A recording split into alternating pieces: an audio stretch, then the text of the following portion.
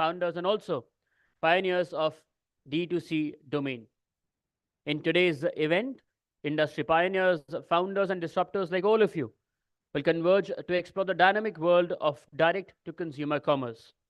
Over the course of the day, our esteemed panelists will lead engaging discussions on the latest trends, challenges, and also the opportunities reshaping the D2C landscape. From emerging technologies and digital marketing strategies to evolving consumer behaviors and also market disruptions with this event and also today, you will get invaluable insights, actionable strategies, and also a blueprint of how D2C in India will evolve. BW Marketing World is a platform specifically designed for the modern age radical marketer community that covers news, views, opinions, expert insights, and also much more to ensure your regular dose of everything marketing. With that, may I please request our team to play the community AV to give us a sneak peek into the world of BW Marketing World.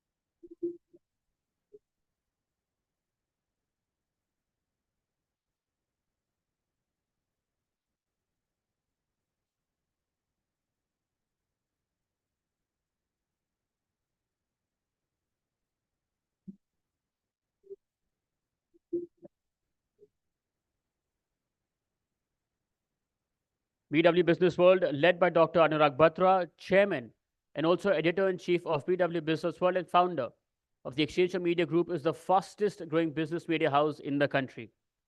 With a network spanning across 24 niche business communities and 8 magazines, BW Business World is proud to be entrenched in various verticals and domestic as well as global business ecosystems.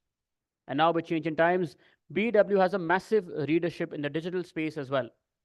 BW in its portfolio has 24 niche B2B communities that organize conferences and also forums to facilitate interactions between sectoral business leaders and also create a conducive environment for collaboration. To keep yourself updated of all the developments, please subscribe to BW Business World Group magazines. I promise you, it'll add to your professional quest for knowledge and also insight. For all our attendees today, there are exciting offers available.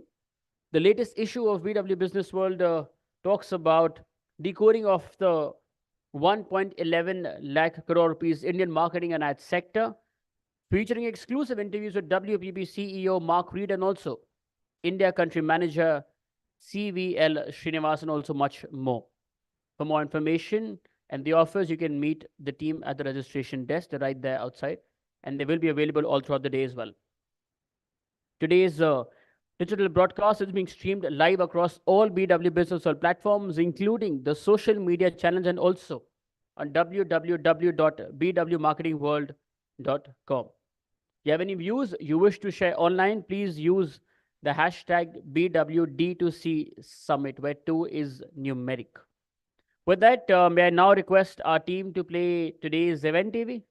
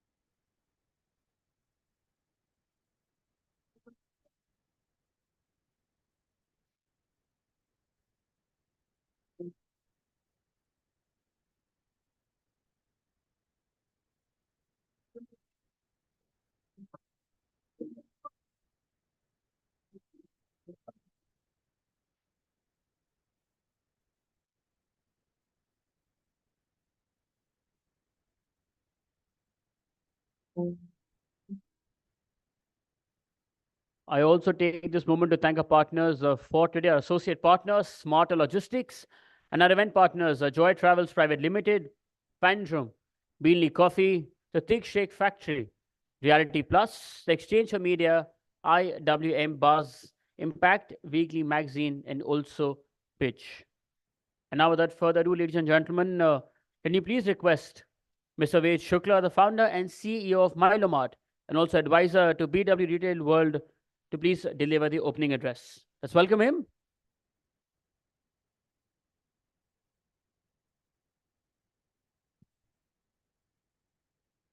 Good morning, everyone. It's my privilege and honor to be here. This welcome address was to be delivered by the chairman, Dr. Anurag Batra. He is on his way from Bombay. So he has asked me to, deliver, and it's my privilege and honor to welcome you all here. And I happened to just bump into Mr. Yogesh Dhingra, and we were talking about entrepreneurship, we are talking about life, we are talking about D2C, we are talking about logistics. And, but today, so happy to see that at his age, the kind of energy he is bringing. Thank you, Mr. Dhingra, for partnering us, and we'll be privileged to be hearing you soon. And again, as at Business World, the belief is that we are not a print media company. We are in the business of curating, nurturing, and scaling communities, right? So today, what you see is part of our marketing, disrupt, and also retail, the intersection of those three communities, which is the D2C ecosystem, and you're part of the D2C ecosystem. And, our attempt here is to bring the community together, help you grow in your journey, wherever you are in your journey, and also see how we can value add. Because when we make you, today there would be a sessions on various topics which are, learning, insightful. In fact, in the evening, Mr. T. Koshi, who's the CEO and MD for ONDC, which is, the enviable digital public infrastructure the country is creating, and which would be in the long run very, very valuable for the D2C ecosystem. And I was talking to Yogesh ji that, if you're not integrated as of now with the ONDC, my request to all the D2C founders is that try and do that as early as possible. So you'll have the privilege to meet Mr. Koshi in the evening.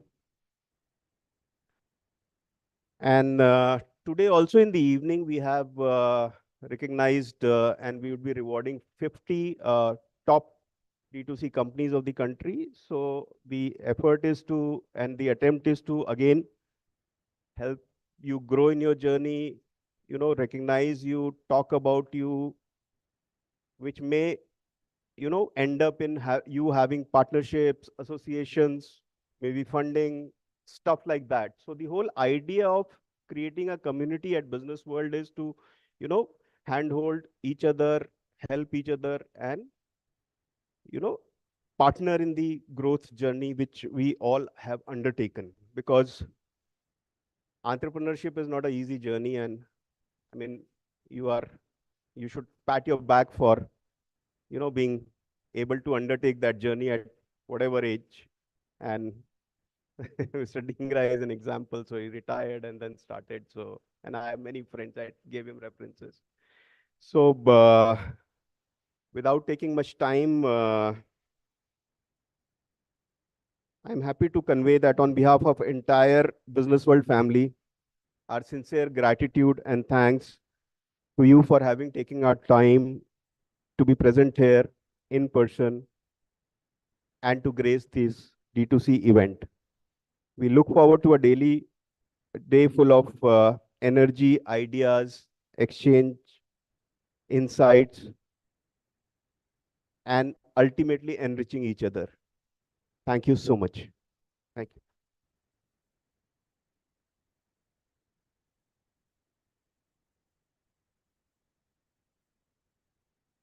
Thank you. Thank you so much, Ved. I think, you know what, to make this morning even more, let's say, successful, as he mentioned, because all of you come from this domain. How about let's just actually pat ourselves on our back, yeah? Let's do that. Ved, मैं sir PAT की बात कर रहा हूं, आपने आपने क्या किया, आपने ताली बजा दी दोनों. It's okay. What do you want to clap or pat, whatever. Let's do one. So what do you think? Let's clap for ourselves. Chalo. It should be worthwhile, no? And on that note, it's time to move ahead with our first panel discussion. Usually doesn't happen like this. कि आज हम वक्त से पहले चल रहे हैं. We're always running late, no? And especially in marketing events, I've seen we're always running late because everyone has so much to share. So I hope that we'll try and cover up all that time with your views. The first panel discussion, it's on innovation as a mindset, driving continuous or continuum in D2C. Discover strategies and best practices for nurturing an innovative culture in the D2C realm. And to talk on the same, to share the views on the same, please join me in welcoming on stage Shirley Mehrotra, founder and CEO of Fixed Therma India. Joining her is Ripunjay Chachan, founder, Well-Versed Health. Joining them is Akshay Shivpuri, founder, Sada. And this panel discussion will be moderated by Deepak Gupta, co-founder, Bombay Shaving Company. Yes, please welcome them. And though you're welcoming, I believe they aren't here. From the team, can you please make sure that business world team, anyone there?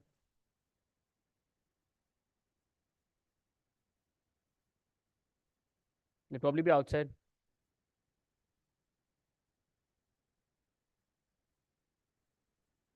After this is a panel on building a successful D2C brand, followed by the brand story connecting with consumers. Then your fireside chat, followed by a couple of more panel discussions. And of course, as you mentioned, we have the awards ceremony as well.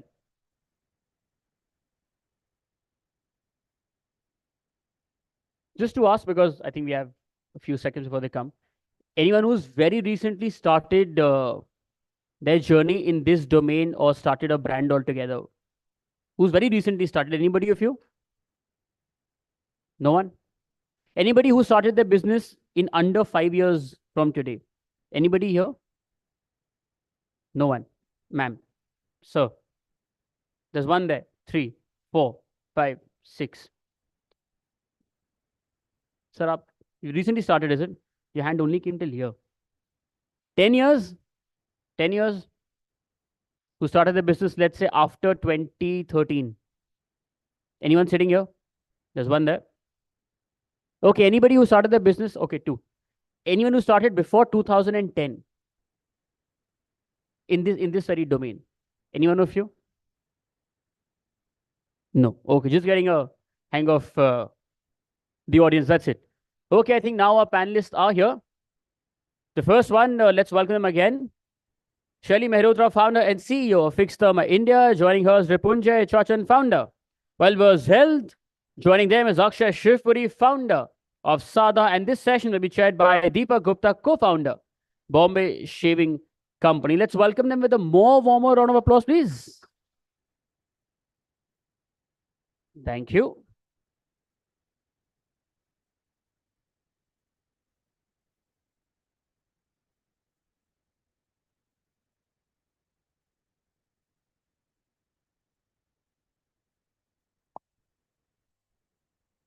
Hi, good morning, everyone.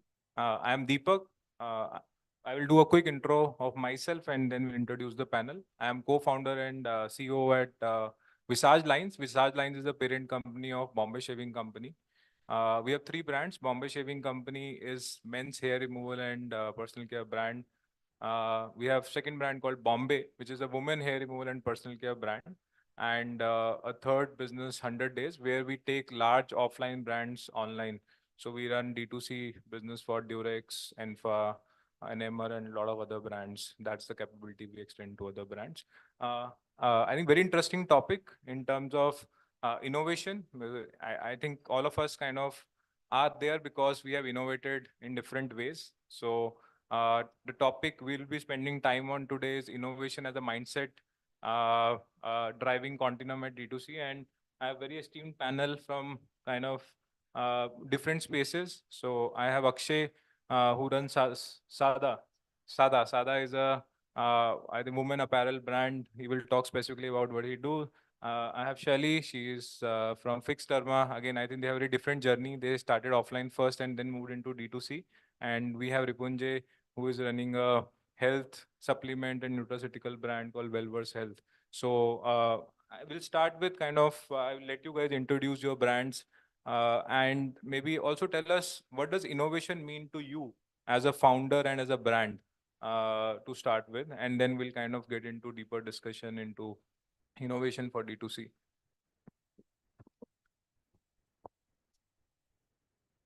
So hi guys, I am Ripunjay, one of the co-founders of Wellversed. We are a health and supplement nutraceutical brand. We have multiple brands in our portfolio. Brands such as Wellcore, UVFit, Keto5, Zero Sugar forms a part of our portfolio. Coming from a standpoint of innovation, I think innovation is the backbone of any startup, and it's a mindset that should be engraved in organizational DNA. Well, innovation is the only one that we can rely on when it comes to fighting with the MNCs or getting a competitive edge over the MNCs, which have unlimited resources. So it's been 5 years since we started this. We have Jubilant Foodworks as one of our investor. Yuvraj Singh is our brand ambassador investor as well. We are currently running at an ARR of around 120 CR. So yeah. Yeah, hi, my name is Shelly Mehrotra and I'm CEO and founder of Fixed Dharma. We are a 14-year-old skincare brand. So I think you all know that skincare is a very cluttered and very crowded space right now. There are, I don't know how many, some few, as per the marketplace, there are around 25,000 companies right now registered in the space. So you can understand. So I definitely agree. Innovation is a key to success right now because, and you have to keep innovating. So there's a very, fine line between innovation and new products and getting inspired by the products which are already in the market. But so let me give you a brief background. So we started our journey through Dermats. We have pan-India presence in India. We have more than 200 medical reps and managers, and we sell through Dermats. That's how we started the business. And then we started export since we had some good connections in Southeast Asia. So we right now export to 32 countries. We started our D2C journey just 4 years back, and it has been amazing. I mean, we all know that the growth is exponential there, and we are doing pretty well. And we started our OTC journey just 1 year back. So as a company, we are quite well balanced, I'll say, because we have 4 verticals. So coming back to innovation, so we have very interesting innovative products. We have got some awards also from the Government of India for innovative products. Like we have just launched, you must have seen maybe, Baman Irani is our brand ambassador. It's Nigrifix. It's for nigrican acanthosis. It's a condition which is on your neck, knees, and elbows. The skin becomes very leathery and dark. So it's for that. And we have another product which we just launched 2 years back. It's called Fubetic. It's for foot cream, which is for diabetic patients who have, it's just not for crack heels. It's more about itchy, tingling, when you have tingling cold feet. So yeah, I think he's absolutely right. You have to keep innovating, keep coming out with new ideas, new products. That's how you can sustain. Oh, amazing how you kind of started with Dermats, because typically it's, like a lot of brands don't think in that direction because it's a lot of effort to first make them buy into your idea and then prescribe to someone. Reason also behind it. I won't put it in this way that I know see, for going OTC, you need very deep pockets, right? Especially in India. You need very, strong financial muscle to go OTC. And the second one, D2C was not there. So I had to take this route, Yeah. which is, I think, very tough nut to crack. So it took us quite some time to crack it. Yeah. Yeah. I think the belief in the innovation is also an important part of the Yes. software aspect, because you kind of take the idea forward and be at it. Like Yes. for you, it's 14-year journey, Yes. and a lot of things have evolved out of it. Amazing. Nice to kind of talk to you, Shelly. Hi everyone, my name is Akshay. I'm one of the co-founders of Sada. I started Sada with my co-founder Mahesh. It's been more than 3 years back since we started from a garage in Jaipur. The idea was to solve for consumer choices and simplify the life of our customers. Every day you see there are, even if you go out of a restaurant, you see there is a menu, there are 100 choices, and making a decision of what to eat, what to drink, or even what to wear is a problem where you end up like taking up most of your time. So that was the idea. That's how me and Mahesh have been like, how can we declutter and how do we simplify our life? So the idea was, how do we translate that ethos into a brand? Uh, we started with one collection in bedding. We did not want to do apparel because we felt it has so many more variables to it. Uh, because before Sada, me, and we both of us were doing a business in hospitality called Blue Beds. It was like a experiential hostel based in Jaipur. So we started with bedding. We got into clothing. So Sada turned out to be like a COVID baby for us. And so the journey has been quite amazing. It has been like from a team of 5, we've now grown to a team of 130 people, totally bootstrapped. We sell 10 styles on a website. That's it. So we are a totally unconventional brand. We don't call ourselves as fashion because we are totally focusing on timeless essentials. And the idea is that how do we build a wardrobe that is not just limited to women, but for the entire men's, women's, etc. Like, how do you build a more thoughtful wardrobe? And for us, innovation has been like great ideas. How do you ideate? How do you observe? And how do you execute in the most agile way?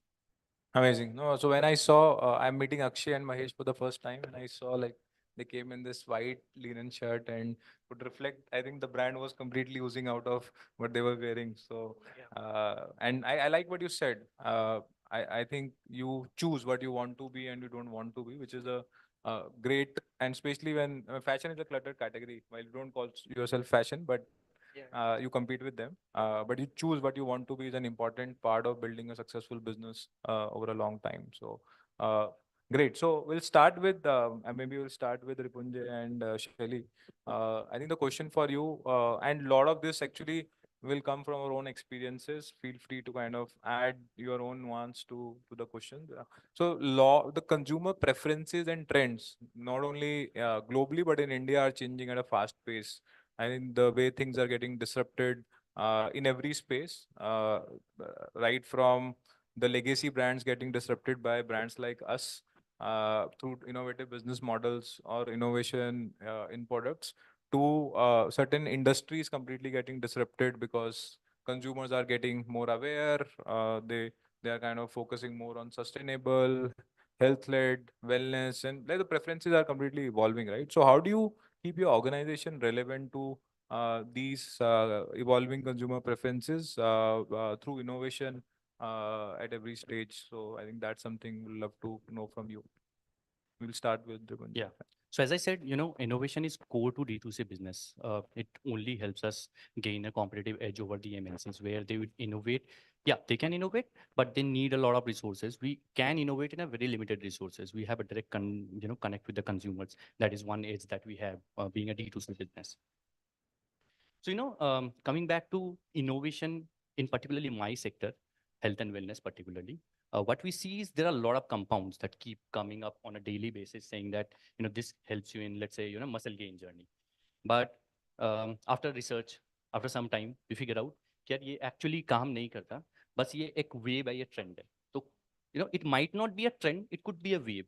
So you as a brand have to decide what is the ambit that you will work in.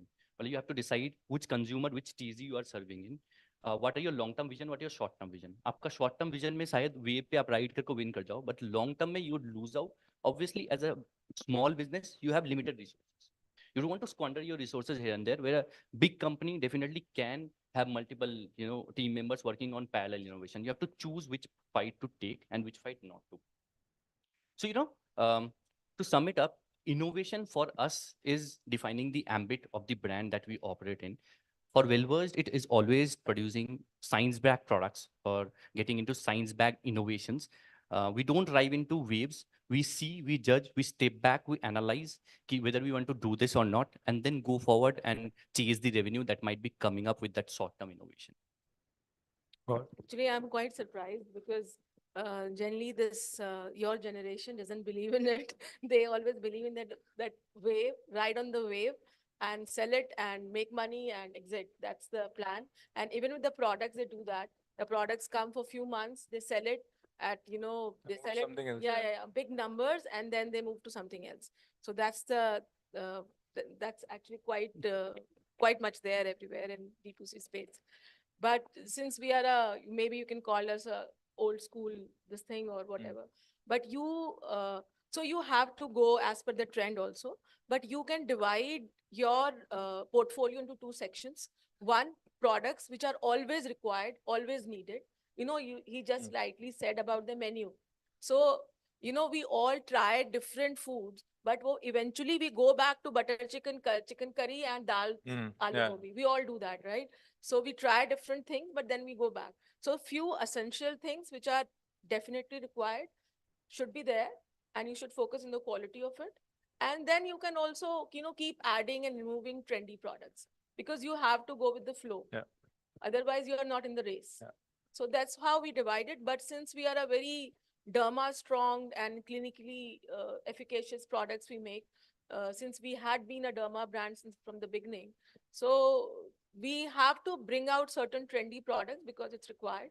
But the focus is always on the essential and what the ethos of the company is. A very important point that staying true to your core and making that bigger will define the long-term success of the business. And then obviously basis the changing consumer preferences, you keep adding and experimenting on top of that, but you can't change your core every time. I think that's an important part. So Shelly, just curious, for the first product you would have launched in your year 1 to year 5, is that product still there? And Yeah, they all are there. okay. So our first product which we launched were 2 sunscreens, one moisturizing cream, one moisturizing lotion, and a foot cream, 4, 5, and one face cream.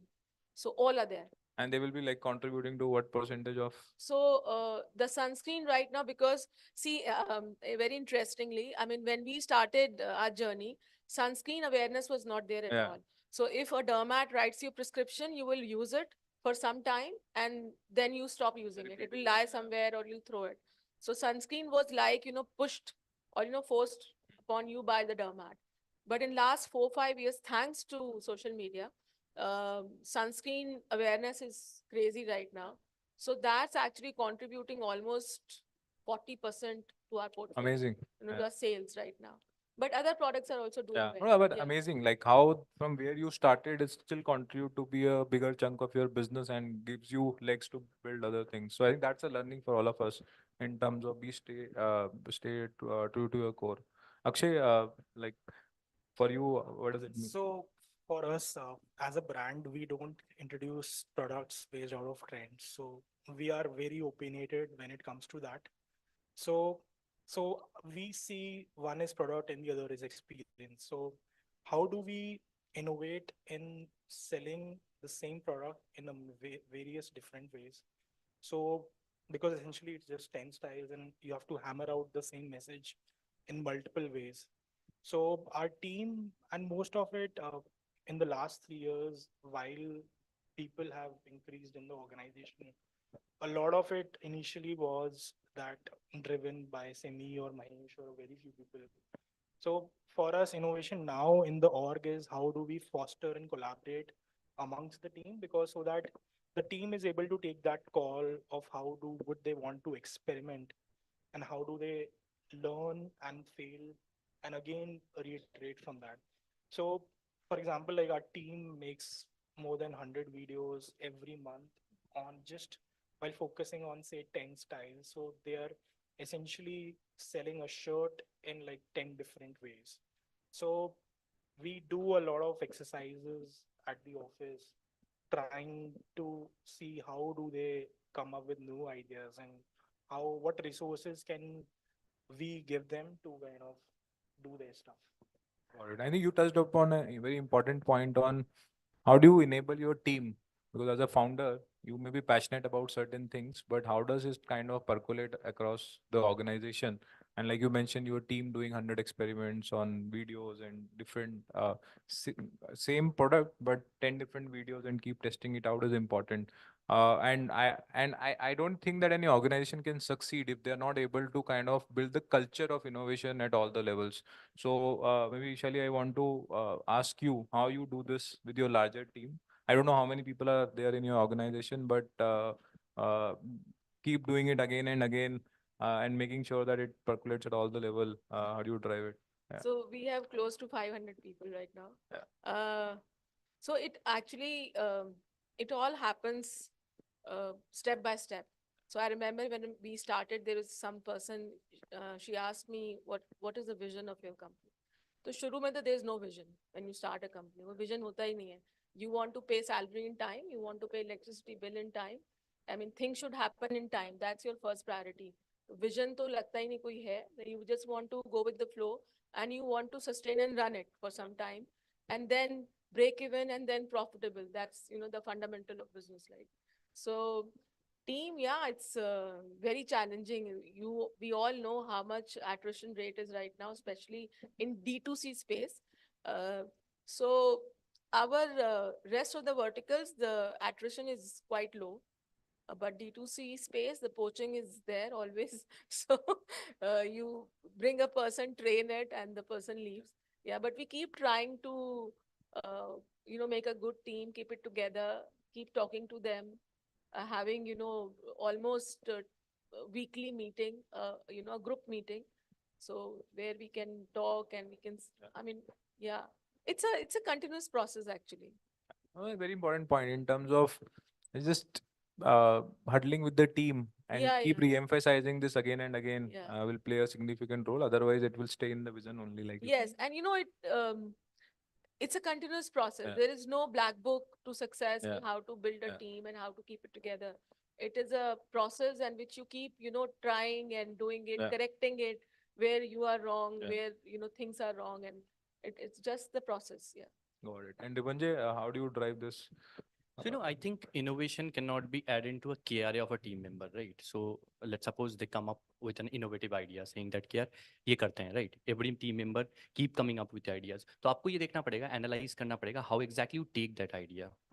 Whether you say, so what we do is we don't approve or shoot it down saying that यार ये idea अच्छा है, ये बुरा है. We always go back to the thought process. कहाँ से generate हुआ है ये idea? One, can we make more such loops to generate such ideas and then giving them ideas about the pros and cons कि यार आपने ये जो idea सोचा है this should be the repercussion and this should be the benefit of this idea, right? Pass it to the relevant team, break it down to the fundamentals, making sure every team member जो भी different domain का है वो भी contribute कर सके idea को, because innovation is a collaborative effort. It cannot be done by a single person. No innovation in this earth possibly has been done by a single man, single woman, right?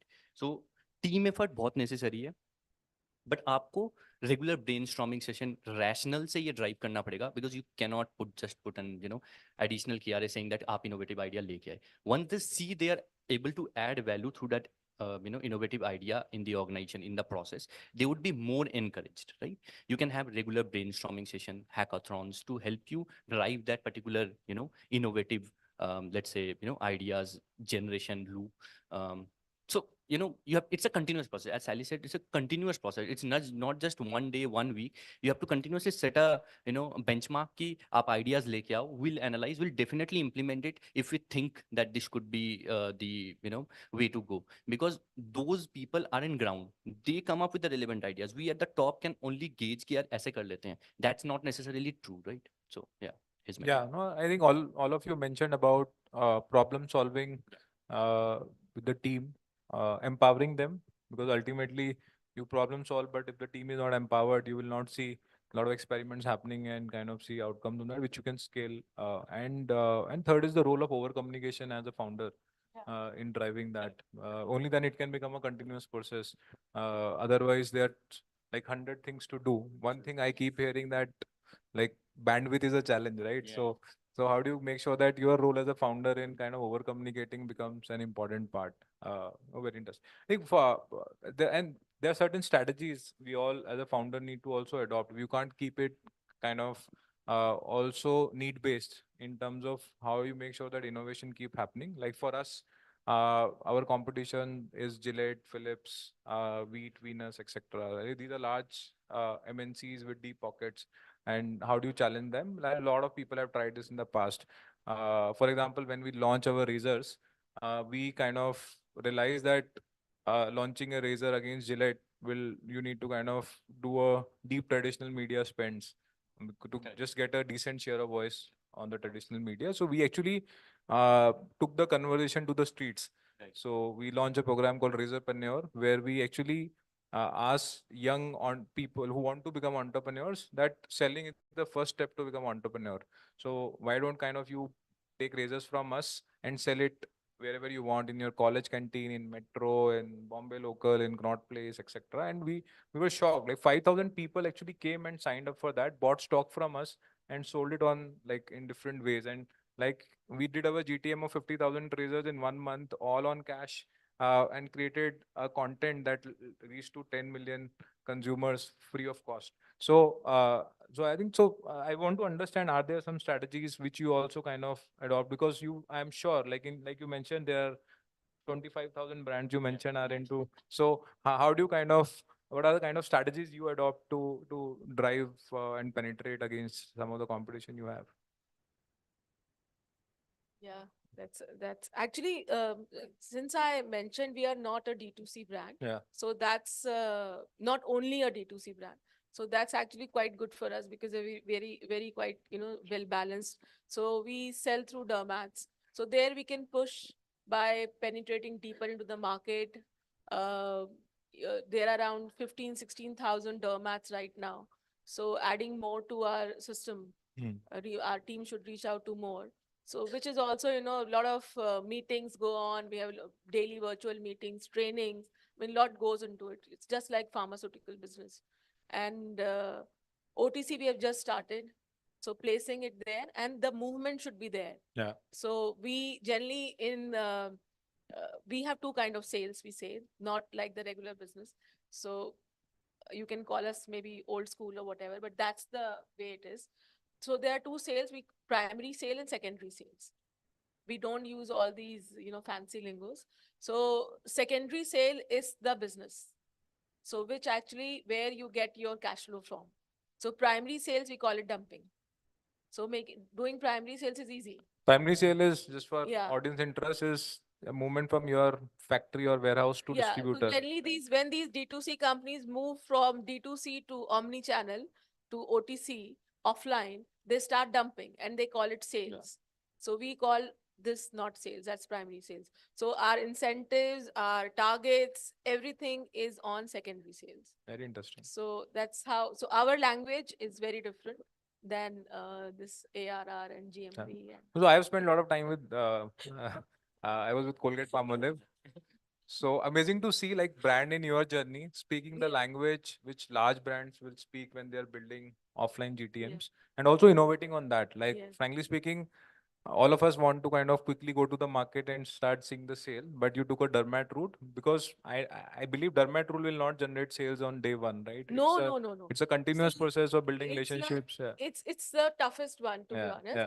So many companies right now have just started, tried that route, but they Yeah. just back off because you have to keep meeting the dermat. Yeah. They won't welcome you, Yeah. whoever you are. There, nothing works. Yeah. So no influence works. So you have to keep, introducing your brand, your company, first time, second time, third time, fourth time. Then you get an entry. Then your brand would come on his paper. It's not easy. So, then slowly it starts building up the brand. So the KOL, the key opinion leaders would first start writing. They are the toughest ones. And then the smaller one starts writing. So it's a slow but a very good, Long term. it builds the brand very strongly in the market. No, I think innovation in GTM is something you don't hear a lot. So this is a very good example on how Yeah, Fix and Sharma it's not like, yeah. when you stop your influencer marketing or anything, your product stops selling. Because since you have made that groundwork has been done, so it keeps selling. Amazing. So I have a point to add here. Yeah. I understand the fancy terms. We do have to use it sometimes, but the idea What is is the most fanciest term for you? I think GTM and ARR is something that's considered a fancy term. GMB, yeah.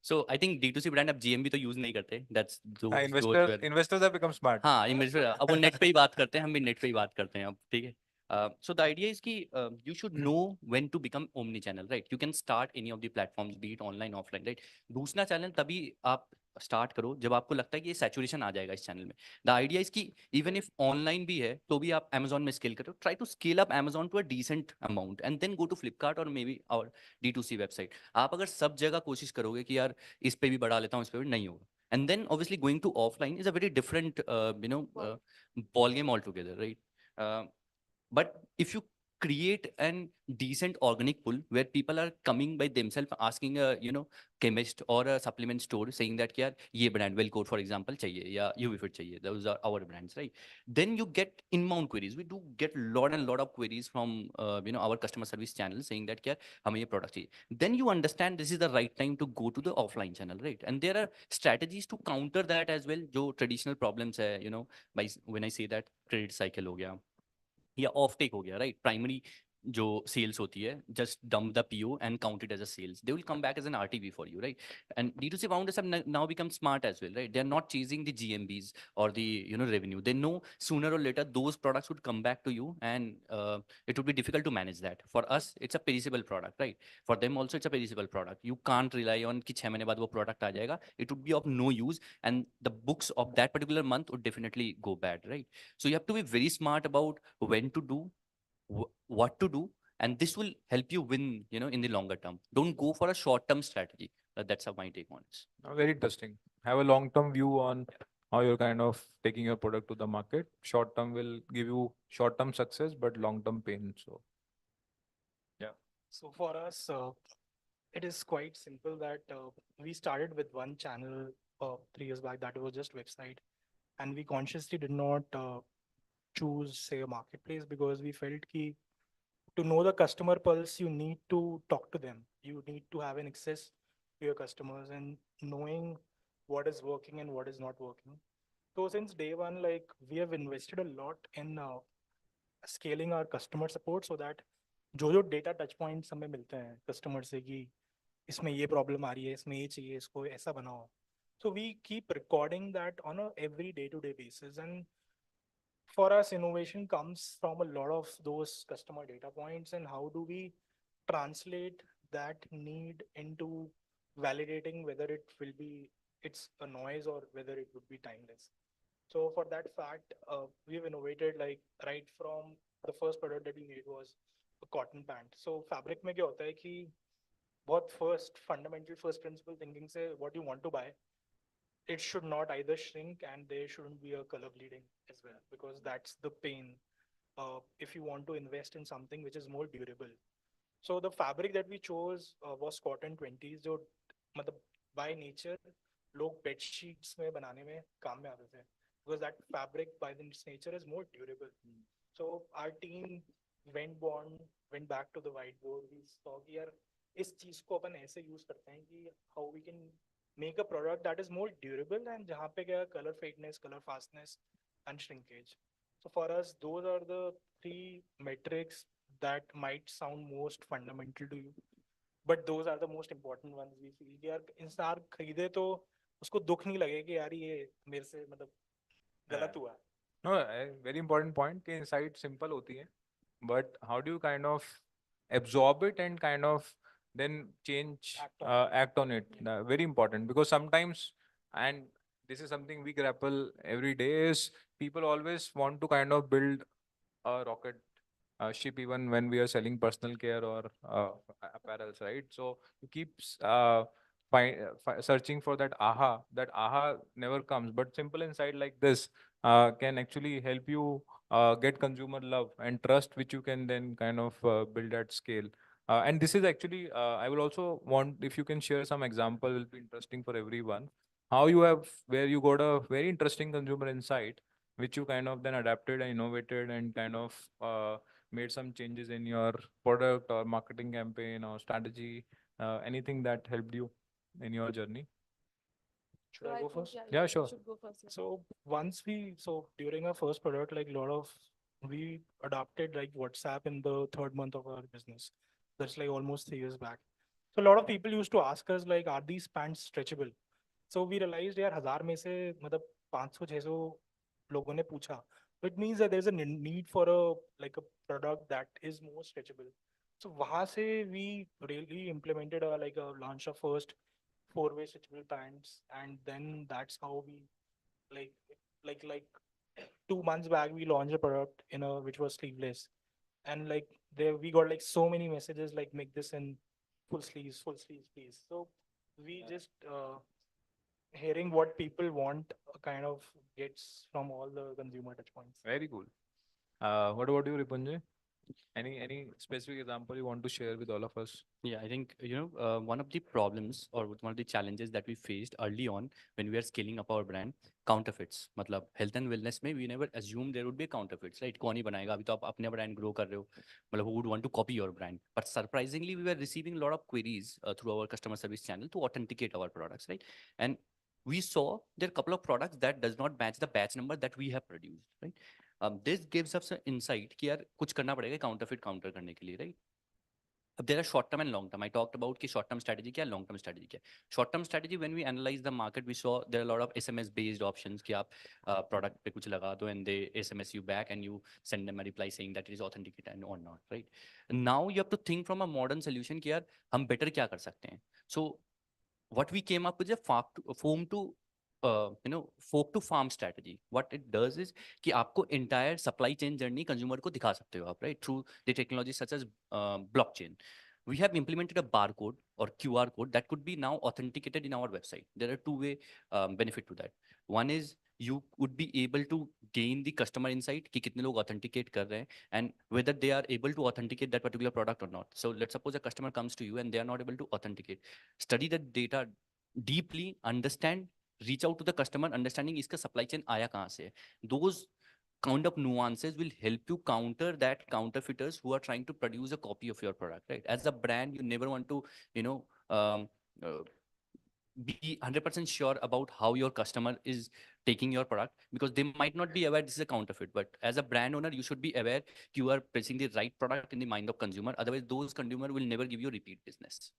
Interesting. So basically how you solve that, you made it very transparent for the consumer so that they know that like what I'm getting is very authentic and it's visible to me. Exactly. Very The interesting. idea is to know who are not able to authenticate. The idea is not to know कि people who are able to authenticate वो तो आपको पता ही है. जब वो authenticate नहीं कर पा रहे हैं, then you reach out to the customer and figure out कि यार कहाँ से ये supply chain drive हो रही है.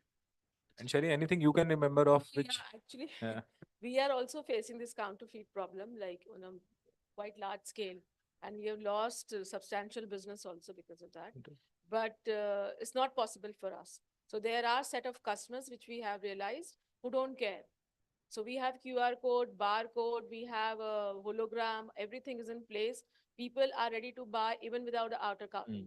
They don't care. It has to be less price. So that is still there. I mean, and we keep trying to file a case, legal case. वो भी चलता रहता है. I mean, it's absolutely useless. Sadly, you are spending money on that part. But there are certain marketplaces who don't do much about it, like Meesho and Flipkart and Snapdeal and all. While Amazon is very strict. So if you have the trademark and you are the rightful owner of the trademark, they don't allow any other seller. But they say we have 2-tier, 3-tier city people who are more very price conscious. So they indirectly told us ki we won't do anything about it. It's, Nike shoes selling for 400 rupees and there are people who are buying it. Knowing that it's impossible, then you have to understand that the people exist who want to buy a product for 180 rupees, which is selling for 400 rupees.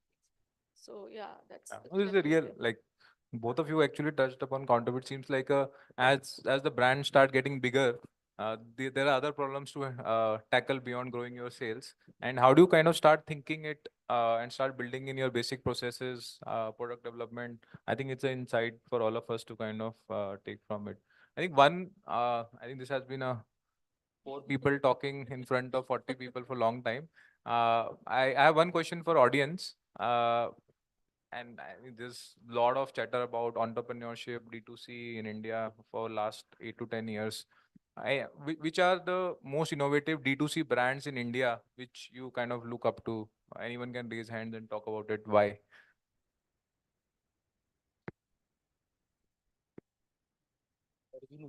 You can, if you don't have any name, you can take one of ours name. That's fine. Dr. Shaving Company. Yeah, please, sir.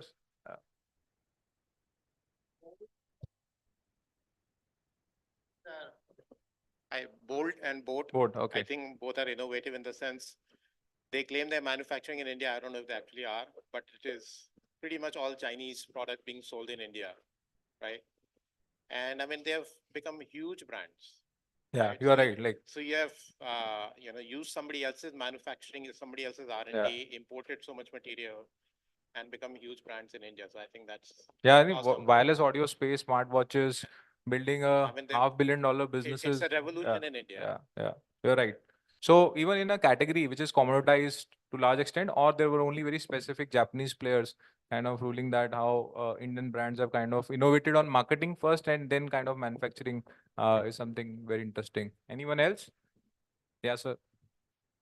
Yeah, please. Hi, I'm Nikhil. So coming to the D2C point, I can talk about one competitor of Ripunjay. I don't know whether you consider them as a competitor, Fasten Up. So they are quite brilliant in using D2C channel for their products, especially since I'm a runner and a cyclist. So I also use their products, and the word to mouth publicity, the use of influencer in the social media, and the tie up with the sporting events. So that has worked very well for them. And the way the CEO himself is quite involved. So like he has been recognized as the fastest CEO running a marathon. I mean, that's like company owner himself giving a validation for the products he is using. So this is one of the brands I wanted to talk about. Yeah, very interesting. Sorry, what's your name? My name is Nikhil Pachori. Nikhil, I think very interesting example where I think a lot of consumer now start looking up to brands where they actually want uh, to not relate just to the product, but also the company, the culture, the Yes. founder, the promoters. And it's a perfect example that how do you kind of create uh, the the community around the key people in the company and then kind of percolates to your consumers who get inspired and want to try the product. Very interesting. Anyone else? Yes. Hi, this is Akash. So I basically worked with a lot of edtech brands, education brands, and you must be knowing a brand which is declining. So it's Byju's, right? The reason of their decline, what I feel, because I have worked them with very closely. They exhausted the market. They didn't realize what they are doing, and like using all the unfair practices, be it for customers, be it for employees, or be it for their partners, everything they did that they wrong. So it's important to build a sustainable business. What this is what I felt, rather than getting unorganic growth and reaching out to numbers. So in 5 years, they reached to the top and then declined in just 1 year. So it's important to have sustainable business. If I come to a positive side of this particular brand, this particular domain, so we also know a name that is Physics Walla, right? And there are other brands as well. They are doing good, be it an academy or other players. So they are having organic growth, not exhausting the customer, doing the right thing at the right space. So yeah, it's important to. I just want to highlight it's important to grow, but with a sustainable thing. A very good point is how do you build a sustainable business? Because it may be different in eyes of different people, in eyes of founders, in eyes of investors, in eyes of your consumer, or in eyes of the retail partners or channel partners you may have, right? But what defines that success is important, and maybe I think will be interesting to ask the panelist also. Uh, Maybe I will start with Chelly. What defines the success for you in your business? Uh, So I'll take first the what we were discussing about Byju's. I've spoken on this topic before also. I am not very much in favor of this scaling thing, this buzzword scaling.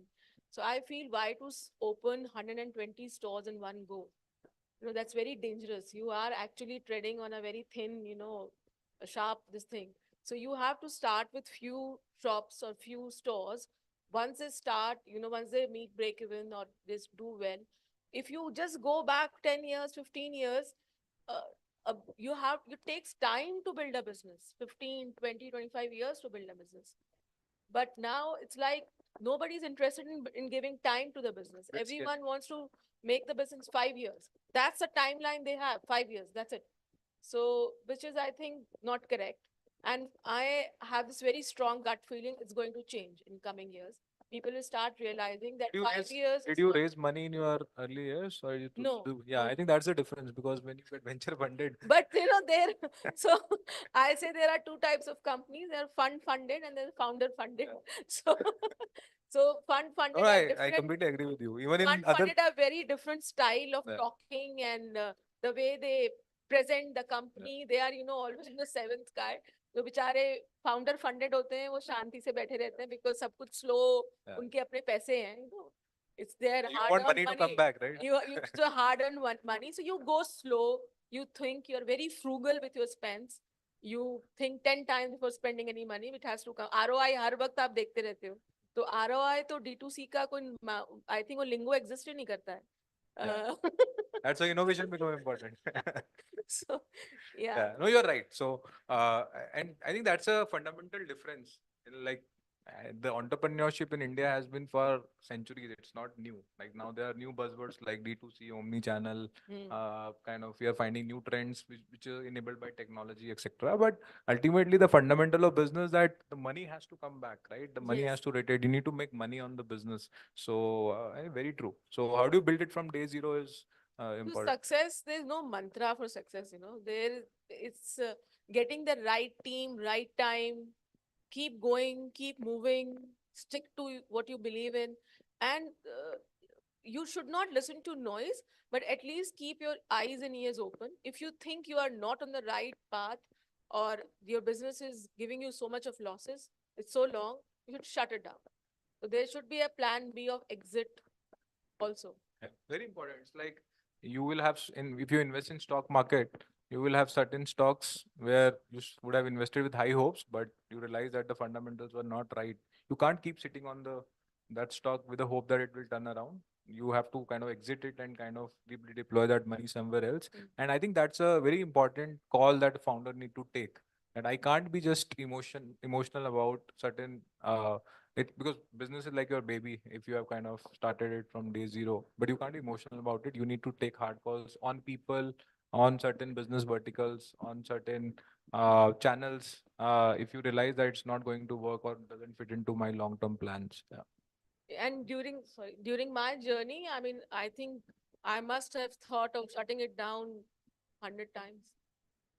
It happens with all of us, right? All of us You go. fall, you stand up, you Yeah. again fall, so it keeps going, but you have to keep going. But I had this very strong gut feeling you'll do well. It's just about time. Yeah. So, and of course, the fun thing. Which year was the inflection point for you when you realized like अब तो चल गया, अब इसको like बड़ा बना सकते हैं? Before COVID, or फिर COVID आ So गया. like eighth year into your journey, and then Before COVID happened. COVID, I was like, we will get on this rocket के जैसे ऊपर जाएंगे. पर उसके बाद COVID आ गया तो rocket के जैसे नीचे भी आए. So because we had our own manufacturing unit. So, when you have so many expenses, you have to pay, I understand. you think about salary. First is never, good day for any entrepreneur. First of any month, you have to. So it's like basically 11th year into your journey when you actually realize Okay, now I am into some comfortable stage where I can take it to next level broadly. See, comfortable stage to tha because we were a profitable company. तो वो भी comfort की भी अपनी Yeah. definition है ना, you how many crores or hundreds you are doing. So I was happy because I was drawing my salary, paying salary in time, and everything was good. Yeah. And we had a certain reputation in the market, so I was happy. But होता क्या है ना, when D2C came, you realize that you are very pीछे in the race. जो हम 10 साल में किया लोगों ने 1 साल में कर दिया. People used to come to office and tell me, "Acha, what are you sale? Oh, this is so less. This company came 1 year back." So then we started realize that we should actually run now. All right. Vikunja, but how do you look at success? How do you measure it? I mean, Sally rightly said, COVID was a turning point for us as well. There's a very interesting story around COVID. So this was around 2020, right? So 2020 में जब ये COVID hit किया, we were also, kind of bootstrapped. We raised funds, but angel investment. So अब उस time पे obviously we were chasing growth, which now has completely changed in the last 4-5 years. We have seen कि कैसे profitable होना है. We are marginally EBITDA positive as well. Now the idea is कि COVID में हमें पता था कि if we don't, if we shut our shop, then probably we are closed. We will die. So the founders, along with I obviously, and couple of workers, actually stayed in the office in the manufacturing unit for the entire 21 days, right? We made sure that we get the health essential pass ready because we were dealing in, low carb foods and supplements. We got the relevant passes. The delivery was on, the manufacturing unit was on, right? So entrepreneurship was always a roller coaster ride. You need to see, you need to have a vision कि यार आपको क्या achieve करना है, right? If you have that vision in your mind, then these ups and downs will definitely come, right? It's not like अभी हम stable हो गए. There is nothing called stability, right? The next moment, जैसे as Sally mentioned, right? After 8 years, after 10 years also, you can realize कि यार अब कैसे करें, right? There is a saturation point to it. There is a comfort zone to it. You need to break out of the comfort zone. You have to think, continuously evolve, think about what can we do next to actually make this brand big. Basis your vision. So, Very relevant point is that you need your vision will define actually how do you kind of look at the success, not like how others people kind of see it. Akshay, what defines success for you? So for us, our goal is that देश में 120 करोड़ लोग हैं, 100 crore wardrobes हैं. So how do we reach out to those 120 crore wardrobes? Obviously, for any entrepreneur in the fastest time, but by not diluting on the customer experience, because India में क्या लोग गाली जल्दी बकते हैं, तारीफ करने में बहुत टाइम लगता है, तो और जब खुद का पैसा लगा होता है तो और ज्यादा चुभता है. तो वही फंडामेंटल है. And to ensure that you cannot do it all alone, you need to give team and the number of experiments they take. That's our success metric. If they are doing more experiments, failing fast, because failing more and not unko where fear nikal jai, because one thing that I've observed is that transferring that ownership into the team is the most difficult and the most underrated thing. If you build that culture and if you empower your team to take calls, take shots, I think then that is the only success for us. Got it. Very interesting. All of us has a different perspective, but it all comes to, I think, from where we started and what we want to be. And then other milestones become a different phases in that journey. I think for us, like in Bombay Shaving Company, we have a terminology called OBCD, which is only Bombay Shaving, only BSC can do. Right, I think that kind of keeps up and running all the time. And what it means is, what is the NPS, what is the repeat, what is the consumer love we are getting. That defines the success for us, because like there is no other mode than consumer coming back and buying your products again and again. That's how we define it. So we have 2 minutes left. We can take maybe 1 or 2 audience question if you have, and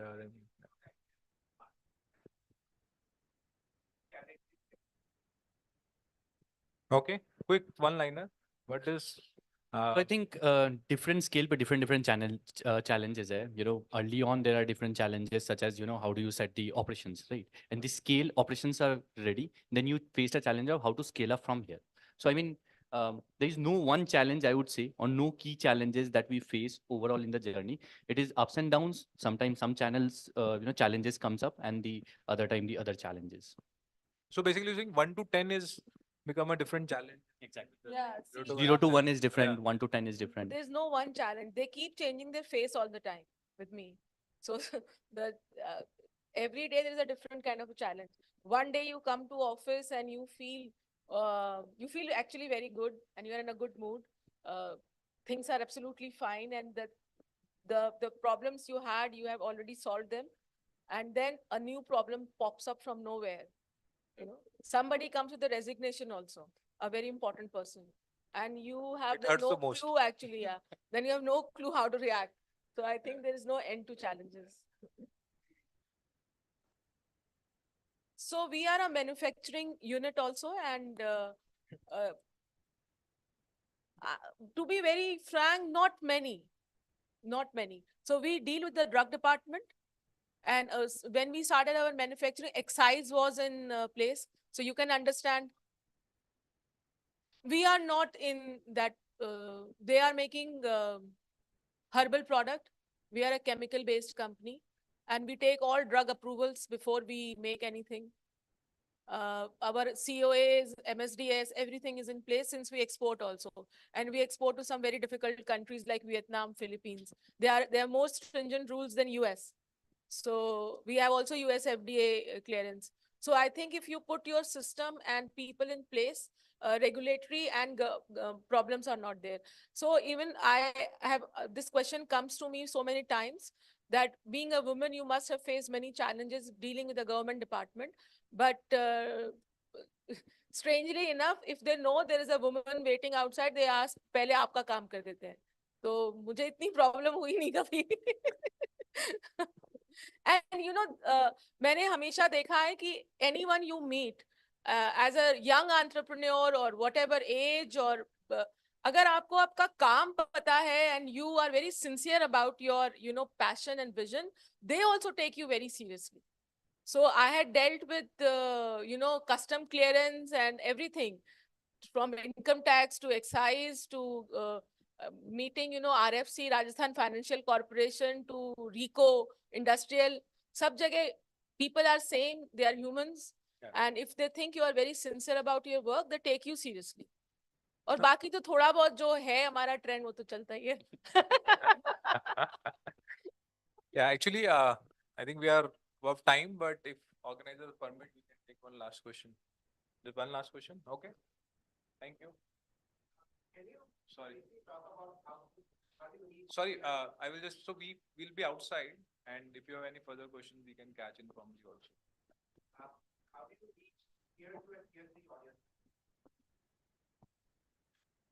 So I think, our surprisingly, our business, 70% of our business are coming from tier 2, tier 3 business, towns as well.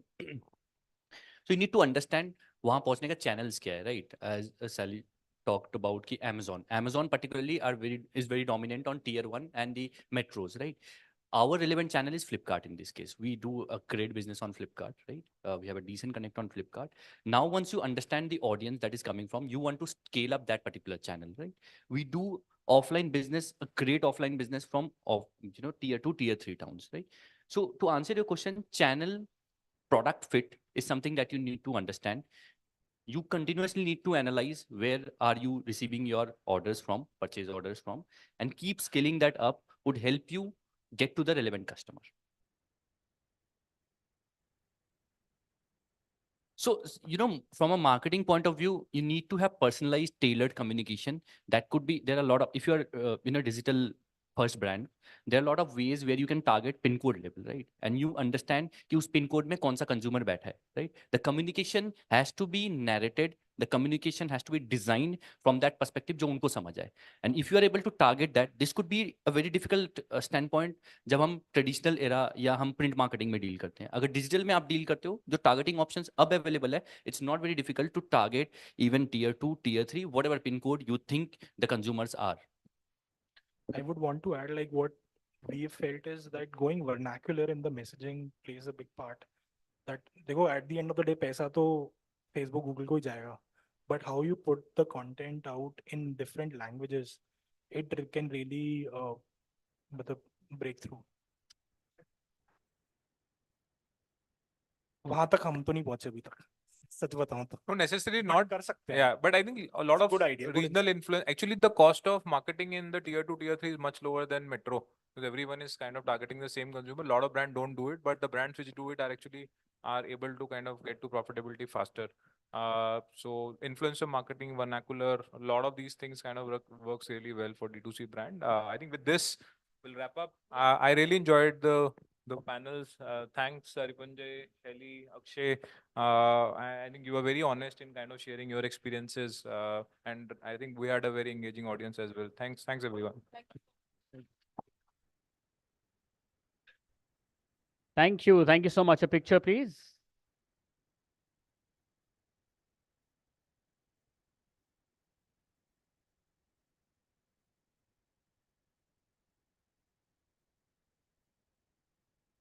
This is the in-house paparazzi. Thank you. Thank you so much. Thank you. Thank you. Okay, from innovation, we move ahead to building a successful D2C brand strategies and stories. Inspiring stories and the challenges behind a successful D2C brand in today's competitive market. Probably someone asked as to what the challenges were in the previous session. Many of those doubts could be answered in this one. Please join me in welcoming our panelists for the same. Gurleen Kaur, COO, Kimirica Lifestyle. Joining her is Ashish Batra, founder, Paperclip. Joining them is Aditi Chadda, founder and creative director of Indus People. And joining them very soon in the middle will be Ankit Arora, founder and CEO of Streamline Beauty India. And this session will be chaired by Harbinder Narula, CEO of BW Healthcare World and also of BW Wellbeing World. Just please welcome them. थोड़ा और प्यार और जोश से अगर आप चाहें तो वेलकम कर सकते हैं. Thank you so much. Thank you.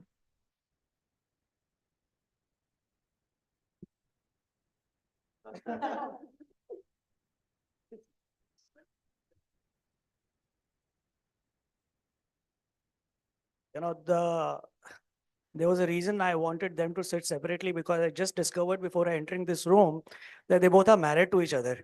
So जितना एक वो थोड़ा सा distance create करें, I think Ashish will thank me for this. So you know, it's so nice to see you know, the audience engaging. I mean, you know, the interaction that I was seeing in the earlier panel. It feels good to be sitting here to moderate a panel which is going to be heard by an audience which is actually interested in the conversation. So I will not waste time in introducing all of you. One, I think most people know of you. Second is the introduction has already happened. But Ashish, let me begin my conversation with you. You have been an advisor to government. You have been a strategist and advisor at ENY, and then you got into entrepreneurship and you became an advisor to your dad, you know, and turned the business into what we see as a brand today. Was there a strategy that you had while you were kickstarting this venture in the manner that you do it now, or did it just evolve after you came into the business? I think it was a very evolving journey, simply because that the market around us, I mean, if we see 10 years back, 5 years back, 3 years back, right? The market itself is evolving, how the customers are buying, their buying patterns. Of course, COVID has completely led to a behavior change in the short run, which we see signs of in the long term as well. I joined the business actually right before the first lockdown and COVID happened. And that's when I quit my job and took that plunge without knowing what COVID will bring to the table. But if I look back at my journey, I wouldn't have done it any other way. It's an evolving journey. Currently, as we also as a brand stand and how we or I also operate is a very evolving process. We take every day as it comes, but never sort of lose sight of the bigger picture of what you want to achieve as a brand. And what your customers want to experience from your brand. So I think it's an evolving journey. That's how we looked at it in the past. That's how we look at it even now. Yeah. Did you have a picture in your mind, a vision, before you chose to give up your corporate life and join your dad's business? So, see, fundamentally, the brand, so to say, or back in the day when we were starting this business, fundamentally, the foundation of why we started, the ethos of why we started remains the same. The idea was to make the best notebooks and stationery that your money can buy immaterial of where you're based in the world, right? So back in the day, just to exemplify this a little bit, we used to, as a family, when we used to travel abroad, we used to buy a lot of stationery. I mean, the best stationery available in the world comes from Europe, largely because if you see the supply chain, there are certain mills and paper mills that date back to the 1400s, 1200. Those kind of sort of ethos is there. So when we used to come back, you're like, this is some great products available out there, aesthetically very well, you'll really enjoy using those products. I said, why can't you make this in India? Like, what stops you to make this in India? So, as a family, we jumped on that journey where, we said, okay, we'll make the best notebooks your money can buy. And that ethos continues as of today. We continue to push the limits of product, of innovation. We run our own manufacturing. So, I mean, the ethos, since it remains the same, I think nothing much has changed. But yes, the bigger picture is always at the back of our mind, and we build for that. Aditi, you've been a designer, you've been a graphic designer, and from designing for companies, you went on to create your own products. And the segment that you are focusing on can be termed as a luxury segment because of the pricing, the positioning, etc. Now, when it comes, I mean, he's doing, premium mass product to a luxury niche product. How did you choose this? And what were the challenges that you faced while creating a brand, which is going to be a niche brand? And how did you overcome those challenges? So I think, if you ask me why I started Indus People, it's basically because as a graphic designer, like I have a very, very minimal aesthetic. That's my aesthetic. But I just felt that, at that time, say 5.5, 6 years back, the kind of ceramics that we were getting in the country were all like printed or hand painted or something, nothing that, I would want to buy and use at home myself. So I just felt that there was a gap in the market for like those minimal modern products, but I always wanted to like stick to an India story. And also we decided to keep that as a backstory in the products. Now, coming from a branding background, what I realized is that, when you're creating a company versus when you're building a brand, it's, I think, two different things. I mean, in today's day and age, I think brand is way more important than anything else. When you're doing digital marketing or you're doing any form of posts or storytelling, you are actually creating a brand. Now, I was creating this for other people. So for me, it was very, in that aspect, creating a luxury brand was a little easier for me because I had done that in the past. So it's about the kind of imagery that you portray or the kind of storytelling that you're doing or the way your website is designed and stuff. I think all of that helps in sort of positioning your brand as a luxury product.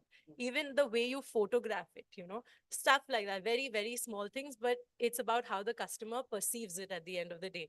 So even if you're putting a certain price point to it, they're willing to pay that price point because they're landing on your page and they're seeing, oh, this is a luxury product at the end of the day. Now, the challenge, so branding wasn't the challenge that I faced because I was already hopefully good at that. But the challenge that I faced was that, you can basically get somebody to buy your product once. You have to get them to buy it again and again by giving them a good quality product. Branding sells it only once. So getting the right quality was actually a challenge that I faced because we've named our brand Indus People, which means Indian. The word Indian comes from people of the Indus. So I had decided that no matter what happens, I'm going to make in India. Now, making in India comes with its own challenges. So I think getting the right quality and the right finish in the product was the biggest challenge that I faced, that I can justify the price point that I'm putting to it. I totally agree with you, Aditi, because, like you said, branding can do that magic once, but the quality has to play the role because, at the end of the day, brand is just creating a promise of what to expect when people were to engage with you. Amar, Ankit. Ankit, what has been your experience, with creating a D2C brand? And maybe you'd want to share because you came in late. So maybe you can just give a small intro about what you do and share your experience of creating a D2C brand. Uh, Thank you. So basically, creating a D2C brand, uh, I think there are so many experts today in India on that. But my journey was a little different. So I started off by being a distributor for D2C brands to now creating my own D2C brand. So the journey was very different. So I had the benefit of learning and unlearning from some of the best global brands. I don't know how many of you have heard of a brand called Olaplex. It's a hair product. So we were the ones who launched that 8 years ago in India, and that company was a 3 SKU product company, and it sold for about over $1.3 billion within 3 years of existence globally to private equity. And we were part of that journey of building it from scratch in India, uh, and also across a channel which is very untapped, which is the salon channel. So we kind of, over the last 14 years as a company, have mastered the art of working with salons, hairdressers, and that fraternity, which is very different from your typical D2C.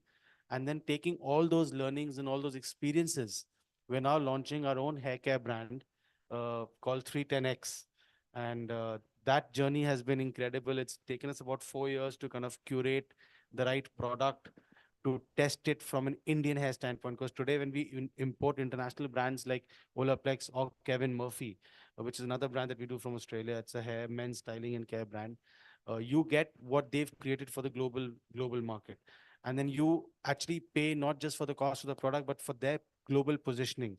But we wanted to kind of give to India uh, the same quality, which is why we say 310X, 3X, which is 3X the performance, 10 benefits, but at the price that the Indian consumer would want to pay. So we've kind of managed to now do that and bring the product, which is now going live as we speak. And yes, and that's the journey so far. So I'm still trying to catch up with you guys right now. So. And, from the perspective of D2C branding, you said you had a lot of learning as well as you had to do a lot of unlearning. What was the one thing that you feel you are now doing it differently from your experience of distributing some of the best products? Very good question. So right now what we've done is we said, okay, what were the good things that worked for them, right? The good things that worked for them were, I think, without doubt, as our friend here also mentioned, that quality is key, right? You have to have immunity on product.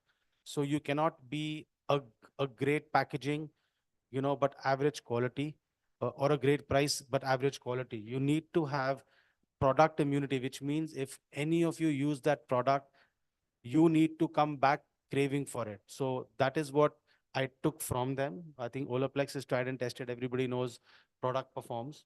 And then I took what the Indian, and what I kind of did not take from them was some of the ingredients that didn't work for Indian hair, and took the ingredients that worked for Indian hair. And, in India, we've got a very humid climate. So we need, more frizz control. We need more, softness in the hair, which is also something that all Indian women and men to some extent prefer. So we looked at what were some of the vegan ingredients that could deliver that. And also considering that we have thicker, coarser hair. So we looked at those. So those are some of the changes we tweaked in the model. And then,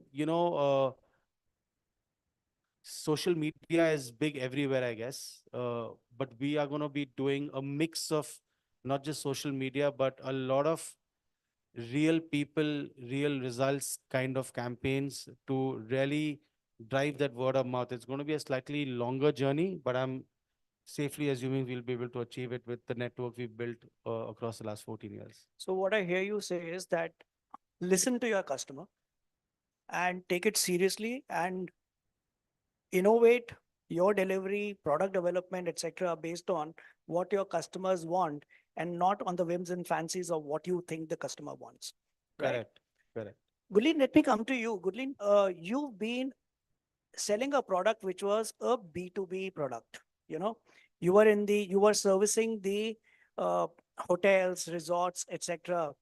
And then you created a D2C product, right? How is your messaging, branding, brand connect different when it comes to creating a product for a business where you could be white labeling and to now change the mindset of creating a connect with that individual who will be paying money from his wallet to buy your product? Second is, I mean, while you're answering this, I would also try to understand from your journey that when you're selling to a hotel, creating a big brand which has a connect with an individual help you better create a distribution? Would a hotel want, I mean, we were talking about when you go to a Ritz-Carlton, they have large brands whose products are being kept as toiletries, right? What works better in terms of positioning? So tell us about your B2B experience as well as your D2C experience. Okay, so hello everyone. Uh, for your first question, which was like, how do we enter from B2B and B2C with a different brand where we are private label for one and then we go into market with our own brand? We were slightly different when we started our B2B. We were very strong on bringing in our own brand. I clearly remember we started with a brand called Ignis, which is one of the best brands we have created. It's completely used by Marriott. What worked for us was that we kept the collections exclusive to the hotels, to the group of hotels. So like Ignis, if it was used in Marriott, we were not using it for another. Then there were Hyatts. We created June Jacobs Portigo for Hyatt, and that's an international brand. So we got a mix of both for us, which created a success story. We were not having initial plans to be into retail or D2C, but we got a great feedback from customer. They were fantastically loving our products. We never thought that, Kimerica can be India's bath and body brand, and it's a sensational brand. We work more of on a self-care experience where, a person spends most of the alone time with himself when, they're having a shower. And that's all the experience we try to create around. So yes, positioning and marketing is also different a bit because convincing a B2B customer it's very price sensitive. Our ideology when we were into B2B versus B2C, every day it's a shift because one, if you are talking about B2B and then second hour of the day you are talking about B2C, the whole strategy changes. And convincing people, with our products, we have a very good feedback that the product packaging, the look and feel, the usage, we are very fragrance driven brand, and it gives us a very good collection connect that people recognize it as an international brand, which is a very big compliment altogether. So we kind of have a seamless integration that, and even at our stores you will find good international brands as well as a presence because we always treat them as friends around the world. That's how we have used and collaborated both the brands, be it our own brand or the private label brand. So we do have 35 plus licenses of international brands. With the expertise of having retail in the presence and having B2B, we always used to say that when we are sending our products in hotels, that's a free marketing actually, which we quite leverage a lot. People recollect and recall our brand very quickly. Oh yes, we have seen you in hotels, and why don't you serve on a retail basis? So that was how B2C was all started. So it was a great channel for us, which not all have the privilege, but yes, we had to reach so many users at a go. So Gulin, I'm very keen to ask you one thing. When you're creating a brand which has a prestige, yeah, right? There's a connection that you create. yes. And like you said, people, you want to sample it also there and then people recollect the brand. Have there been some instances in some hotels where you say that, listen, I do not want to put my brand there. I would rather white label it and keep it there, but I don't want to lose the business. That comes when you are doing when you need volumes. But honestly, we have not touched that area. Basically, we were very specific that no, we will hold on to our quality products.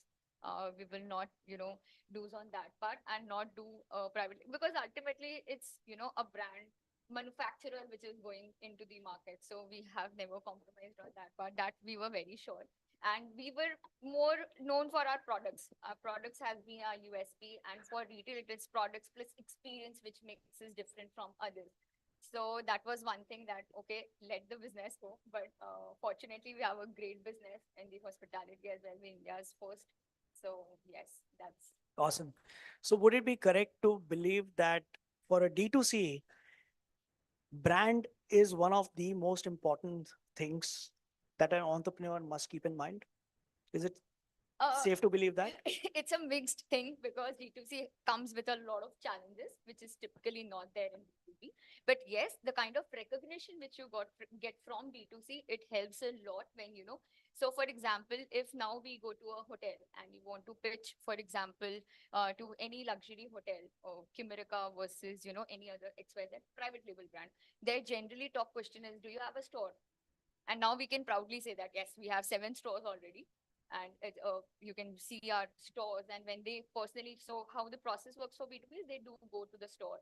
They see the brand, they do come and see the manufacturing facility. So all of those are top notch, where we have not compromised on anything on the quality and the appearance.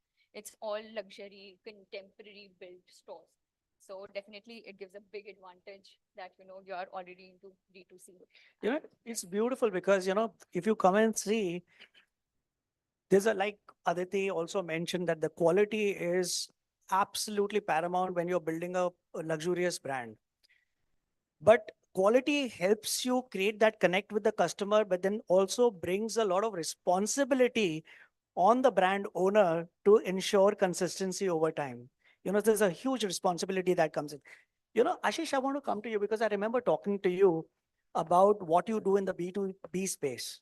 I want you to explain to the audience how building a D2C brand has helped you get B2B business and how you are ensuring your brand is present while you're doing a B2B business.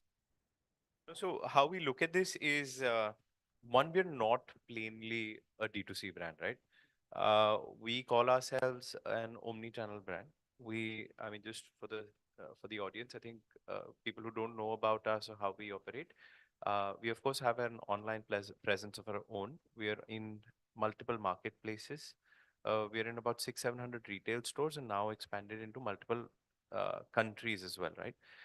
So as a brand, I think in this sort of phygital world that you live in currently, how we see this is that people are experiencing some element of what you've created in different formats. So if they're on Amazon, they're experiencing the pictures or the content or the videos that you put on. Same for your D2C sort of website and all of that.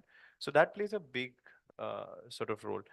Now, simple things on how this is connected. Like if we're doing any sort of online advertising with Meta, for example, and you're a resident of Gurgaon, you're going from place A or your house to say Ambience Mall, for example.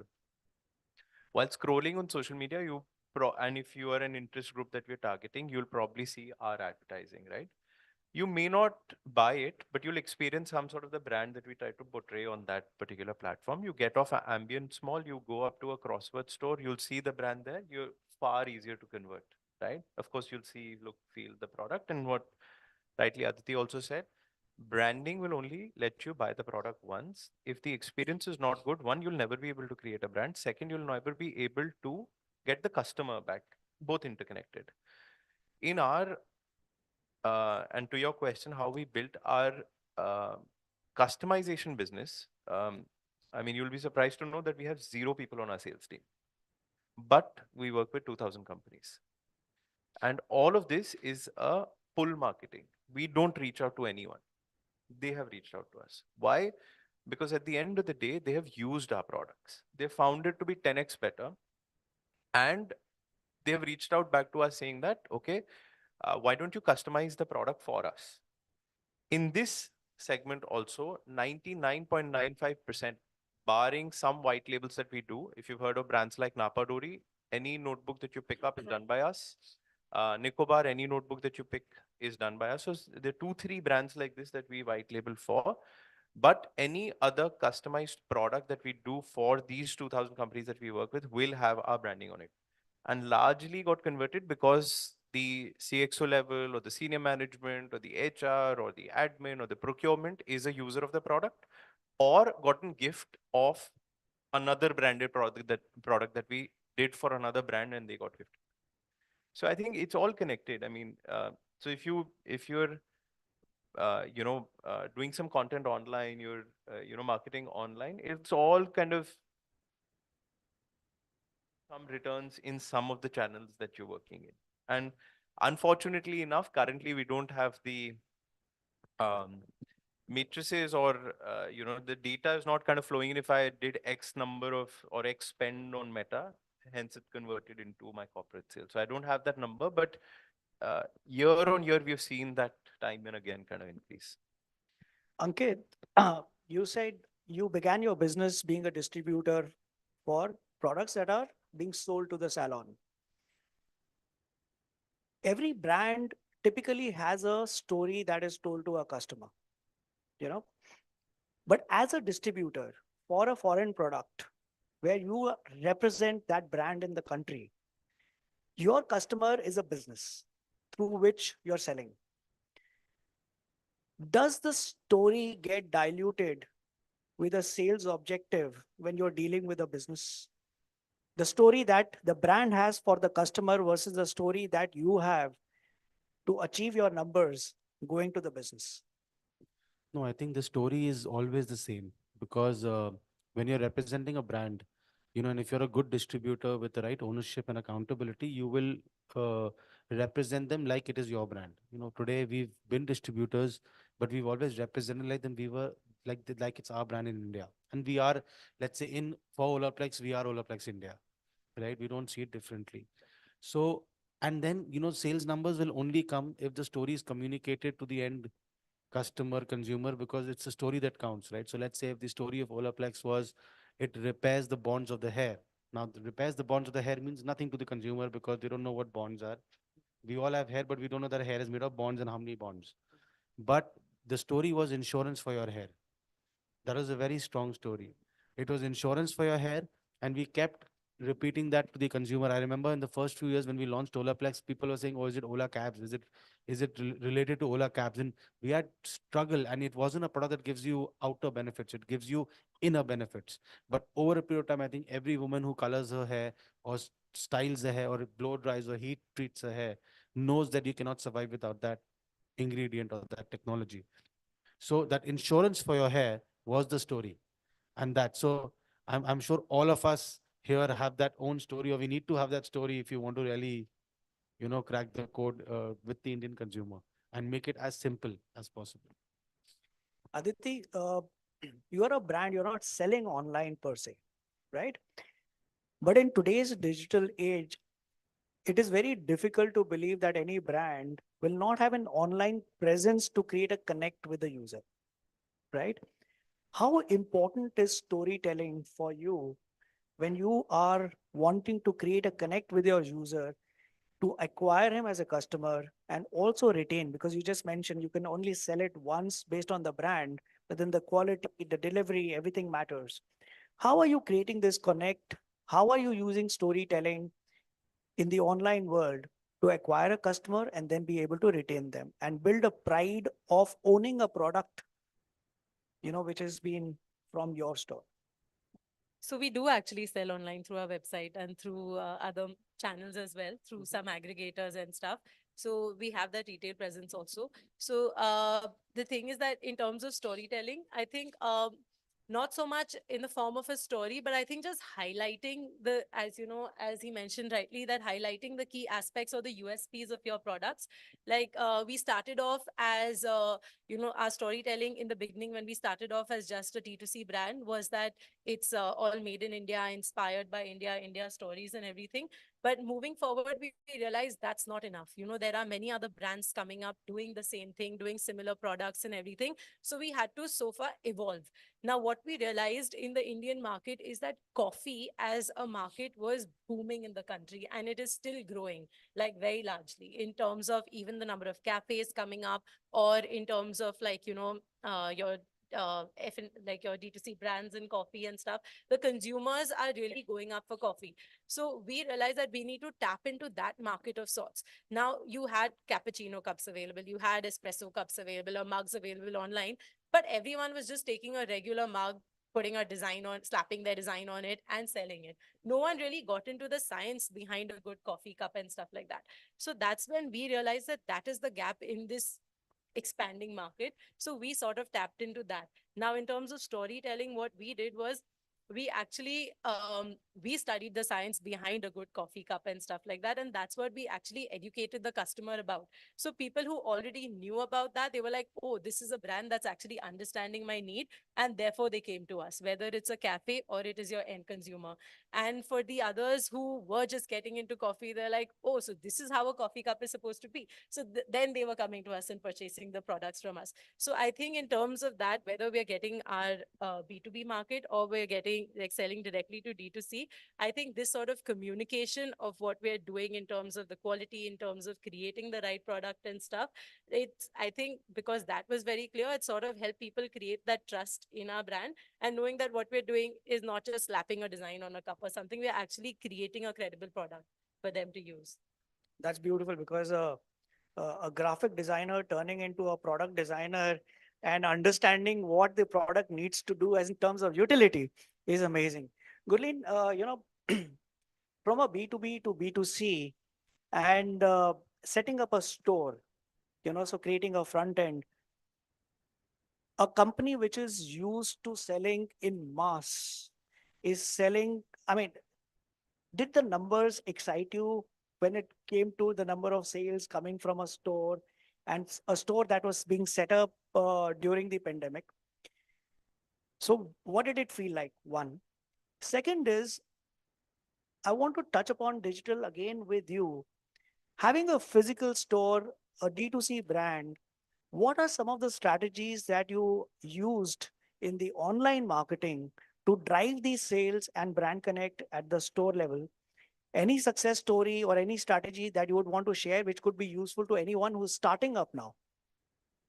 So for the first part, I would say the brands. Uh, Uh, the numbers are very different when it comes to a store. Yeah, thank you so much. So initially, we opened the stores actually during COVID when everybody was shutting their stores.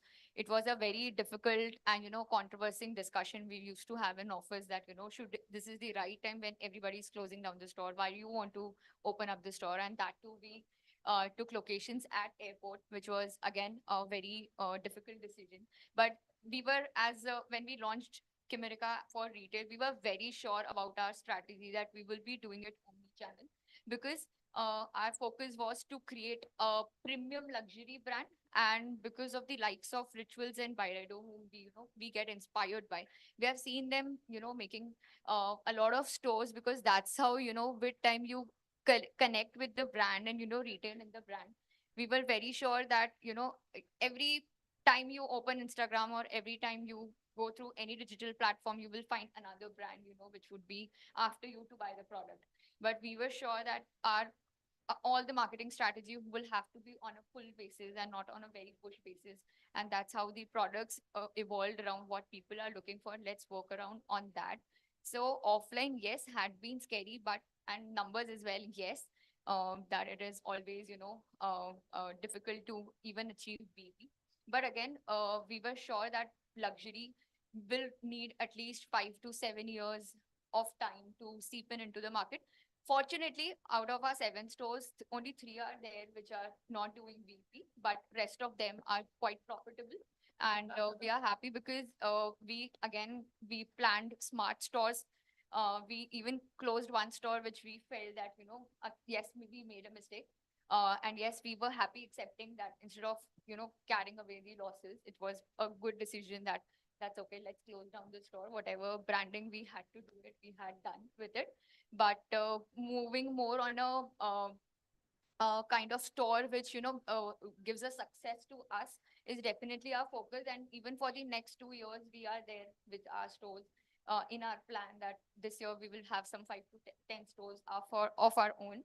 and next year another 15, 20. So offline, we are very confident that our brand is going to have that creation from offline to online, while the whole many of brands, who are mass or mass premium working from online to offline, but we had the mixed strategy.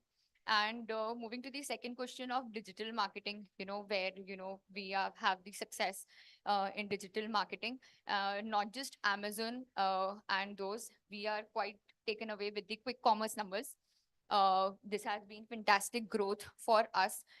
Brand, we never thought a person buying a rupee shower gel on a quick commerce like Blinkit or Zepto, where the AOV is generally 500, 600. But we were quite happy to see the numbers and plus the progress where we have done in the digital space. Our contribution to digital offline is still 70-30. So that's quite a significant of online, which we do. But and then plus we have almost 100 shoppers, shopper stop, and then plus Nikon trend, we are there. So with limited SKUs, our strategy has been that you go what works best for us. We have a lot of subcategories like bath and body is our category, skincare is our category. Gifting surprisingly has been a very big contributor to us, but has worked in a very positive manner that, trying someone to try a shower gel of 999 versus giving him a set of 5 where, he can experience all 5 products differently at a good price point of say 1350 or 1999. That has kind of worked wonders for us and giving accessibility to the people, to come and experience our brands. And plus in D2C and offline as well, our storytelling has been very strong in terms of our collection, because it's, as I mentioned, bath and body is something, I can't convince a lot basis the USP. Some are problem oriented products which are already out there in the market. But when you talk about luxury or global brands, they are more of giving that experiential product, and to bring that person experiential, it's definitely important to have them better benefits at the store. So what our footfall from online to offline works is, offline we have better offers, better complementary products as a strategy, that whenever you are buying, you have a added experience. Plus a whole lot of experience. We have massage sessions at our store. You can feel our product. You can even, we have skincare testing products, serums you can take away at home, try those. So all the benefits which we have thought to let customer experience our brand first and then become a user has been our success story. Awesome. So before I ask my next set of questions to the panelists here, I want to invite some questions from the audience. Do you have some questions for the panelists sitting here? Anyone has any questions? सब कुछ समझ आ गया या सब कुछ समझ नहीं आया? दो ही चीजें हो सकती है sir. So let the mic be there. Sir. Yes, sir. I want to ask with Mr. Ashish Batra. I know your brand for quite a long time. I've been working with corporates. Can we ask these guys to not make so much of noise? Can somebody please go and tell them? Yeah, thank you. So the biggest challenge in corporates was price. And how do you match that price, that ask from the corporates? Because budgets are tightening day by day, years on years. And it is very difficult to match. And I, being from a procurement background, I found it very difficult to pull in paper clip. So what is the mantra now you have got, or you are finding yourself difficult to enter into corporates, whether it is big, small, whatever it is? I mean, everybody is running for cheaper brand, cheaper thing. And yours, I know it's a brand, but then how do you match the prices to enter into the corporates? So, sir, first of all, thank you for recognizing the brand, and I'm guessing you're a user as well. So thank you for that. You see, we're very clear as a brand that we're not in the price floor game. See, if we fight the price war, then there is no limit to going down, right? And We as a brand actually play the game of quality and the service and the experience that you have while using the product. So while we have a lot of copy brands that have slashed the prices, there are multiple brands. There's a brand called Paper Club that's come. There's some other 2, 3 brands that have come, also failed, right? Because when you try and fight the price game in any sector, immaterial or just stationery, you fight the price of any sort of price game in any sector, you're bound to reduce the quality of the product and eventually leading to a customer not enjoying it. So we, to be honest, don't want to acquire a customer who is very taking a decision basis the price. We want to onboard a client basis the quality that we have to offer without any compromise on that. So if you see, what we sell in retail is what we sell to the corporates as well. In terms of the market, in terms of the corporates that we work with, as I was explaining, I don't know if you were here while I mentioned that point. We work with about 2,000 corporates. We've never ever experienced people coming back to us and say, "Oh, it's very expensive." Because if you actually look at the price range from the MRP standpoint, we started at the 335 rupee price range, or now at actually a 295 rupee price range, going up to 2,000 rupees. So practically there is something for everyone, provided you appreciate the quality that you, are trying to acquire for your company and so on and so forth. So I think we're very clear as a brand, we'll only play the quality and the innovation game and not the price game at all. So you target the high end of the customer, or how is it? We When work with. I know there are a lot of brands, in the market, competitors to you, and who have equally good brands, who are equally, like you would talk about a brand coming from Balarpur Industries, it's a big brand. Thapar Industries, it is a big brand. I mean, and they have been visiting us, number of times for the orders, and that is where you have to compromise somewhere, something. So Ashish, sir, that's a very beautiful question. Ashish, let me ask you, sir, if I take the liberty of Yeah, yeah, sure. tweaking your question a little bit. Yeah. When we are looking at creating a brand, you're talking about creating a brand promise, brand personality. You're looking at creating a brand, positioning. They're all elements. So even the pricing will impact the kind of segment that you want to connect with. So is branding an exercise which is us in silo, or are all the P's, whether 4 or 5, whatever P's we are talking of, contribute towards creating a brand and its connect with the user? So I think, see, brand is a very loose term that one can use. We are very clear as a company. We're very clear. A brand is made if your consumer is buying the product. As simple as that. Absolutely.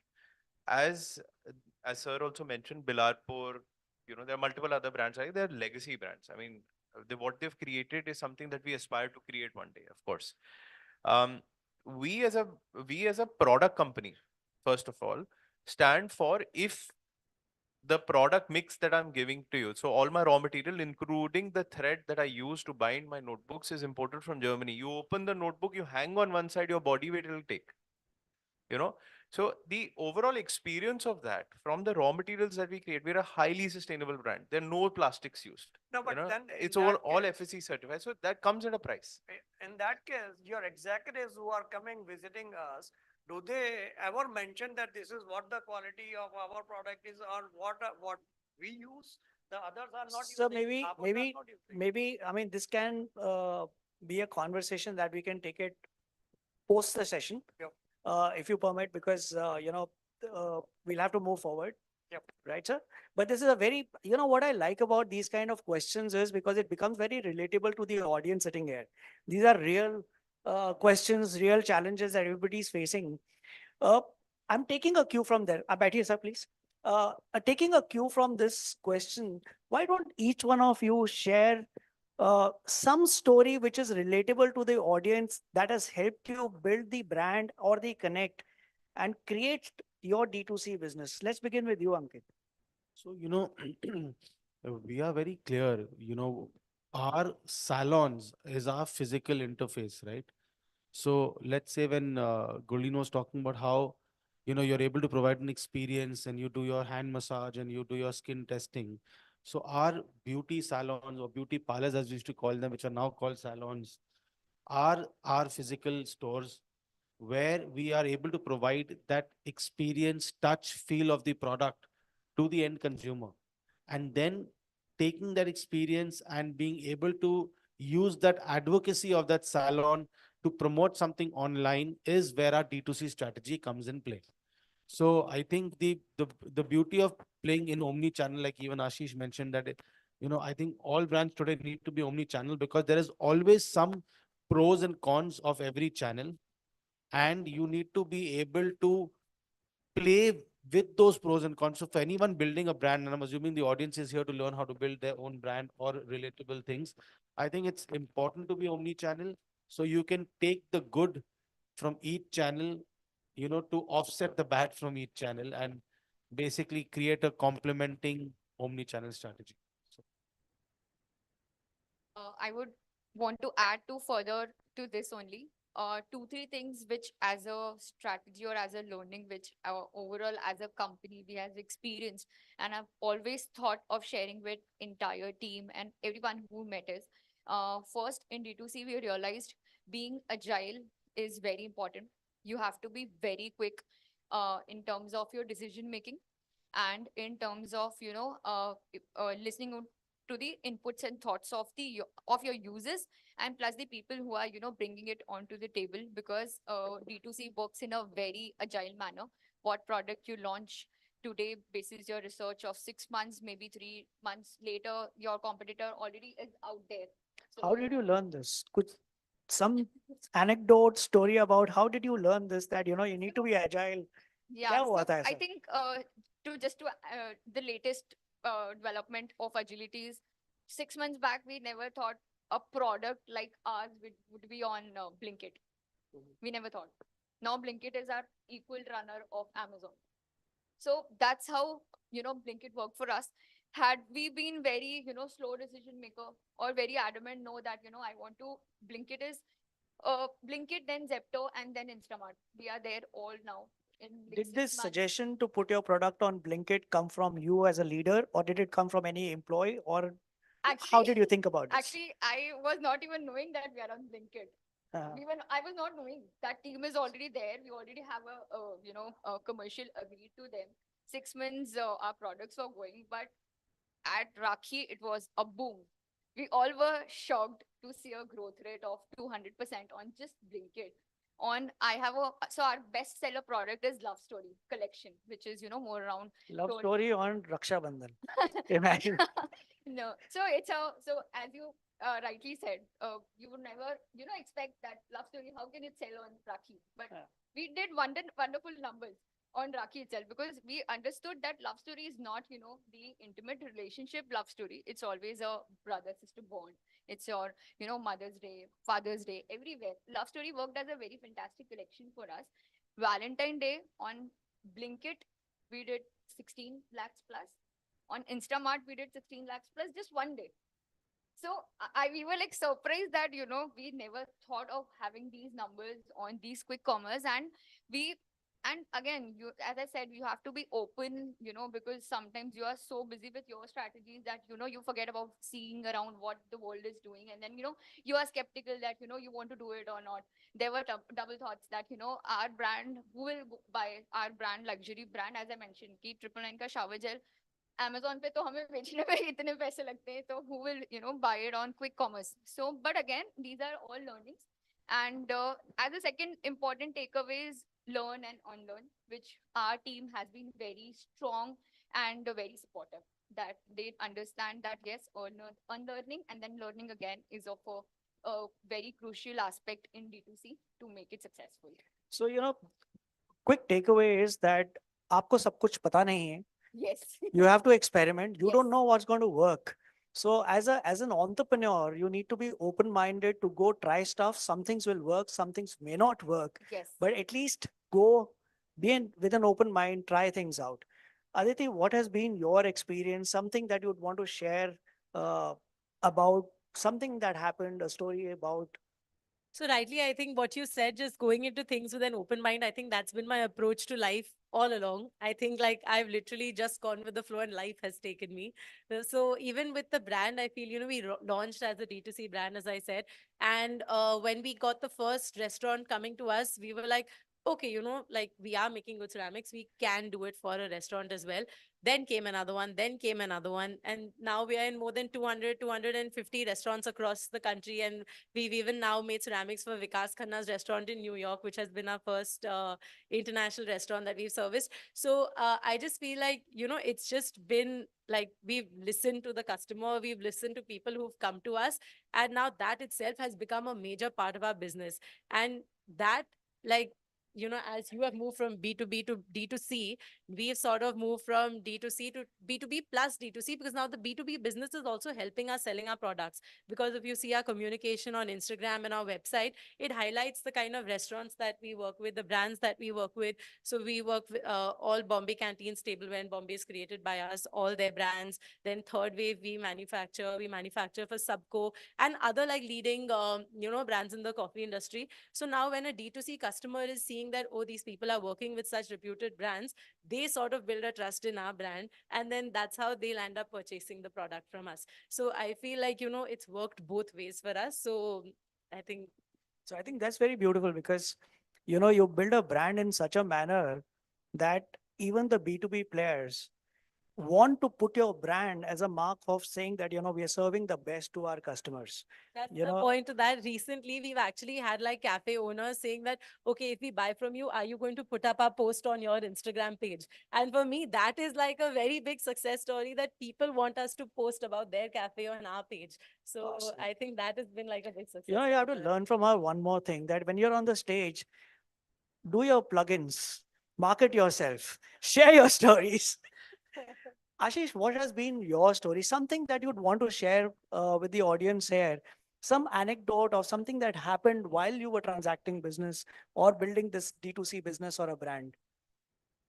I mean, overall, I can't think of any story per se as such, but I mean, again, fundamentals, right? 80% in any industry, 80% of the business will be done by 20% of the companies. Keep your eyes and ears open, build for scale and build for the customers and their buying patterns. I think that's what the panel also summarized, right? She didn't think that she'll be able to sell on Blinkit. Same for me. I was with the Blinkit team recently, and now we're onboarding on multiple other platforms. They're telling me one of the brands, without taking names, they're doing more business on Blinkit than they do on Amazon. And this is a mass brand, mass stationery brand, doing more business on Blinkit than they're doing on Amazon with, I think, about 7 SKUs. And the SKU mix is 300 units on Amazon. So, this is very interesting. I'd like to end on this note because I'll share a story of what happened just about a week ago. My son at night at around 9:30 tells me that, Papa, ये ना school में लेके जाना है कल. I said, देखो रात को 9:30 बजे याद आ रहा है कि ये स्कूल लेके जाना है, अब तो मार्केट बंद हो गई है, सब कुछ बंद हो गया है. And it was a product that I thought would not be available on Blinkit because the first thing that it comes to your mind is कि यार अंडे मिल जाते हैं, दूध मिल जाता है, bread मिल जाती है, ये कहाँ से मिलेगा? ठीक है ना? So you would, I mean, as a user, it does not even occur to your mind. But then he told me, he says, क्या हो गया? आप Blinkit कर लो ना या Zepto से मंगा लो, मिल जाएगा. And when I went on to Zepto and Blinkit, I found that product. It got delivered for my son to take it to school next morning. Sometimes we have to start looking at what the consumer needs, the environment in which the consumer is living in, the environment which is getting created for the next generation. And we have to align ourselves to serve them there. And I think, apart from positioning, availability and being present is extremely, extremely important. So be where your customer is, align with what their personality is, position your product and create a brand that not only resonates with your audience, but is a reflection of their personality, is what I understand of creating a D2C brand per se. I want to thank all of you for taking out time to be with us. Some of you have traveled from other cities. It's such a pleasure to have you here and listen to your insights. Thank you so much.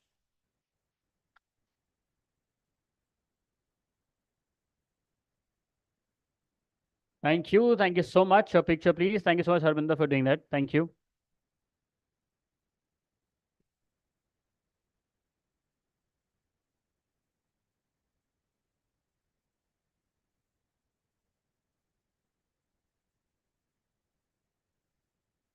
Thank you. Thank you so much. Thank you.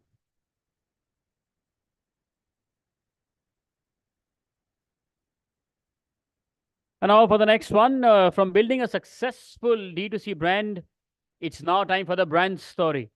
Connecting with your consumers. Explore the power of storytelling for crafting compelling brand narratives that resonate with today's customer. Just like Harbinder mentioned in the last one, how you've got to look at what the customer really needs. This session will talk about how you really connect with them also to understand and deliver that better. And to talk and share the views on the same, please join me in welcoming on stage Anshita Mehrotra, Managing Director of Fix My Curls. Joining her is Dipanshu Manchanda, Founder and CEO of Zapfresh. Joining them is Akshay Oswal, Co-Founder, Oseglo. Joining them is Nikita Malhotra, Co-Founder of Winston and Milagro Beauty. And this session will be chaired by Rima Baduri, Editorial Lead, BW Business World. Let's please welcome them to the stage, everybody. आपकी तालियों के साथ, थोड़े और प्यार के साथ, थोड़े और जोश के साथ, please. You know, when I say थोड़े और जोश के साथ, आपको ताली ज्यादा जोर से बजानी होती है और रुकना नहीं होता. It's for them. They've come for you, no, to share the bit and the stories with you, for all of us. Yes, Rima, over to you. Please, just a quick reminder. That's the timer for you to be careful of. Yeah. Got it. Got it. Thank you so much, Aditya. Hello, everyone. Good afternoon. It's already 12. So, firstly, before I start with my session, I would really like everyone to give a big round of applause for my panelists. It works well. So, our topic for this discussion is the brand story, how you connect with consumers. Apparently, that is one of my favorite talk points, to understand how well does brand understand their consumers in today. From core of consumers, now we want to get into the heart of consumers. So before I start, I would like all of you to give your quick introductions on how your brand is connecting with consumers. Dipanshu, if we start with you. Hi guys, good to be here, and good afternoon everybody. Myself Dipanshu, I run a D2C brand called Zapfresh. We are the oldest in the meat category. We started in 2015. And we deal in fresh meat delivery at home. We are omni-channel, so not only D2C. It's been a fun ride. We are we're growing, launching new markets this year. Overall, enjoying a healthy, growth trajectory in the coming years. Looking at various new product lines as well to launch in the ready-to-eat, ready-to-cook segment. So overall, we look at disrupting the meat space, which is about $50 billion as a market size. It's huge, very, very unorganized. Hardly any, organized players are there. So we're very excited about, moving forward in our journey to build a legacy brand, and happy to be, talking to other people here. Nikita. Hi everyone, this is Nikita and I'm the co-founder of the brand Winston Electronics and Milagro Beauty. I'll just brief you a little about my journey. I started in the year 2013 via Instagram, like that's the top page that, that we started with. It was called Royalicious and we were selling international products on that page. And after a few years, I realized that if I have the capability to sell other brands, then why not have my own brand? And that's when I started the brand Milagro Beauty. Still doing well, 6 years this month today to that brand. And moving forward, I got married in 2020, pandemic hit. And from that page, I realized there was a product that we were selling really, really well, which is a face trimmer by the brand called Flawless. And, me and my husband, we were discussing that, this brand is not in India yet. And there's no after service that the product, even if, these sellers are giving in the market, but there's no after service that is being provided in the market. So why not have our own brand in this category? Like, personal electronics, personal care, DIY products that you can use at home in replacement to going to a salon. And especially, it was such a needed product during the pandemic. Like, people cannot go to the salons, but it is still a necessity. So what to do? This was a replacement to that. That is how Winston started in 2020. And then, of course, we went to Shark Tank in a very short period of span, got the funding from Anupam and Vinita, still doing really well and very excited to explore this industry. And like he said, that he's disrupting another market, we are disrupting the salon industry, and very excited to take this journey forward. Akshay. Hi guys, everyone. So I'm Akshay. I'm the CEO for the brand OC Glow. We started very recently compared to all my other panelists. We are basically a premium luxury brand. What we do is we are basically manufacturing from Korea. We don't say it as a K-beauty, but we are doing our own formulations. We have our own team that works on the formulations, and then we get them to Indian market. So a lot of people tell us, COVID was there, we started in the middle of COVID. So, for us, it was, how to, use that time, and help build our brand. So for COVID was actually something that helped us, we were able to build it online.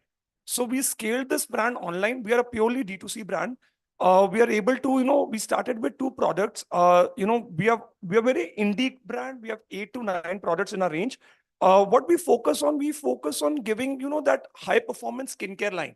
So what we do is, we manufacture our products using ingredients that are really good for your skin. We found a market where, a pre-makeup, it's kind of a pre-makeup market wherein, we use this as a pre-makeup regime, giving those benefits wherein, it helps your dark spots, it helps your blemishes, it helps with your anti-aging. And then we know it gives very high performance skincare line. So that's how we were able to build our brand. It's been, 3.5 years, and we've done really well. We started, bootstrapped the brand. We're still, self-funded, and we have grown it from where we were, and now we are. And this is how our journey has been. Hi, everyone. Can you hear me? Yeah. Okay. I'm Anshita, founder of Fix My Curls. We're a curly and wavy hair care brand. We make hair care products that help you embrace your naturally textured hair. Started 5 years ago. You can find us on Blinkit, Pan India now, Nykaa, Amazon, basically any marketplace you can think of. It's been a great journey. And of course, we've also had to disrupt the hair care market. Thank you. Thank you, all the panelists. So, yes, our panel discussion is the brand story connecting with consumers. We will largely be focusing on how brands, through their storytelling, through their creative storytelling, through their narratives, are connecting with consumers in a way that they are able to recall, remember, and be attached to them. So, what I would like to actually know from all of you is that since all of you are a D2C brand, you have to deal with consumers directly. Of course, the tech is there that has disrupted the market largely. But before I come to that, I would like to know that how do you, maintain authenticity, especially when it comes to youngsters. They crave for authenticity. They want personalization. They want, to be able to resonate with the brand. How do you maintain that authenticity while maintaining your brand guidelines? Because it's not that you can do anything and everything. You have to have that mindset that, okay, my brand does this. So how do you create the Panshu, if I may ask you this? Yeah, so we are farm to folk.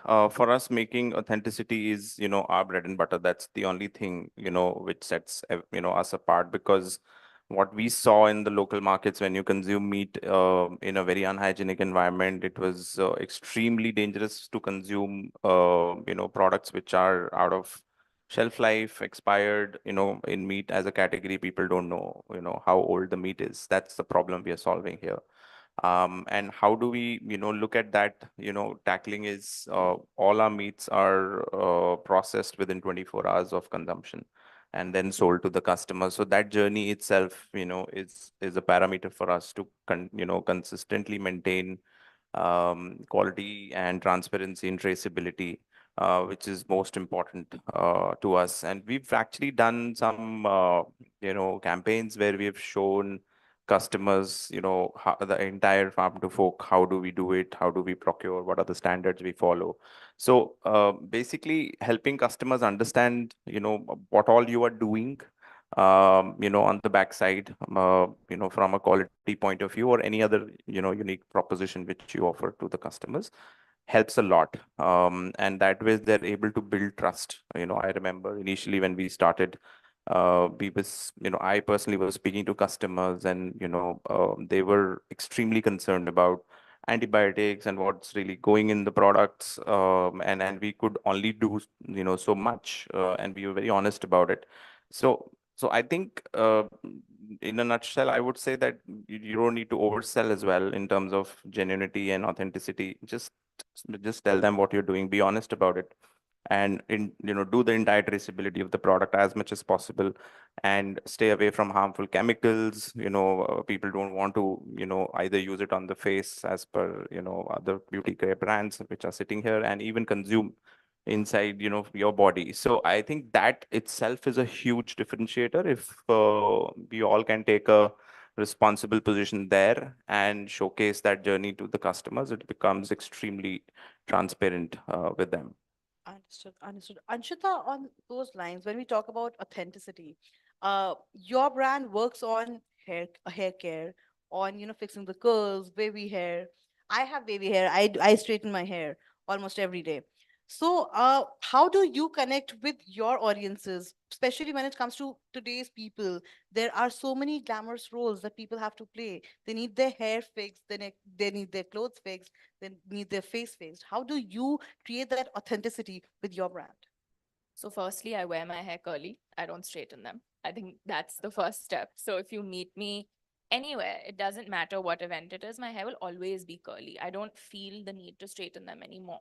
But like you said, there's a lot of people and a lot of consumers that we have to convince and help them understand that, your hair can be beautiful in its natural state as well. You don't have to straighten it. That's not the only thing you have to do for the rest of your life, because honestly, your hair will start to fall off in clumps. And that's when you'll realize, okay, now I need to maintain my natural texture, because what's going to grow out of your scalp cannot change, right? Doesn't matter what treatment you get or what a salon sells you, does not work. Your hair will grow out the way that it genetically is supposed to grow out. So, firstly, I think for us, educating customers about the reality of your genetics and how your hair grows out has to be very true to the brand, and it helps us maintain our authenticity. Secondly, as a founder, I'm in a lot of ads. I tell my own story, and my story is very close to what our customer story is going to be, right? So that's why they can really relate to it.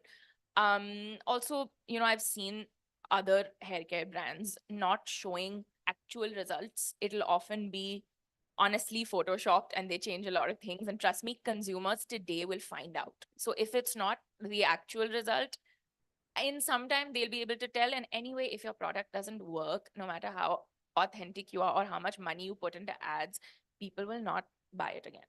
So I think the first thing is, as a founder, if you're going to be putting yourself out there and saying, whether it's skincare, makeup, or anything in personal care, you should be using your own products. You have to champion your own products. I think that's like the first step to authenticity, especially if you're going to be on social media, because people are watching you.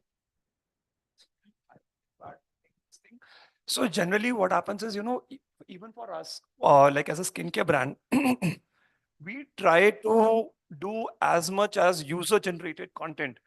We want our audience or our customer base to know, that this is the genuine, so personally, we also use the same products as she mentioned, the founders or, people involved in growing the brand should be more passionate and should use the products. So, we try to focus, more on users rather than influencers to get more and more people to, people should see, a lot of, customers are actually using our products and they genuinely are giving those kinds of feedback. Also, we feel, it should not be just, we should have more of, clear and ingredient listings. So what happens is, as a skincare brand, we try to be as transparent as possible, have that all the ingredients and their benefit listed on the packaging and the website. So, a lot of the companies I see sometimes they don't disclose, certain ingredients, or they just give, like these are more active and this is the benefit that you will get. But we try to be very open. We give, whatever ingredients we have in our products, we are very transparent and open to that. And whatever, failures or challenges we face, we are very open to our customers. So, it helps us, be more credible and connect with our audience. So I think that is very important. Be more transparent and authentic, because this will really help, in, long term, because any credibility or any transparency will always be a long-term thing rather than a short-term gain. That's what I feel. Okay, so transparency, what I understood out of the three of you is transparency is vouched for at the beginning. Got it. Nikita, since you mentioned that, you went to Shark Tank, you got the funding. Now, when we talk about authenticity specifically, how do you maintain your brand guidelines when you're, in the market? Because naturally, of course, now you have two other people who are, on your head. How do you maintain that connect with the consumers by being authentic, by what all our panelists said, by being transparent, and also being accountable there at the back end? Okay, so both of my brands are Instagram babies, I would like to call them. Like social media is, they've born via Instagram, I would say. Like that's what we have kind of coined upon, because like I said that, on Royalicious, I thought that there's a community that we've built. That is the kind of relationship I still look forward with, building a community. There might be another brand selling the same product. If I talk about Winston, or even if a skincare brand, there are so many brands. Every day a new brand is coming up. But how do you connect is the kind of community that you're building.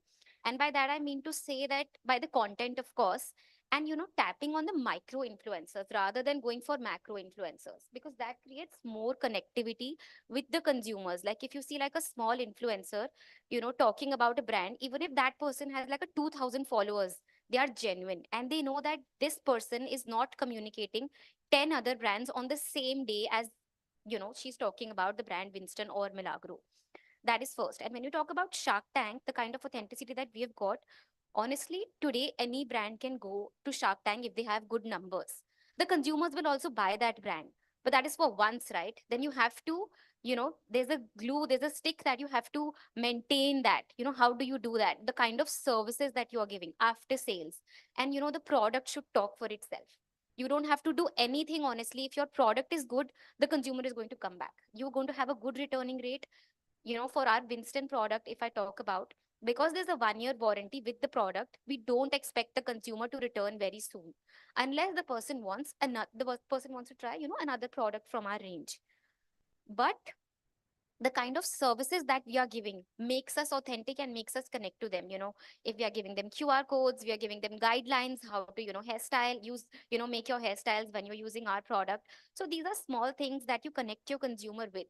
Because if another brand is doing the same thing, how are you connecting? So just these small things kind of connect. And Shark Tank and funding that you're talking about, a lot of brands can get. Your product should have, product mein dam hona chahiye. Is only then when you can scale it, your brand.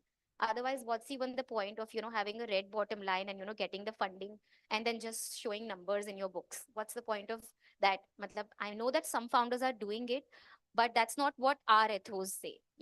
That's not what we want to create in the industry. Okay. Uh, Dipanshu, when we talk about, because the rest of our panelists are into skincare, I do hair care as well. When we talk about, you're into a section which is, meat food section. How do you, because it's a very difficult way to connect with consumers when you deal with meat. How, because it's can be sensitive as well to some people. How do you measure your, metrics when you promote or when you create your storytelling formats? How do you connect with, how do you, evaluate the consumer engagement there? So I think the best metrics is dhanda kitna raha hai, frankly. There's no other metrics, no matter what we say. Engagement is, good to talk about, but doesn't really feel good, in the pocket. So we are very bottom line driven. In fact, we are the only profitable brand in the category till date. We've, last 2 years we've PAT positive at a company level. So we are very, as she rightly mentioned, bottom line driven. And we appreciate repeats. That is number one, that the customer is coming back. And number two is that they're trying new products, because they will only try additional products, new products, when they trust has been built on the primary products, the star products which are there. So I think this is good enough, to understand and come to a conclusion that they want you and they like you, and they would like to be with you for future if you continue what you're doing, which is work on loyalty. A lot of times, what has happened with us, we've lost a certain, customers, and we brainstormed about how do we get them back, because when you start as a new business, you do some mistakes, and then there is a customer experience issues also, which everybody goes through. So we do some tactical, campaigns which drive them, to buy back again. Some win back campaigns work very well, where, we help them understand, okay, we've improved now, we understand you had a, bad experience. So it's just, first of all, hitting it, right on the head by accepting, what really is going on in the overall experience, communicating that to the customer. That rebuilds a lot of trust if you lose it, and then builds momentum on your repeats. And that, is something which we believe a lot in, that if there is a repeat, then we are doing everything right. And to get that, there are different tactics, different campaigns to bring them to you. So I want to add to Dipanshu's this thing, So for us, being into a luxury sector, for me personally, I've seen, a customer's lifetime value is more important, because for us, we're not a mass brand. So for us to get, a 50,000 consumer or 100,000 consumer is very difficult.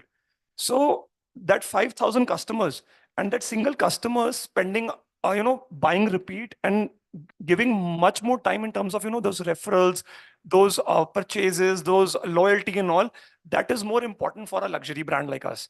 Because I've seen, what you say is customer lifetime value. For a luxury brand, that's the most important thing, and a repeat purchase. Because, it is very difficult to, sometimes, for a, masses to buy, a higher end product. So it's more based on, your engagement, your content, but at the end of the day, very limited audience. But then you need to have that kind of a repeat audience with you. So that only happens if your brand is, has built that kind of credibility. And, not just that, but also, I feel, for brands, brand mentions, I've realized, whether it's influencer marketing, whether it's, social media mentions, on various platforms, or even marketplaces, that's also plays very important role in terms of, your metrics, because that helps, giving that kind of credibility and, increasing that kind of business. Because yeah, at the end of the day, sale आनी चाहिए, मतलब पैसा बनना चाहिए, and वो तभी बनता है जब customer, एक ये भी बहुत important है कि, दिखना चाहिए, जब दिखता है तभी बिकता है. Because आज मैं अगर एक बार बार नहीं दिखाऊंगा किसी को, तो वो कस्टमर भी आज ऐसा बन गया कि एक बार देख के छोड़ देता है, और जब तक 10 बार नहीं देखता वो नहीं बाय करता. So I feel personally, that's how we should be. That's the power of marketing, isn't it? Yeah. So, Nikita, you also have been telling that, your both the brands are social media babies. It's Instagram babies. Sorry, I'll correct myself. So now in this digital age, how are you connecting with various customers? Because beauty, again, is a product that even a 60-year-old woman or man wears today. And even, to be honest, I've seen reels with 14, 15-year-olds doing that, basic makeup. So, which is very not pleasing to my eyes, but okay. So, uh, how do you deal with that when you have consumers who are Gen Alpha? I'm not even coming to Gen Z. I mean, they're even younger to them, as well as boomers. How do you maintain your storytelling? How do you connect with those, both the sets of audiences with your products and with your brand story? So, Hima, if I talk about beauty in general, like I said that, we are building a community, and, the audiences are very, very smart. We all know that. And like Akash just mentioned that he mentions ingredient list. if a brand like, in Milagro, we mentioned that, it's Ayurvedic. So, the community is such, there are so many people, so many products out there, like, the mucin is trending, AHAs are trending, so many chemicals are trending. But if the audience does not want to go ahead with those, chemicals, and they are a community who only wants like, real ingredients. If the ingredients are mentioned, it is Ayush approved, it is vegan, and there's a big market who just want to promote vegan products. So, it's not really about the Gen Z or the millennials or, the age that you're talking about. A 50-year-old could be, wanting to try a product which is vegan and not going for a product which is, synthetic based. So it's about the want and the need of the consumer rather than the age. It's not, skincare is, of course, like, there are ages that you do not like a 14-year-old using a, beauty product. That's true. But we are building a community, and that community needs to think on the same lines. That is what we are moving ahead with. So that's the thought process that we have. When you spoke about, Instagram babies, Instagram is highly driven by millennials and Gen Z and now Gen Alpha. Boomers are there, but you won't find them very active the way, the new generation, the youth is rather, right? So are you looking at a target audience that is be able to resonate with the youth Of course, like, only, is what I meant. youth. Youth only? Like I said, like, we are not specifically targeting just the youth, because we also have products which are anti-aging, like, collagen boosting. And unless and until you turn 30, you do not need a product which you need for collagen boosting, right? Because how will I ask a youth, somebody of 22-year-old, to promote a collagen boosting product? That does not make sense. So it's a overall community that we are building, like I mentioned in the first place. And yeah, just how we are, uh, storytelling, as you mentioned, recall value, as you mentioned, like, it's how we hit the consumer mind, narrating that, we are ingredient driven, mentioning those ingredients on the thank you cards, maybe that, we are vegan, maybe giving a thank you card like plant with the seed, like, that is how we are telling ourselves. But it's really not about targeting a specific set of people, because we don't want to lose out on others, right? So, for example, in Winston, we are hairstyling tools. Why do we leave professionals? Why do we need the consumers, which is just sitting at home? Why do we need a college going, like, why do we leave a college going girl and not target, like, everybody? So we are not really, focusing only on one set of people. It's the entire community. Okay. Same goes for And you. yeah, one more thing I want to add, like, this community has become so big, why I'm saying community, but because it's really, really relevant, like, because somebody who cannot, like, for example, there was a hair care brand built, like, made in Morocco. And, when somebody saw that, this is a Morocco brand, this was made in Israel. Some people actually started not to buy the product. Like, Starbucks is receiving backlash today. So many brands receive backlash. Like I said, Mucin, if me, like, making a vegan brand and I tell you that, I'm a non-vegetarian, what are even my ethos, you know? So that is the power of community and storytelling. Like, imagine me using like two-step I skincare, like wherein this last. the first product I'm using is like a mucin, and then I use, like, my own brand moisturizer. Where do I stand? Like, the audiences really connect. It's that connectivity that I'm talking about. And the founder, like me, her, or anybody else, coming in front, showing their face. I know we're running short of time, so I think I'll let everybody speak. So, Anshita, your last thoughts on this, that how do you deal with consumers of various dimensions in this digital age? We don't. Short answer. As a brand, you have to choose your target audience and stick to them and create content for them, products for them, build for them. We realized, now 5 years into the journey, that my audience right now is 18 to 25-year-olds. And anyone above 25 isn't currently willing to change their hair care routine that they've been doing for the last decade, right? They're not in that space of mind right now. Like you said, you want to straighten your hair, so you will straighten your hair. So for us, because we were first movers, we disrupted a specific section of the hair care industry. We also need disruptors as consumers. We need people that want to purchase a product that they've never tried before and use it and tell other people about it. And for us, that was the 18 to 25 group of people. And to be honest, for me, reaching that 30 plus or 40 plus age group may not happen right now. Some other brand may do it that's at a higher price point. But we realize that if we focus on this age group, not only do we get a better return on ad spend, but they stick around. They're willing to try new products that we launch. But today, if I start focusing on the segment of consumers that are using a Dyson, which is for 30,000 rupees, they maybe don't want to buy a 500 rupee, curl cream. They're in a different stage of life, right?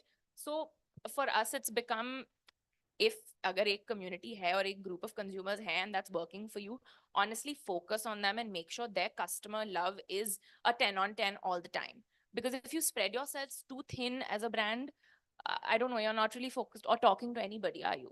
You're just talking to everyone. That's a perfect end to say that we don't. We have a target audience.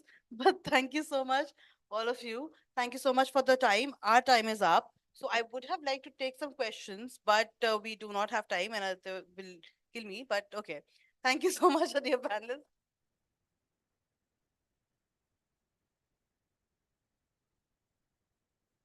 Thank you. A picture, please.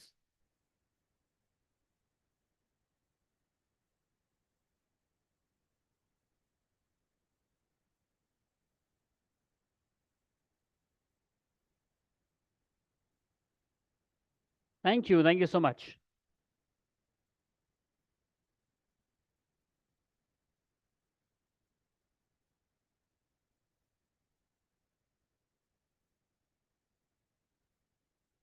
If you have any questions, of course, you can take them on a one-on-one basis with our speakers outside, because the team's just constantly looking at me to make sure we finish, and of course, keep a check of the time as well. You want to make sure every session gets the due time that you've allotted for that. Yes. It's sort of time to set the rhythm into some fiery pace, because up next, the fireside chat on a professional and an entrepreneur. And to share his views on the same, please join me in welcoming on stage the MD and CEO of Smarter Logistics, Mr. Yogesh Dhingra. And talking to him will be Mr. Hoshi Ghaswala, CEO of PW Engage and also of PW Business World. Please, let's welcome them, everybody.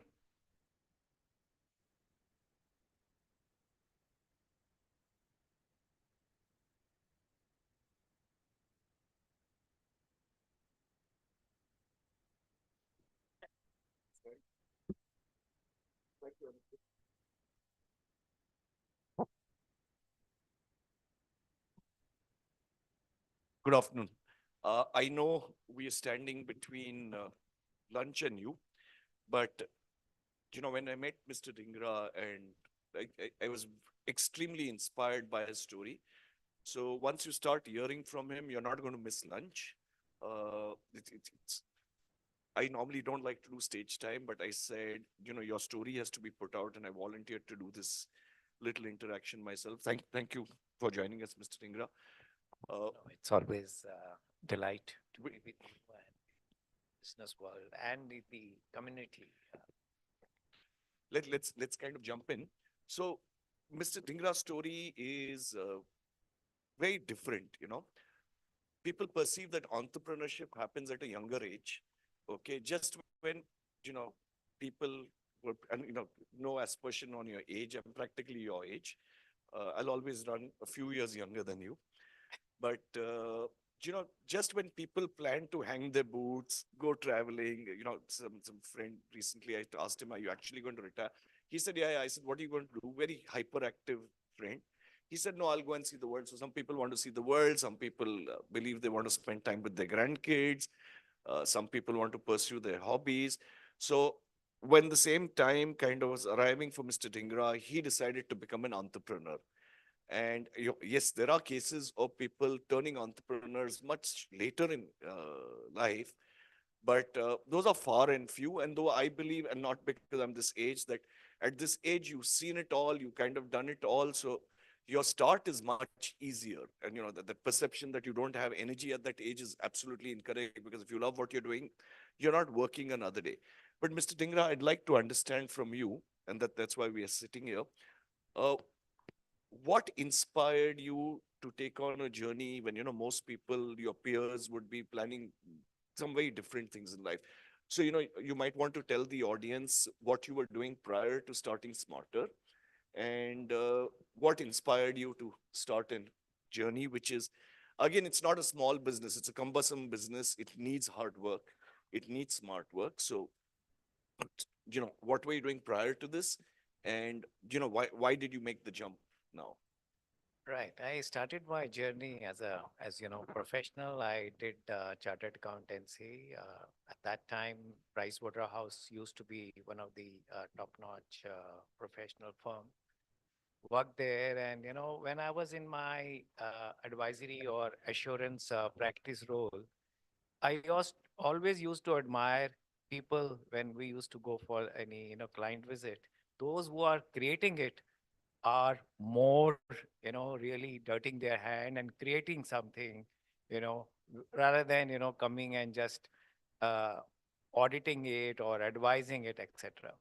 So that led me to move away from the profession and join, at that time, the logistics space in India in the early 90s was not very heard of.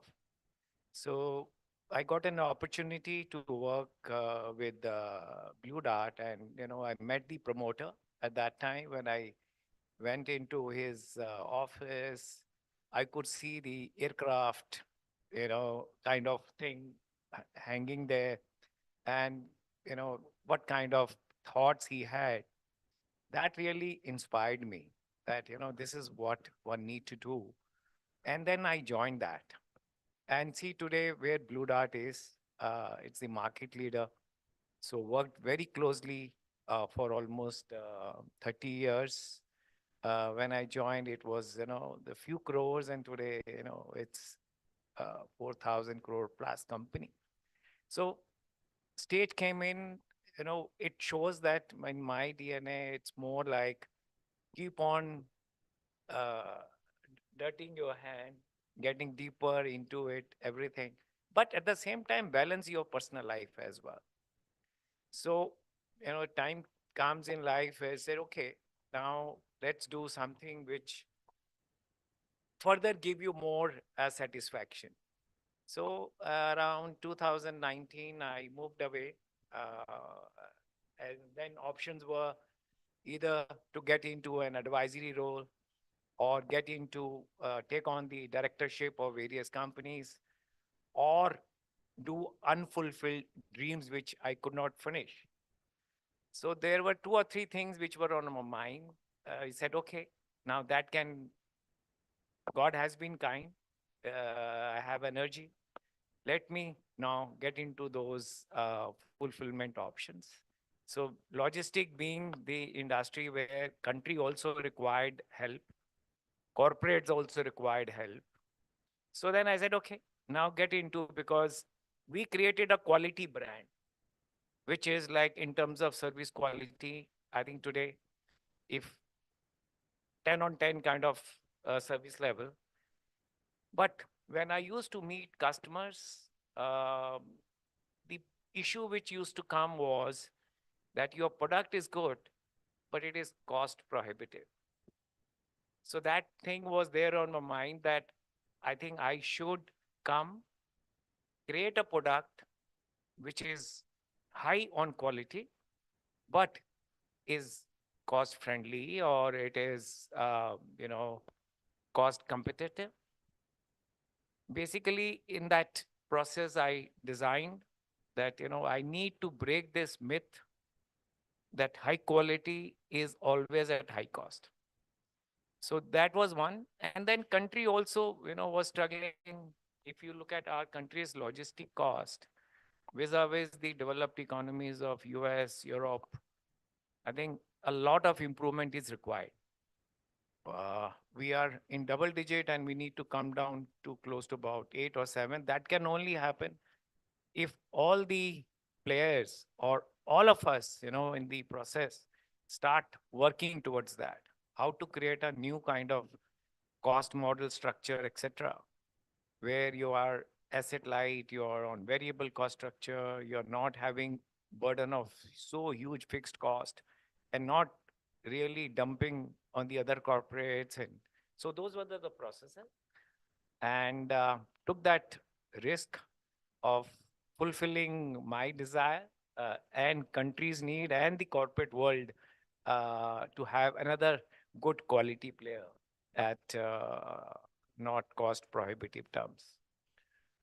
So if I can say, it was your energy and your unfulfilled dream that pushed you into entrepreneurship at this time. You know, you spoke about high quality at low cost. Okay. Yeah, the definition always is high quality will cost you more. So you're trying to break that.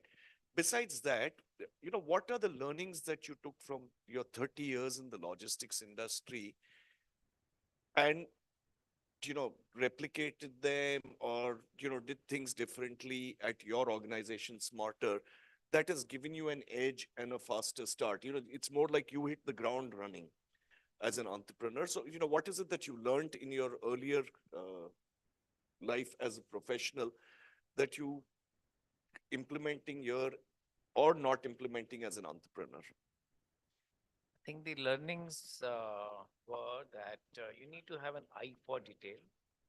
You need to be keeping customer in mind. You need to have good customer experience. And, you know, your marketing tool should be the customer's word of mouth rather than spending too much on the other this thing. So those were the learnings. And we said, okay, we'll continue with those learnings. And spending 30 years, I had good idea about both demand and a supply side. When I say demand means interacting with customers, or supply side means vendors, employees, you know, the business partners. So we had good idea about both, you know, customer care experiences, call center, etc., etc. I think when we started this, I was lucky, you know, almost large number of professionals from the Blue Dart joined us. We, within 90 days, put up the entire thing together, and we were running with 1,000 pin codes and close to about 55 cities. And that could only happen with the learnings of the team, how to put the entire infrastructure together, how to have the conversion of pipeline customers into business. And, you know, everybody was surprised that how can within 90 days a company of covering 1,000 pin codes can come. And I think that was the learning, basically. Eye for detail. And advantage was we knew the vendors, we knew the customers. That saved time. You had a Rolodex. So I don't know how many people in this audience, and you know, we will be carrying this later on video on our channels also. I don't know how many people really know about Smarter. So could you tell us a little more about your organization, what it does? And you know, you said no marketing. I'll have a follow-up question for that. But you know, what is it that Smarter means to the customer? You know, when, you know, FedEx, we know, Blue Dart, we know in your category. What does a customer today think of when they, you know, think of you? I think service quality at affordable price, and somebody who is more customer responsive and customer sensitive. So those are the top takeaways. Okay. Let me ask you another question. Can you tell us about what Okay, exactly Smarter does? Right. We are into express logistics space, and we do air express, we do ground express. We are there for B2B segment, we are there for B2C segment, we are there for D2C segment. We are the first company in the express logistics space focusing deeply on D2C. I mean, majority of the companies, if you look at it, B2B focused or B2C e-commerce focused. We are the only one who was first one possibly in our space to give due weightage to this upcoming and growing D2C segment. We do B2C BFSI as well. Since 30 years of experience tells us that in this space, each and every segment is important for you to leverage your assets. If let's say if you look at the traditional players, they started with B2B and after 18 years or 19 years realized that e-commerce or D2C is important.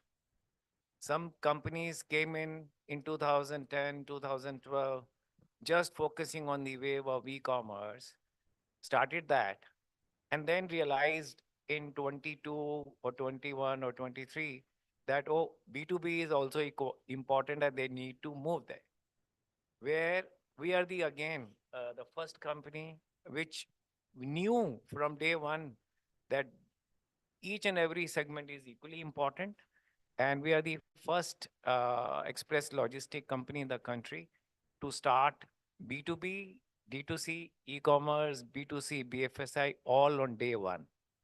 So are you saying that, if I want to send a parcel as a B2C customer, I can call a number and they will fetch it and a single parcel too?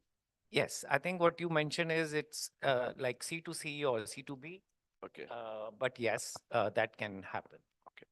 I have to ask you a question, which is a little age sensitive. Please forgive me for it, but this entire session is because you're doing something that most people don't even venture to do. You said you all don't do marketing.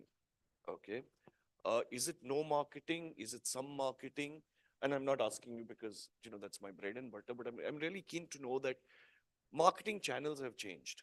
Okay. Earlier, you would put out an ad in the broadsheets, then came television, radio, all of it. Today, most marketing happens digitally. Okay. It is cost effective. It's performance pay. It's kind of measurable. Are you doing any marketing, and how are you adjusting to the new levels of marketing? I don't have a choice at my age because I have to create those channels if the company has to survive. What are the marketing channels if you all are using any? And do you drive them yourself? Do you have a CMO? How does it work? You see, right now we are putting the infrastructure together. Right now, focus is on how to enhance our reach, how to make our existing customers spread a word of mouth about our quality. So the entire energies are on this side. And let's say we are at this forum or, other forums of this type. These are more for, we want to learn. So we are here not to advertise or, we are here to learn from the young or the other entrepreneurs.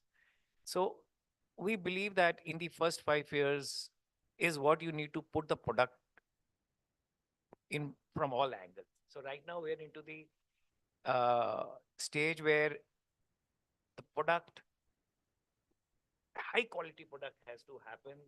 And maybe thereafter we'll start. As of now, whatever we have achieved in such short span of time is because of our word of mouth of our customers. Again, as I said, we are the youngest company. We closed previous year a revenue, a startup in the second year itself, around 135 crores was again with the word of mouth of our customers. Another question to you. And let me put it this way. I don't own the company I work for. I am an employee at whatever level. But at times I do feel that if I owned it, I would do things differently. Now you obviously worked as a professional. Now you're an entrepreneur. Are there, such moments that you had? Are there things that you do differently now as an entrepreneur? And if yes, can you share some examples when it comes to decision making? Yes, you're right. Certain things when you are a professional, you are guided by the owners or by the majority shareholders. When you are the entrepreneur and you have the entire decision making to yourself, then you can take such calls. So what I did was, let's say today, if you look at in our space, everybody will have a good service between the metros. And focus is because 70% of the business will be there.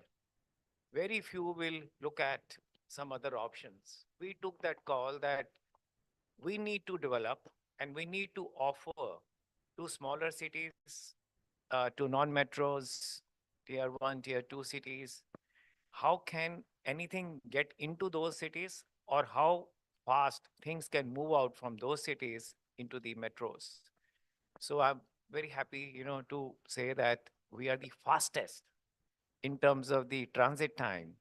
If someone has to, let's say, send any parcel or anything from, let's say, place like Manisa to Trivandrum, where the entire other players will take anywhere between 48 to 72 hours, we'll do it in 24 hours. I know that's a cost for me. Maybe I'm treating that cost as my marketing cost, because that is putting me into a different, a bracket, that we are the fastest. And if you honor that, and then, so we are looking at that, developing those markets which were getting ignored by those who were only focusing on the top, 80% of the business. So do you now feel, after having started Smarter, that you should have embarked on an entrepreneurial journey much earlier? You see, it all depends on the various other factors.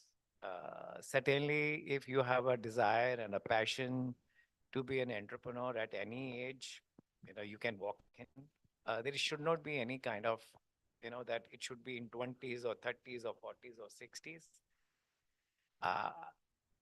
It depends what is the right time for you to take that risk, and what is the solution or problem you have for the industry to offer. Don't do it just for the sake of feeling that you started something. You need to address the need.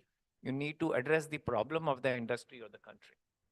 I think so, anytime, I think in my case, number of times this thought came in, but, you always have some financial liabilities or responsibilities or whatever.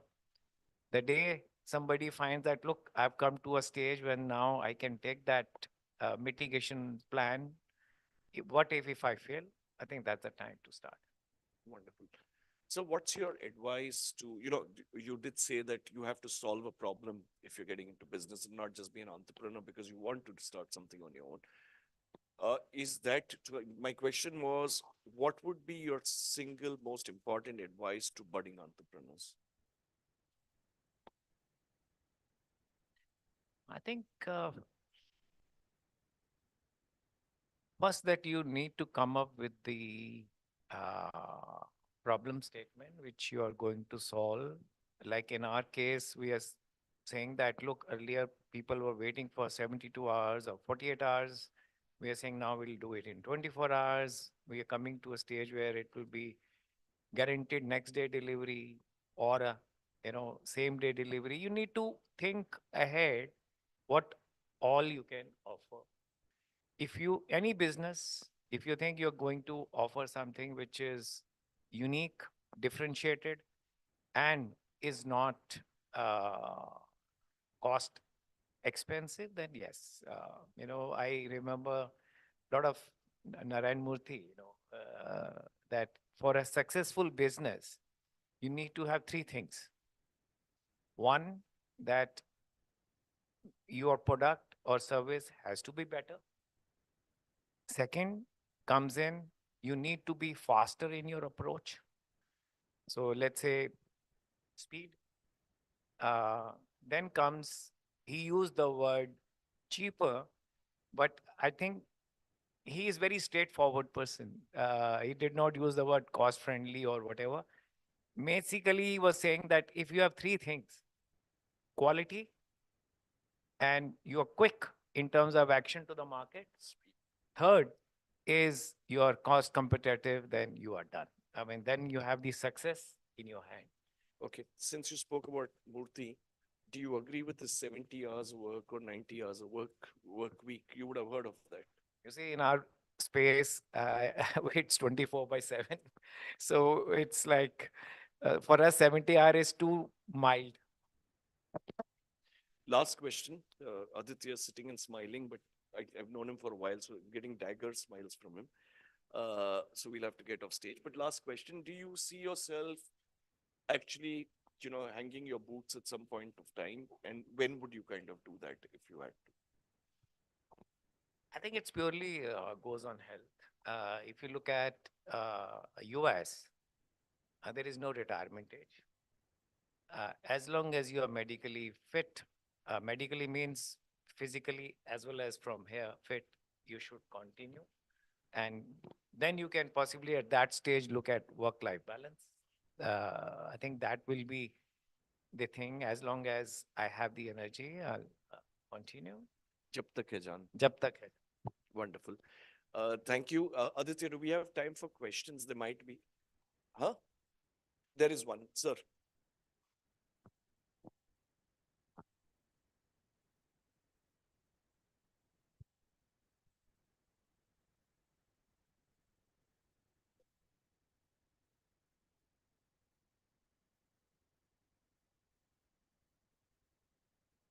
It has been always mesmerizing to listen to Yogesh, his energy and passion to serve the nation.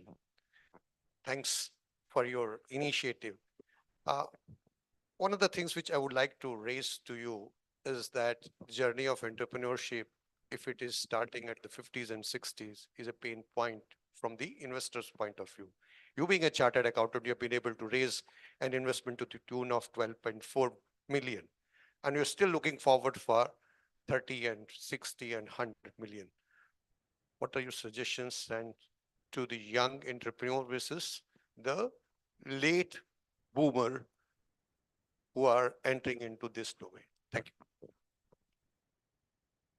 There is nothing called first mover or a late mover. Let's take the case of technology, especially, you had the established players. Then comes in another player, though maybe the last mover, but today is the majority of the market share is with that player.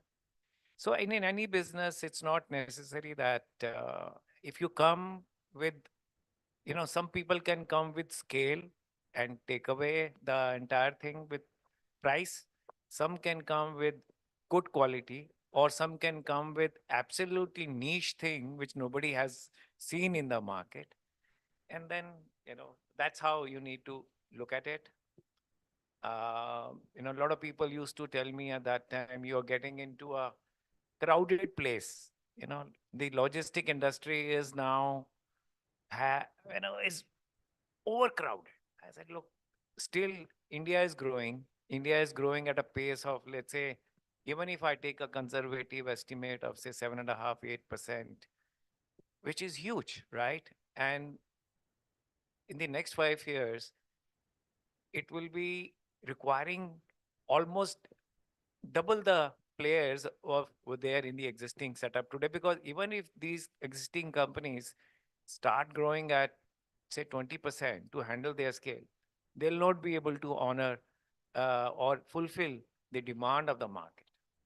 And India is going to emerge as one of the largest economy. And you have seen how we have been moving upwards. So I think manufacturing facilities will come up, more of import, export. You will see that activity. And thanks to the new brands which are getting generated, new type of services, nobody had thought of that, a time will come where within 2 hours, certain thing will get delivered.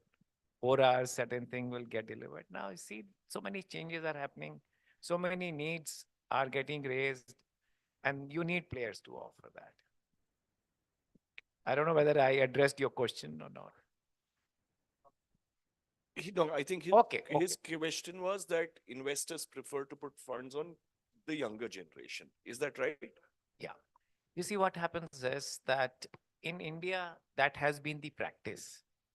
But if you look at the developed economies, let's say the US, there are close to about 15% of the funding goes to players like who are almost 55 plus. So there are separate funds which are created when any CXO moves out and starts a venture, and those funds then come in because those funds then also get a very large amount of seed capital from the promoter, which is not the case. So let's say the younger generation, those who are in their 20s or 30s, when they start, they go to angel investors. They look at 1 million or half a million kind of investment. So when we, as a CXO, you leave and start, then you are putting in double or triple the amount of angel funding yourself. And then the other funds also come in. They know that this guy is putting his skin in the game. So that's what happens. So if you look at the Delta airline, is one of the largest airline in the US and is a similar example. And there can be huge, if in US economy, you will see there have been almost 10% of such instances of startups, which are something like what we are doing in India for Smarter. Thank you. I don't, Chetan came in and kind of asked me to get off stage in a polite way. So we don't have time for more questions, but Mr. Dhingra, you're here all day in case people want to interact. Should I announce lunch, Aditi, or you want to do that? So lunch should be served. Thank you, Mr. Dhingra. Wonderful to hear about your journey. I'm sure people will benefit from it. It was good having you here. Wish you lots of luck. Thank you. Thank you.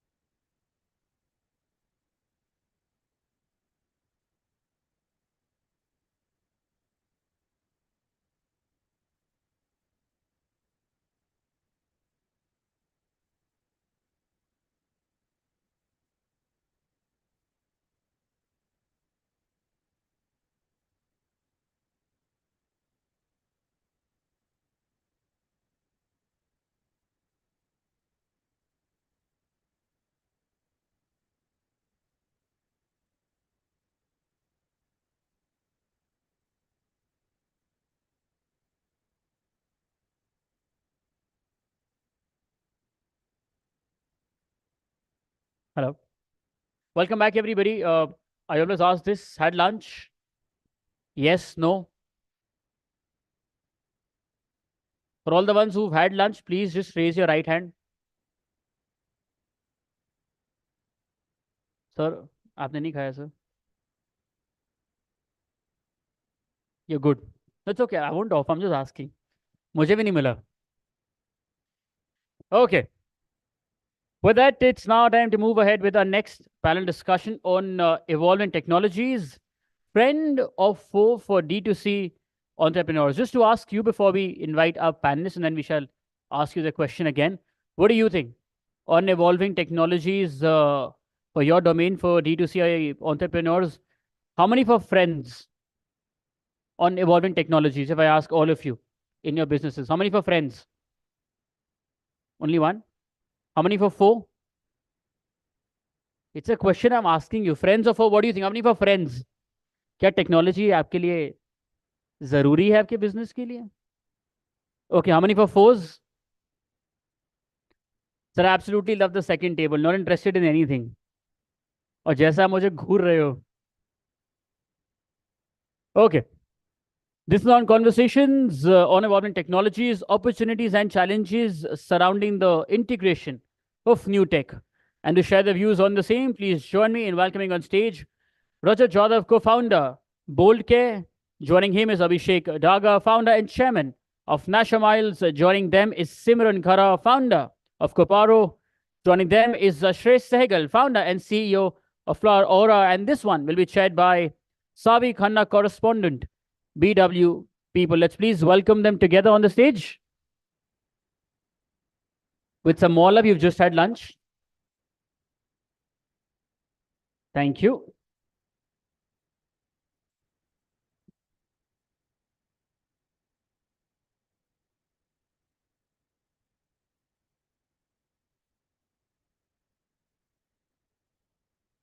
Thank you, Aditya. Good afternoon, everybody. Panels after lunch are usually very tricky.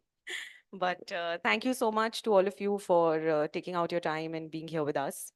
The topic for this discussion is whether evolving technologies are a friend or a foe for D2C entrepreneurs. You know, today we stand at the intersection between innovation and commerce, right? From AI-enabled customer insights to blockchain-enabled supply chain transparency. There's an arsenal of tools and technologies available for D2C entrepreneurs. I'll start from the friendly side of tech. Rajat, I want to ask you, with Gen AI, with AR, VR, Meta coming into the space, how are these emerging technologies acting as an opportunity for D2C entrepreneurs? So, basically what ends up happening is every time a new distribution channel opens up, more opportunities come for a different set of companies, right? I mean, when Meta came out with their marketing tool, I don't know, in 16, the whole set of companies back then, right? The boats, Mamaearth were able to leverage it. I mean, obviously it's technology, but in a different sense, right? Then data became cheaper, then the influencer wala market came, so Mamaearth was able to leverage that. Then now, the back-end software has become, for the delivery guys have gotten good enough, which is where the Q-commerce deliveries are possible. And that has started a new age of, Q-commerce first companies, right? So what technology ends up doing is it opens new distribution channels as you keep on going. And if you're a company that is sort of born into this sort of a sphere, you have to leverage it better than the legacy folks. So yeah, I mean, that is somewhat of an answer to that question. Obviously, AI, it helps not directly, but indirectly, because then the better Meta's targeting is, your returns on ad spends are going to be that much better, right? At the same time, I do think, something like AR, VR is not that relevant. I mean, we're very early into it. A lot of it is just pure buzzwords, which end of the day, in day-to-day running of the company, don't really have any impact. Understand you're in a very specific field where you're, let's say, using VR to sell home decor stuff. For a business so I run a men's sexual health brand. Nothing really fundamentally is going to change, at least in the foreseeable. Obviously, once AR, VR becomes that much more, prevalent in the society, it's a new distribution channel for you to start selling on top of it, right? So, yeah. Thank you. Abhishek, your views on this? Yeah, so initially where the one who introduced us, he was asking us, is evolving technology friend or foe? My first thing was, okay, what he's saying, technology is a friend. Then look at the nuance here, evolving technology. So I think we need to establish between, differentiate between technology versus, I'm guessing, set to bifurcate established or evolving technology. So technology is a no-brainer. I mean, it is there for in every aspect of our life. So probably, I think what they're trying to ask is evolving technology, one which is still experimental, tried and tested. If it's a friend or a foe, I think it's that now answer is not a simple answer, because yes, you want it to be your friend, but uh, it's a tiger. If you ride it, you better not ride it. It will be difficult to get off.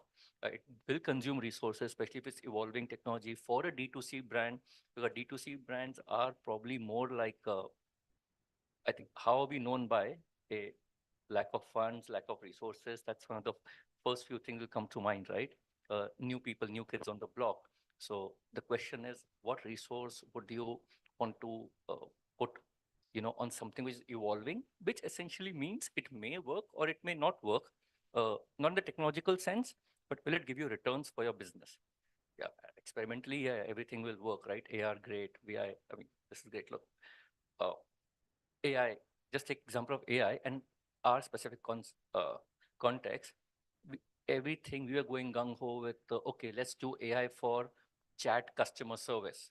They are going to respond to everything what the customer is going to, ask for. But really speaking, in so many years of trying to work with AI-based chatbot, it's really not work to the extent I think we would like it to work. At the end of the day, pretty much, if you take the big names also, it's menu driven. They try to push you towards finite answers. You keep selecting. That's what works best, especially in a country like India with so many languages, so many dialects, nuances. How are you going to build for that? So yes, we want it to work and we are working towards it. Like, I mean, I think we have probably adopted as many technologies as we come across, and evolving ones. But yes, it is a drain on resources for sure. And but yeah, it's here to stay. Hopefully, whatever we're working on now, over the next 2-3 years will stabilize. But then by then something new will come up, and we'll be in the cycle again. So I would want it to. I want it to be a friend for sure. Yeah. Simran, you want to add something to that? Yeah, I think great question, but I would sort of flip it, right? So I think D2C is the biggest friend of evolving technologies, because you'll never meet a breed of people who are more experimental, right? And who give more rich use cases, whether it's AI or it's AR or VR.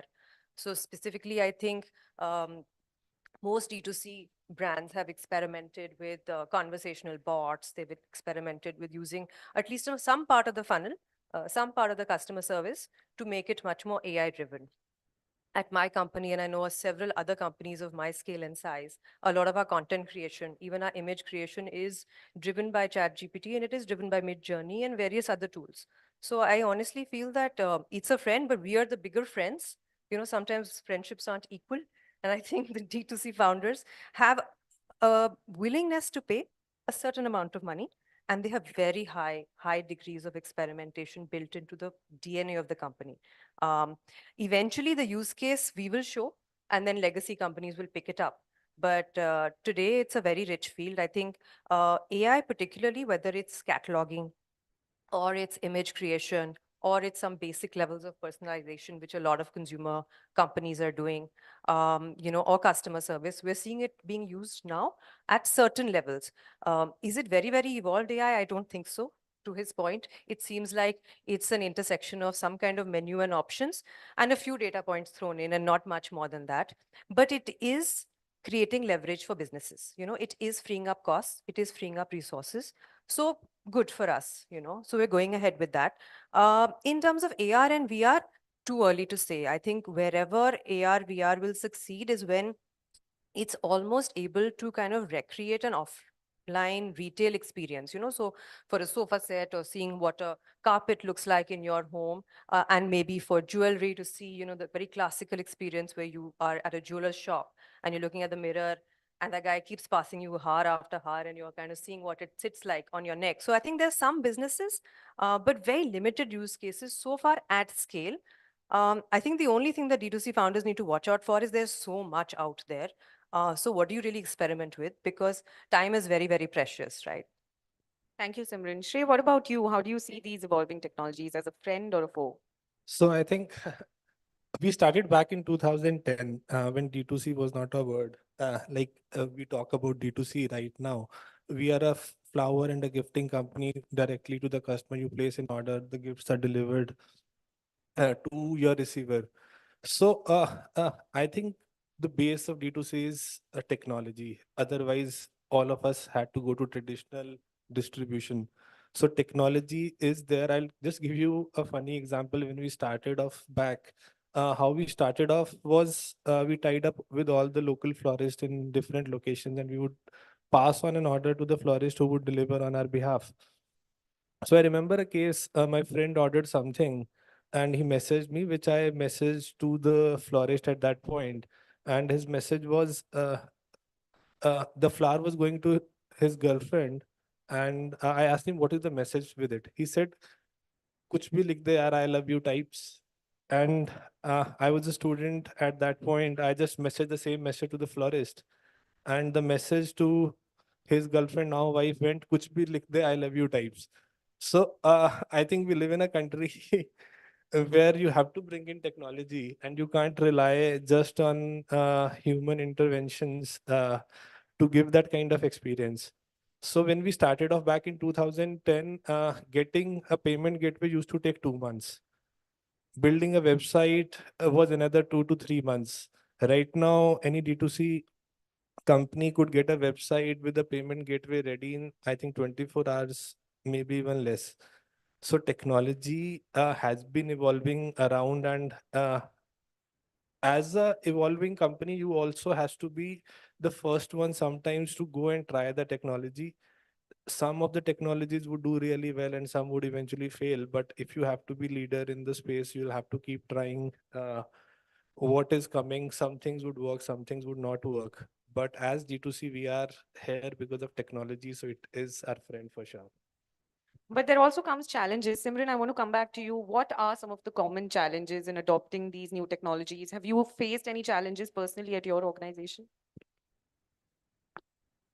I think sometimes, particularly in the early stages, right, the D2C brands, you don't necessarily have the team and the frameworks to evaluate. Everything looks great, all use cases, all case studies, everything looks like it's a force multiplier and, your conversion rates are going to skyrocket. So I think the biggest challenge that I face is that prioritizing, and figuring out which are the technologies which are places where you should experiment, and before you invest significantly, it's wise to experiment. For us at Coparo, what we believe is anything which is genuinely improving either the conversion rates or it has a good, strong hypothesis to improve the AOV. Those are the things that we chase. Because frankly, there is somebody trying to solve 100 or 200 use cases in your business. You need to pick the 2 or 3 that you feel are the lowest hanging fruit, but also the most impactful. Because the last thing you want is that in itself to become a distraction. Because fundamentally, we're still in the business of just commerce. The sort of electronic or the sort of tech aspect of it cannot overpower that fundamental experience that, you focus on your products, you focus on your message, you focus on customer retention. Abhishek, do you want to add something to that? Have you faced any challenges in using these technologies? Actually, summed it up. Pretty much that, right? We don't know whether it will work or not, but somebody has to spend time on it to check out the use cases. And no matter what anyone says, it's going to take 15 minutes to plug in, implement. There's no 15 minutes. Itna bhi you do your APIs and everything.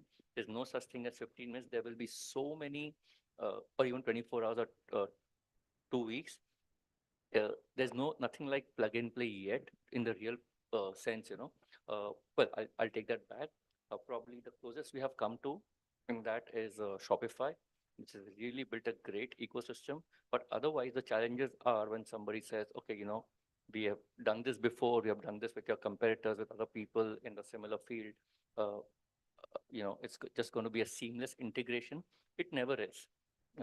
So that's a challenge. But then, so I do have a bit of a, I do have a tech background, like in education. Also, this is very common. No program gets developed in the time or the resource it was what was allocated, with not unlike, very much like how we do when we do our houses, everything always goes over budget.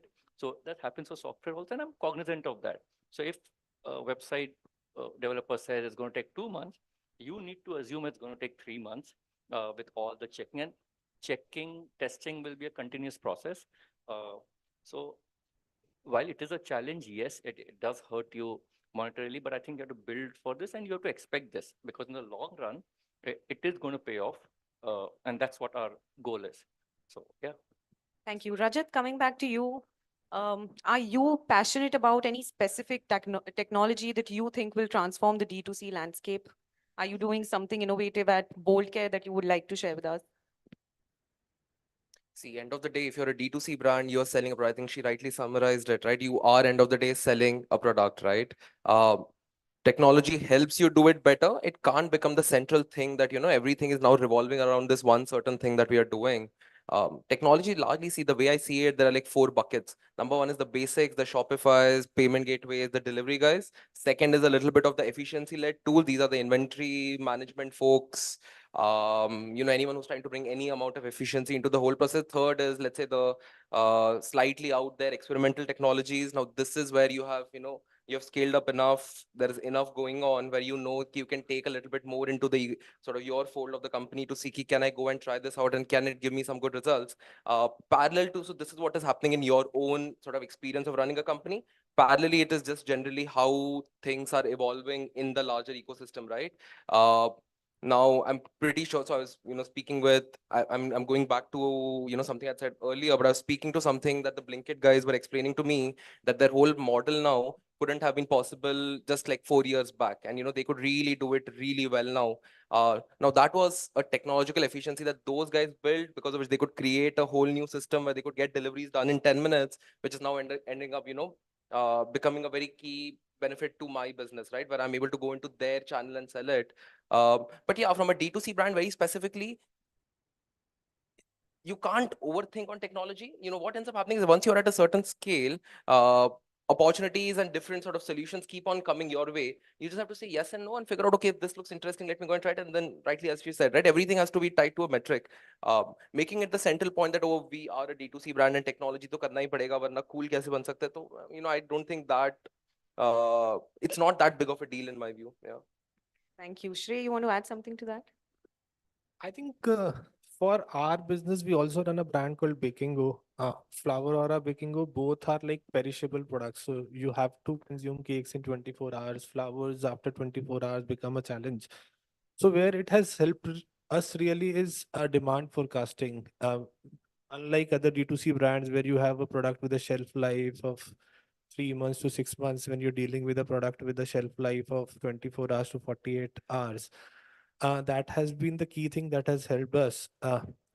As far as challenges, I think manpower is the biggest challenge, and what Simran said, prioritization with technology to focus at that point, and giving complete manpower and complete resources to do it successfully is the biggest challenge in the technology.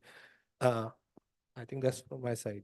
But what about data privacy? In August 2023, the Indian Parliament, it passed a bill called the Digital Personal Data Protection Act, right? Which has a hefty penalty if you misuse the customer data. It has a max cap of up to 250 crores, right? What do you think about that? How do you ethically use the consumer data? See, I think businesses have to evolve. The companies here would evolve with the new laws coming in. We could see these laws already there in Europe, where they had GDPR. So something like that is coming to India, where we'll have to be more we have to set up processes in the way that we control data. It is not going out. The technology service providers have upped their game, where they're bringing in more verifications, OTP or double login verifications. So going with the law is not a choice that a business had. We have to evolve with the business. I think it's good for users for long. The biggest challenge for us also is getting some 100 calls a day which are spam. So we should not worry a lot about that. The service providers in technology are evolving, and as companies will have to spend some time, but once it is done, it should not be a challenge. Simran, what about you? What do you think about this? Yeah, I mean, totally. It's the law of the land, and then you follow it. That's it. I mean, you don't overthink this aspect at all. And again, it's been a long time coming. So most businesses have had time to prep for this. A lot of people who were just pure play app developers, they have had to follow GDPR even for a few years before this. So none of it actually takes away very deeply from any of your efficiencies or effectiveness. And at the same time, it's the right thing to do. So we must do it for the consumer. Rajat, I feel like you want to add something to it. Yeah, in my business, it becomes extremely important, I mean, we are very careful about it. Couple of things. So internally, there are a lot of silos where my whole team doesn't have access to, let's say, customer data. We don't work with agencies, for example, because we don't want to share data of our customers with anyone. We don't work with marketing agencies. We do it completely in-house because that is the extent where which we are ready to go, where none of the data that we get will ever get out of the system or internally as well. Now that the team is starting to get big, that they will get easy, access to that data, right? You have to be extremely careful. I think the fact that we have a small in-house tech team, the thing I keep on telling them every week is that I can't get hacked. You have to just make sure that we are being very, very careful. Everyone has, every month change passwords, double authentication on everything, silos internally, and what gets shared outside is checked. And largely nothing gets shared outside, basically. Even when we are sending, let's say, a packaging to a customer, we make sure that it's in an indescriptive sort of a box because the delivery guy wouldn't know what is getting delivered to the customer. So for us, we take it very, very seriously. I mean,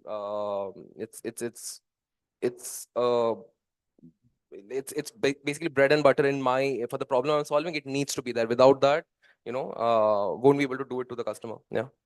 Abhishek, your views?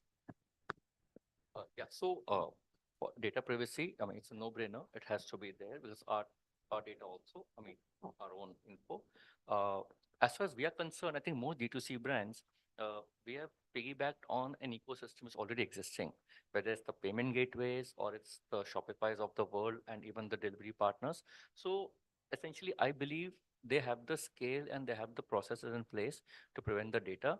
Now, in our case, I guess when you say ethical use, how do you prevent non-ethical use? I think the only thing non-ethical in this would be if we sell the customer data to a third party. I guess that would be ethical. Otherwise, to use the data to further, sell, upsell, cross-sell our products, I think that's what everyone does, right? That's what Meta, Google, I mean, the entire industry, the world is now built on that. Now, that said, now tying this with the government, yes, absolutely, we should follow the rules, follow the law. But I think here the benchmark for us should be just maybe a notch above what data privacy policies or the government agencies themselves have. I mean, I'm sorry to say, but the biggest leakages probably happen at customs and MCA. After that, you get so many calls. Now, how is it that today you registered your company and 100 people call you tomorrow? Hey, what about this service? What about that service? And same for customs. Clearing agents keep calling you, oh, you do this, the data. So, I mean, the government is doing great. Let's first get your own agencies to follow these things, not to leak data. And then, rest of us, we're already ahead. So, ahead of them. Yeah. Simran, how are these technologies increasing efficiency at every step of your brand? I want to understand, the back-end processes. How are you using these technologies in that? So on efficiency, there's a lot of technologies and a lot of sort of service providers which are now operating at scale straight from your inventory management systems, which give you like a single window view, you know. You can tie that up very quickly with sales across multiple platforms. So you can get a very, very quick view sort of your inventory, your days on hand. So at the very basic, there is that. There is, of course, in terms of improving your conversion rates, you can actually work using Midjourney. You can use a few other sort of AI-driven tools to improve the visual appearance, of your product. You don't have to actually necessarily do product photography for, let's say, 100 products or 200 products, depending on how many SKUs you may have. You could potentially do that with a tool which creates 3D renders at scale for you. And all of that also saves cost. So for example, our entire comms team, including marketing, is one person. And she's amazing, but it's not because she's so amazing. I think it's also because we are leveraging technology very greatly, right? So it could be as simple as saying that we only make presentations on Canva, and therefore we waste very little time using any other bulky tools, to, other small low hanging fruit which are available, whether it is video editors, image editors, to free up time, because tech should either free up time or give you a force multiplier on your revenues. And we always apply that hat on at Coparo. We, of course, for customer service, use it fairly extensively in terms of the bot that we use for, customer chats. Initially we had certain incoming call lines where, again, we had experimented with it, but it didn't really work out that well. But we do keep trying that. But the idea is simple, like, are you freeing up a resource? Are you being able to generate additional revenue? If you're doing both, that's amazing. Go for it. Thank you. Shrey, what about you? How is it helping in increasing the efficiency across, Flour Aura and also baking? See, I think wherever customer experience can go a top notch, it is required. In our business, we are into a gifting business. I'll just give you an example. We do some 20x a regular day on Valentine's Day or Mother's Day. But as a company, you can't hire 20x the customer support team. So if you do not adopt technology, I think you can't give that customer experience at all to the consumer. So we use bots right now, which helps us scale on special days. We run 90 dark stores or cloud kitchens through which products are delivered to Bakingo customer. You could not have manpower at 90 locations to predict sale every time unless you have a prediction engine and a centralized team. Having that kind of resources at 90 locations would never make a business sense. But now with technology, you could do it.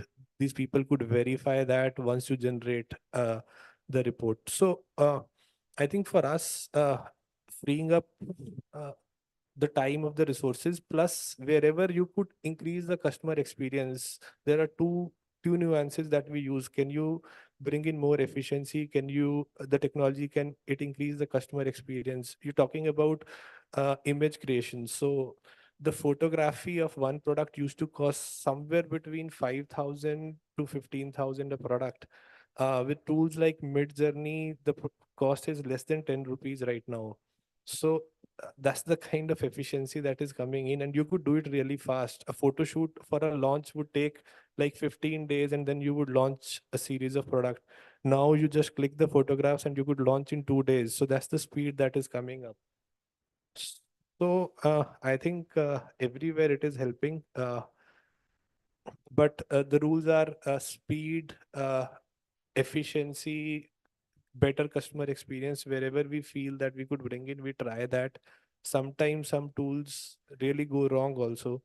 But I think it's about trying at the right time. Abhishek, you want to add something? So two specific use cases right now for us, what we are doing in terms of technology. And good thing this question came up now because we just started working with them 2 months ago. These partners, of course, there are other partners before, but yeah, two specific use cases. One on the customer experience side, so there, and the checkout side. So we are working with a company called GoQuick. So it's been very promising for now, and it's still in evolving implementation stage.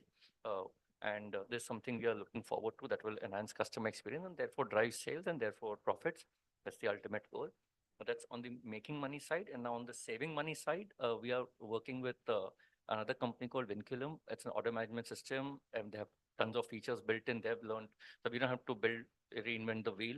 Now, hopefully now that's going to give us efficiencies in space management, and that tied in with another entity we're working with on the demand forecasting side, because ours is a volumetric product.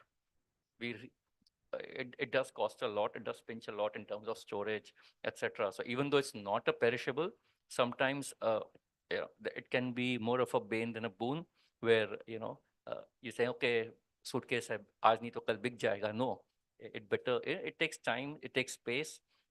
So it's hoping that with the demand forecasting side, as well as on the order management, the inventory management side, on the warehousing front, the warehouse management side, and with the customer service, the customer experience with GoQuick or similar. I think all this combined, we should probably be able to, probably make money and save money both at the same time, and that's pretty much the end goal of any business. Rajat? Um, I think, everyone's answered quite well. I think there isn't much to add. Maybe, as rightly said, right? Fewer number of people can do more work. Things can move much faster. What would take maybe 3 days to get delivered, through ShipRocket, maybe you can do it much quicker. You can do it in a day and a half. Um, I think another advantage is maybe like quick A/B testing. I think that is where also a lot of efficiency comes in. You can run two same product pages at the same time and see what is converting, and very quickly take a decision that, okay, this is the direction on which the brand needs to move on.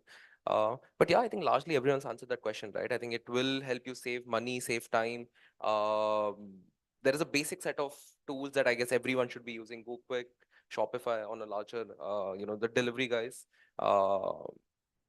As you go deeper, I think the sort of added benefit out of each and everything starts going down, but there is a bunch of must-haves now that have been there in the ecosystem the last 2 years specifically, that you just can't, you just can't go from 0 to 1 today. Yeah.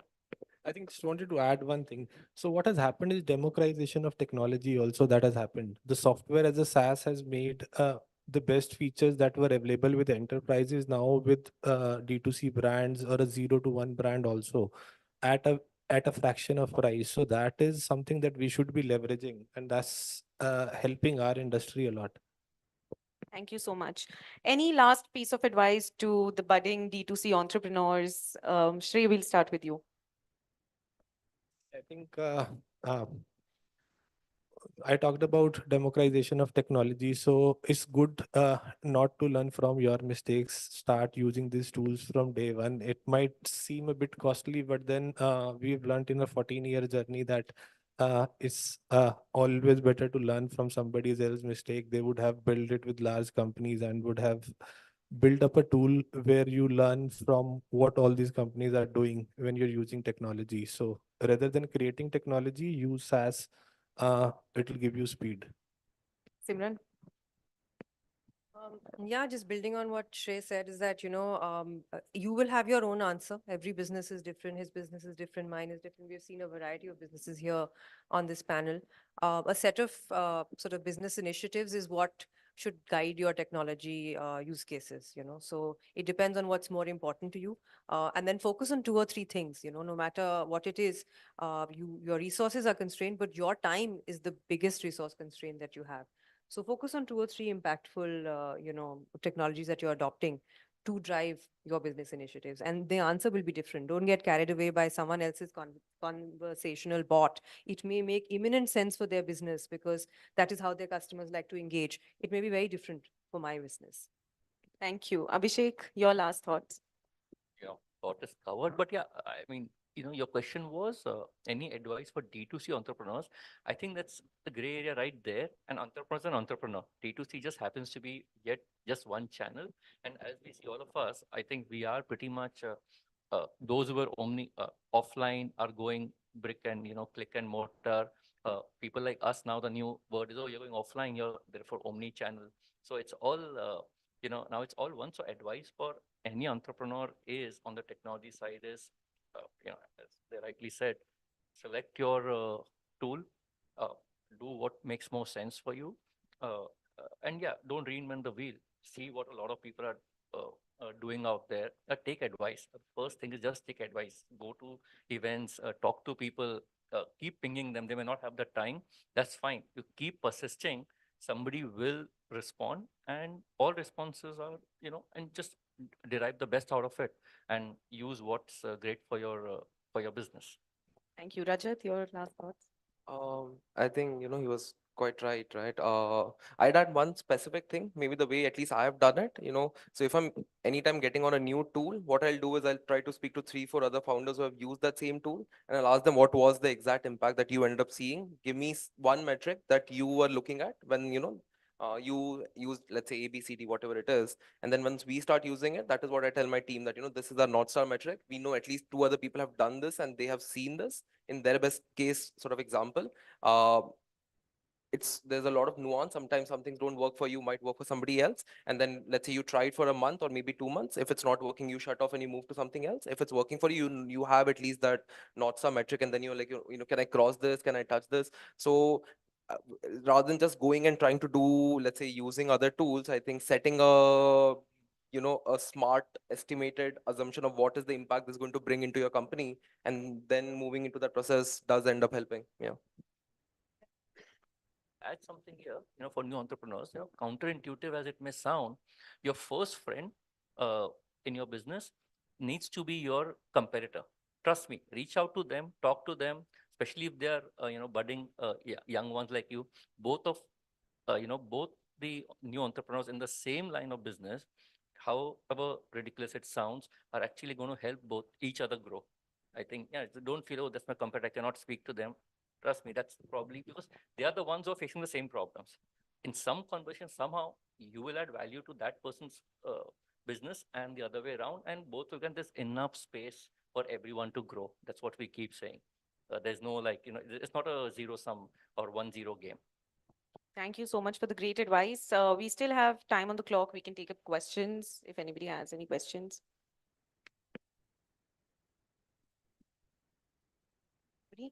All right. Thank you. Thank you so much for joining us today. Thank you.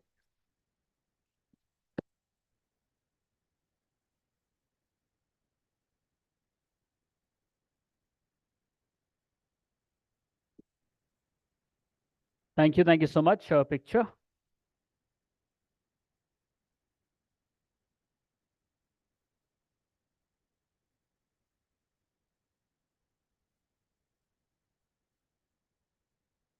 Thank you. Thank you so much. Also, thank you so much, Savi, for doing that. I think when people don't have any question, that means that it went very well. Our next one, it's on customer experience and retention strategies for D2C brands. We'll have the experts share insights on how to drive customer loyalty and also effective retention in the D2C space.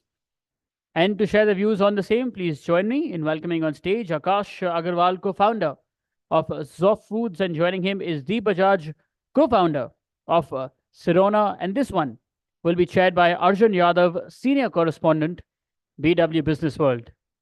Let's please welcome them.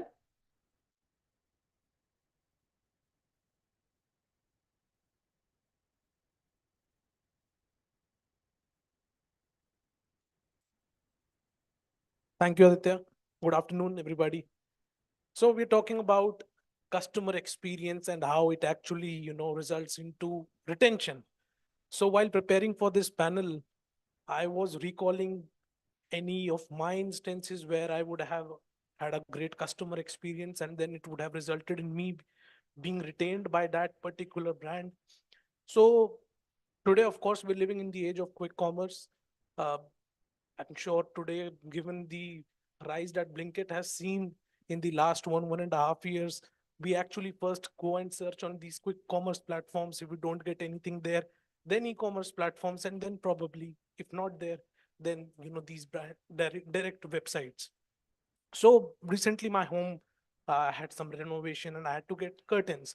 Now I went to a brand's website. The amount of personalization that I was getting there, after my first order, they were able to retain me. And, given how the social media then tracks as to what you're searching and then it shows similar brands, I didn't bother to look at these brands because my experience was so good and they were able to retain. So my question in, opening comments, what I would like to know from my panelists here is that how are these expectations of customers changing? Obviously product pricing are the two mainstays, right? But beyond these, what are they looking for and how fast are these changing? Akash, if you would like to start first. Yeah, hello everyone. So see, when you need to buy something, either you go to Google and search it for that, or the second way is when you're scrolling social media or you are at some website, you get to see some products. So the important is the storytelling, how a brand is able to communicate about its product. What are its USP? What are the features the brand has? And if it's able to connect to the consumer, then there's high chances that the customer will come to website. And once the consumer is in the website, so there's lot many things a brand can do to check out his experience, how to retain it, whether consumer is buying or not. But the important is the right storytelling, right communication about the product, which will make consumer to just check your product. Let's say if the consumer don't want to buy your product, it's okay. But at least is coming to your website, he's checking out the product, and in his subconscious mind, it has the information about the brand. So I think the foremost thing is how you are able to communicate about your product and its USP. Right. Thank you, Akash. Deep, clearly, Akash stating and a lot of emphasis on storytelling. What are your thoughts on it? I mean, we'll touch upon storytelling deeply as well, but initially when we're talking about customer expectations and how fast they are changing. Well, thank you for having me. I would say that customer expectations have pretty much been the same. There isn't a difference in the expectation. It's only that the customer cohorts have changed. Earlier I would, let's say 20 years ago or 25 years ago, when my mom would go out to the store, her expectation was also good service from the general trade outlet. Then it got upped because the modern trade outlet started servicing her requirements a little better. Today we are the customers. Our expectations are pretty much similar to what the earlier generation also had. I want a product. I want to be heard. I want you to listen to me if I'm giving feedback. And I want you to bring the product which is the best for me. And I think that fundamentally has stayed the same. The delivery mechanisms, the turnaround times have changed, but customer expectation is the same. You need to ensure that what I need as a customer, you're providing it in the best, platform. Sure. So Akash, you can start by sharing your own experience with your venture as to how personalization is, changes that experience at every touch point. And then, some of the learnings from your own experience that can be replicated from brands, in this space when they are going D2C. So my product is spices. That's a basic food product. And if you go before COVID, so it was mostly a general trade based product or an empty product. I think buying this type of product from online platforms, and today if Quickcom is able to deliver at 10 minutes or maybe less, much faster than a GT stores. So no one would have imagined. And when we started, somewhere I knew that, okay, e-commerce is growing in different categories. But what about the grocery? Because it needs fast delivery, which is possible only by the general trade. Where you live, you can go to nearby Kirana stores and you can buy your product. How it will change? Because customer won't wait for 3 days, 4 days, 5 days. Normally in apparels or maybe in any personal care, a customer can wait. But what about the grocery? So this was always in my mind that there will be a shift. Someone will come and maybe find out some way how modern trade did to general trade. Then e-commerce did to modern trade, and then Quickcom did to e-commerce. I was reading somewhere that Big Basket was late in entering quick commerce, where Blinkit has done something amazing. So things has changed in so many years. When COVID came and things started getting changed and consumers started buying through e-commerce. So that time we realized, okay, this time has come. I used to think for this that, okay, when grocery buying will be easy in e-commerce, I think COVID did that. And slowly, gradually, the big players like Flipkart, Big Basket was there, then Amazon, then today Blinkit, Zepto. I think they have made everything possible. And we entered this category at the right time. Maybe if someone wants to enter today, I think there can be a challenge for a new brand. But I think we were lucky enough that we entered at the right time when this changes was happening in the market. And that gave us really a good boost. First, we got our initial success in e-commerce. Now our major focus is toward quick commerce because like if I can project for 2030, I think quick commerce will be able to surpass e-commerce. And that's why Today, Flipkart, Big Basket, everyone is trying to enter quick commerce space because there's a user experience. Now, user wants their grocery fast. This has become their part. And maybe you can say, this is anyway, this is good that they are getting their products in 10 minutes. But because of all this technology and all this, startups and platforms, everything they're getting at their home, they just don't need to move out. So it's also required to be healthy, going out, getting the experience. But anyway, quick commerce is doing something miracle. So in our journey, I'll say e-commerce and quick commerce, this were major, part which helped us in scaling up, especially in spices, which was never considered to be a, e-commerce main player. Yeah. Sure, clearly, Deep, a lot of thrust on quick commerce. I think we'll discuss that towards the end. But your experience, your reflections on the personalization that I was talking about in the customer experience journey at every touch point. What are your reflections from that, which, probably other brands can replicate who are, trying to go D2C? Well, we are into female hygiene products, known for selling Peabody and Sirona toilet hygiene, menstrual hygiene products. I think what all of us need to realize is who is a customer? Most of the times it is seen as the guy who's giving you the money and you build the business around that person's requirements. I believe as a founder, you need to have both the sides of the spectrum very well catered. And these two sides are, one is internal customer and one is the external customer. These two put together would make the customer as a funnel. And for both of them, the requirement and the personalization strategy has to be very different. For an external customer, you're looking at somebody who's paying you, so I have a service, this person pays me, I have a product, this person pays me. What does this person need? This person only needs, a good quality product. Tomorrow, if he or she faces a problem with the product, you should hear me. That's all. Right. There's not much. And everything around your customer care team has to be built on these two principles, that if there is any issue in the quality, if there is anything else that he or she needs, we should hear it first. Right. They don't need more than that. I'm okay if my airline doesn't know me by first name. If they give me a shitty service and they call me, hello, Mr. Bajaj, how are you doing? It doesn't make any flying sugar of a difference to me. So for external customer, personalization is saying, if you have a problem, we'll hear you. Everything around that. External customers also need to be equally, in the focus. So, or maybe, external customers could be the paying customers. Internal customers are your team members, your vendors, your shareholders, and for all of them, the personalization is to say, they also just want to be heard.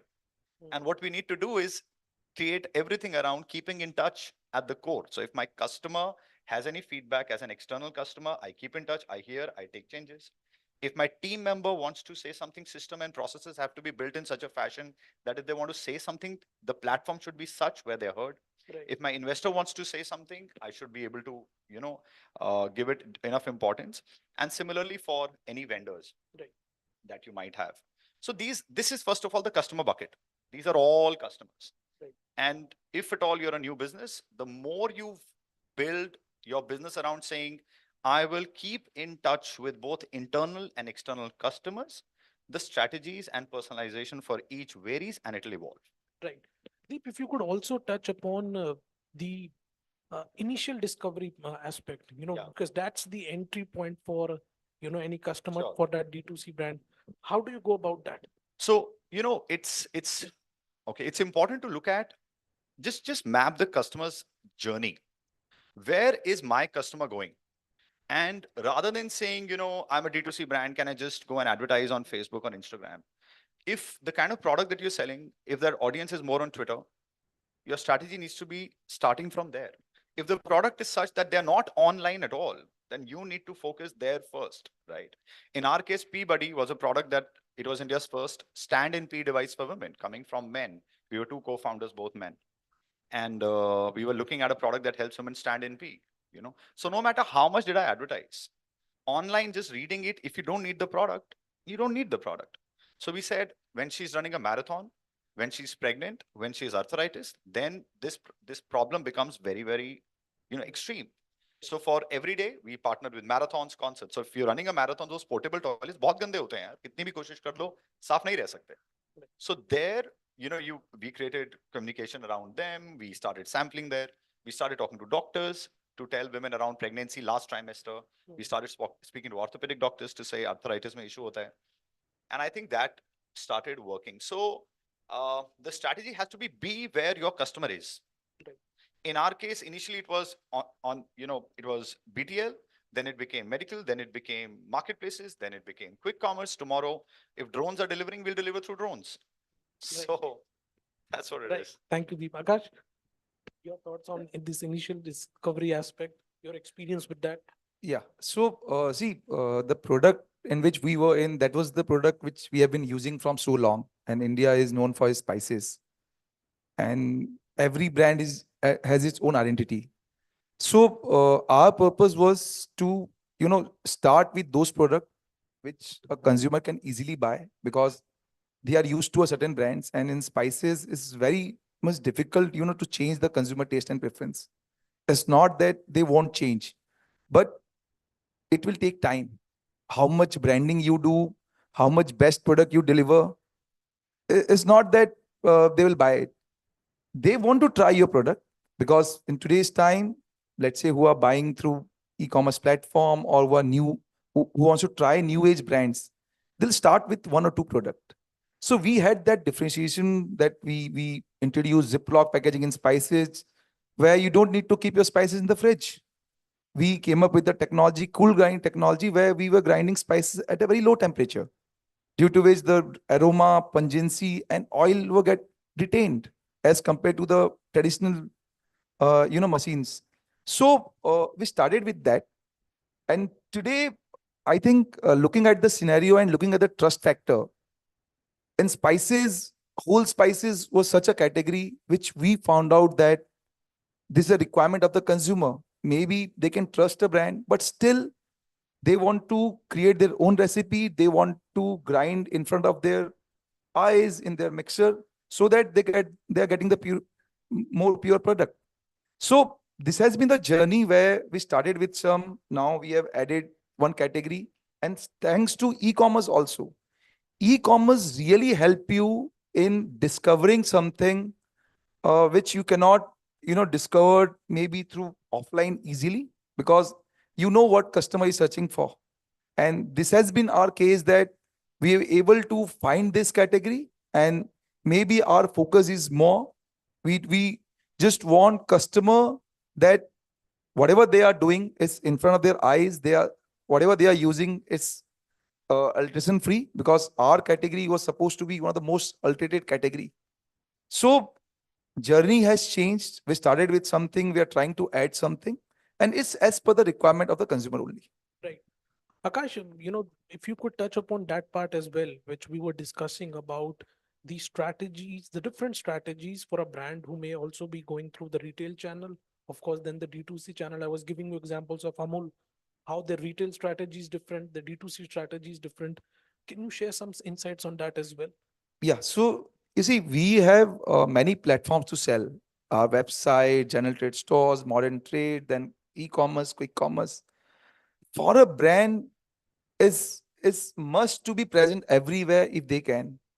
If a brand will start focusing only on its website, they are missing the chunks of their sale from the marketplace or from the retail stores or from the MTF. Maybe it can take time, but focus should be how you can present everywhere. Every platform has its own challenges.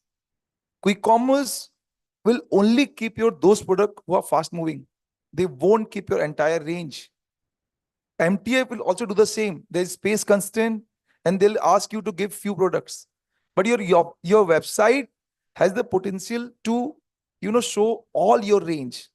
Maybe you can have more than 100 SKUs. So your website can show. So it's important for a brand to be present everywhere. And your website definitely helps you in showcasing all those products. Maybe some product you cannot sell from e-commerce, MTF or retailers because they only want the fast moving products, but your website can. And maybe you can develop that product slowly with the help of your storytelling, with the help of your marketing. And that product can be in the shelf after a year or maybe a 6 month. So for, for a complete strategy, you need to present everywhere. Maybe it can take time, but as you scale, if you are present everywhere, then there's a high chances revenue will go up. You'll be able to launch various new products to your website, and slowly, gradually, they will come to the marketplaces and the shelf. Very rightly said, Akash. Deep, your thoughts on this differential strategy for various channels? I think Akash has covered it very well. My only one word on that will be wherever your customer is and whatever you can afford, start from there. Opening multiple battlefronts becomes challenge unless Akash bhai is funding us. No, no, no. You But see. even I said that it might take time. We are struggling to, get into MTF. So they are just not allowing us. So maybe after 6 months or a year, we'll be there. But Of course. yeah, wherever you can, where your pockets allow, Yeah. wherever you have reached, I think you should start with that only. So in our case, small example, जब शुरू में पैसे नहीं थे, so not that अभी हैं, but पहले तो बिल्कुल ही नहीं थे. So we would just send cold emails, hundreds of them, 200 of them. Back then they worked. Didn't have much money, so all collaborations were barter collaborations. Didn't have much money, so we were talking to events. So it should be, you can't follow anybody else's playbook. Play to your strengths. If you are somebody who's fantastic with B2B and the market is saying, let's do D2C, please do B2B, and go where you believe your customer is there according to you. So I think that's all. So, Akash, for D2C brands, the key is also a lot of data that they get, right? How is that being leveraged to enhance the experience more? And how do you see that losing it, when the customers shift to, other channels? Because this is clearly your currency. If you could shed some light on that. So today's time, data is gold. And I think the big businesses which we have built, which anyone has built during this time, I think they might have really played well on the data. So data gives you complete insights about the performance of a consumer, what's his behavior, why he's buying your product again and again, or why he's not buying it. So without data in today's technology time, I think no one can scale up to that level. It has to be used in a proper way. And with the same data, someone can deliver some different insights, someone can deliver some different insights. So it's on the data mining officer or whosoever is digging that data, it's on them that how they are able to efficiently use that. And I think those who wants to do D2C and e-commerce, maybe in GT, there was not much data that time, but in today's time, I think you can track your consumer each and every move, and that's possible. And that's definitely helped you. You don't want all the consumer. For me, what I have planned is if I have a 1 million consumer and if they are buying a 500 rupees average order value product every month, I'll be doing a 50 crore business every month. So if I'm able to reach to that target with the help of data, nothing better than that.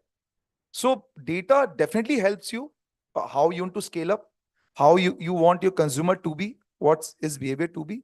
And with the help of that, you can definitely reach your target. Sure. Deep, your thoughts on it?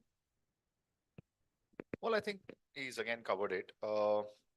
It's just, again, play to your strengths is all I would say again and again. If you are somebody who is fantastic with analytics, over optimize on that. If you're somebody who you believe, like for us, we were built on marketplaces. I realized that my strengths and my team's strengths were in listening to the insights that we got from these marketplaces who had far better people early on in our life, at least. We could afford a lot of heavy hitters. So our strengths were, we'll keep in touch with our marketplace people. If there's any review of the customer which is negative, that'll be heard first. If there is anything that is coming around from customer care, we said, give the solution first and then investigate, and not the other way around. So those were fundamentals around which we had built, right? But D2C is something that we started very, very late. So when somebody asks me how important is the data, I think it's not only that only, like D2C data is the only way to build it. I would say if your strength lies in any other channel, the data of that, you would be able to grasp far better and be able to take out better insights. So focus on that again and again, the same thing. Just Yeah, I basic know. on Right. strength. So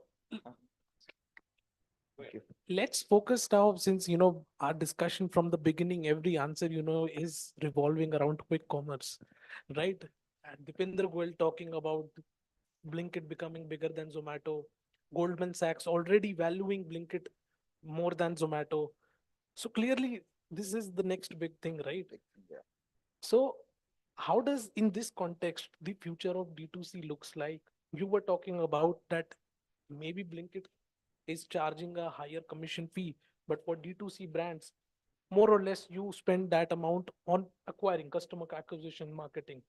So in that context, if you could tell as to what the future holds. See, today's time is all about convenience. Whatever convenience you are giving to a consumer, you see like the Ola, Zomato, maybe today Blinkit or any other platforms. Those who are able to deliver the convenience, I think they were able to get the consumer. Quick commerce, when a consumer comes, the intent is very high. Though maybe they are charging high margins, but the intent is high. When you check at the cost, what you spend in the performance marketing in D2C and in quick commerce, you'll see that you're getting better results in quick commerce. If you have low average order value, like product like us, grocery, I think quick commerce. They form the bulk of what. Exactly. So a consumer is coming, they are buying different stuffs and they're adding our spices. So though our average order value can be 200 to 50 rupees, that's not viable in the D2C, but that's viable in the quick commerce. So it depends from product to product. And quick commerce is mostly for the fast moving products, product like us, product which is required in the daily household activities, that not for some fancy products. So definitely quick commerce is growing, and it depends which product you are in. Maybe for some products, I think general D2C and e-commerce is good. But for some products, quick commerce is good. So I think quick commerce is able to provide that convenience to the consumer. And for brand like us, I think be present there with maximum SKUs you can. Whatever you spend, you get better results. I think nothing better than that. And we try to be present at D2C websites, trying to get the business, but the major focus has shifted from our website to all this quick commerce platform. Sure. Deep, how are you seeing these developments? So it's a very powerful channel in the making. But would I say that it is something which will be relevant for every category? That time will tell. I think you should look at, if for your product, let's say you're in jewelry, do I really need it 10 minutes? I don't know. But for most of the D2C brands, But the kind of products they've started selling. yeah. They started selling coolers 2-3 days back. No, but understand why. Yeah. See, they are trying to replace, as far as I see, they're trying to replace your driver and your home bundu. अब आपको अगर कुछ भी लाना है तो या तो आप खुद जाओगे, अब AC, अभी अगर कूलर खराब हुआ है, if it comes after 3 days, it doesn't serve my purpose. So it's a very good fit. And if you can create the logistics around it, that you can deliver it that fast, it's a great fit. But is it for every category? That time will tell, honestly. But they're making us, like there was a talk by Simon Sinek where he said that this young generation is so impulsive. We want everything right now, instant gratification. I think Blinkit has done it to everyone. That's the first Blinkit or other quick commerce portals. So how I'm seeing is, again, going back to fundamentals. If my customer is moving here, I am nobody to say, well, it's a fad. You move with the customer. Is it changing the e-commerce landscape? Absolutely. But now customer is everywhere. Today, if she is out in the market and she wants to buy her menstrual hygiene products from a pharmacy, I need to be there. I just can't say that I'll be living under the rock and only be on quick commerce. But if you don't have a lot of money, and if the category is relevant, should you be on quick commerce or marketplace first? I would say quick commerce. Sure. I would like to add one point. As you said, like they have started selling cooler. So it depends. This summer, so they've added coolers. If it's Rakhi, they'll add Rakhi. If it's Valentine's Day, they'll add roses. If some puja is coming, they'll add all the products of that puja. So you need to understand what they are trying to do. quick commerce is trying to replace your kirana stores. They are trying to replace all those street vendors who try to put their stall during all these occasions. So they are just playing smart. They are just converting the unorganized thing into organized thing, which is required in today's time. As India will grow, we'll see the most of the organized sector is changing to organized. And that's the change even we have seen in our category. In India, I think 80-90% business still comes from the organized market if you go to rural areas. So there's been shift happening. This organized market, they're coming to kirana stores going to modern trade stores, modern trade to e-commerce to quick commerce. So there's a shift happening. And quick commerce is just trying to do that. And I think the biggest market is converting an unorganized market to organized because that's the biggest market in India. And especially even today, when someone asks me, who is your biggest competitor? Rather saying any brand name, I say this unorganized market. If I'm able to get a little bit share of this organized market, I think I'll reach to my target, which we have foreseen for the next 4-5 years. So yeah, so they are just doing the right thing, which is required in India. Very rightly said, gentlemen. My last question to you, thoda philosophical ho jana, but 3-point mantras that you would like to give a sum up for D2C brands when we are talking about this particular topic, especially retention. क्या करना चाहिए? 3 point का mantra. So see, first, any product that needs to be checked, whether it can be a proper D2C brand or it can be a marketplace brand. First thing, if a product like us and if you're trying to scale in D2C, there's high chances that you won't be able to scale that much. So product fit needs to be checked for the platform. There's a product fit which has to be checked for the consumer also, for the market also. But in today's time, you need to check the platform also that, okay, if it's suitable for that platform or not. Spending money in performance marketing and believing that, okay, if I'll spend, I'll get the result. I think that's not always true. So, because there was a conception that, okay, you spend this much, you'll get that business. And I think for new brand, if you'll see most of the agency will start pitching, okay, we'll give you this ROAS and all. I think that is not always possible. There has to be strength. Then this performance marketing works really well. And if you're starting a D2C brand, you need to check whether this category already existed or this is a new category. So that also need to be checked. In our case, it was an existing category. So we knew we had to fight the generated market. But in some products, I think like product like yours, I think D2C or marketplace is the right place because you need this product. You can easily go and search in the Google. Maybe most of the general trade stores won't have this. So products needs to be checked and where you are selling it, I think that will make the major difference. Thank you, Akash. Deep, what would be your words of advice for people? No advice, too far away from it. 3 things because you said. So I would say expand the definition of the customer, include internal, external. Number 2, be wherever those 2 customer sets are. Number 3, listen to all the customers. Those 3, and we're done. Right. Thank you so much. Do we have any questions from the audience? No. Thank you so much. Can we please have a big round of applause for all of our analysts? Thank you.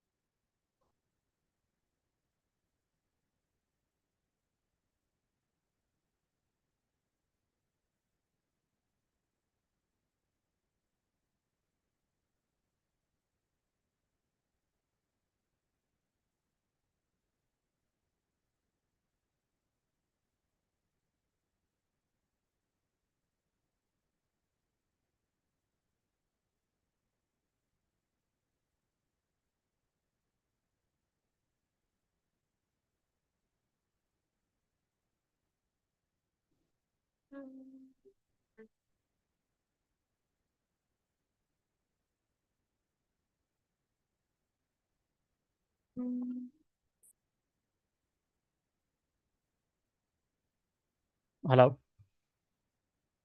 Okay, anyone here from the business world team at the back as well?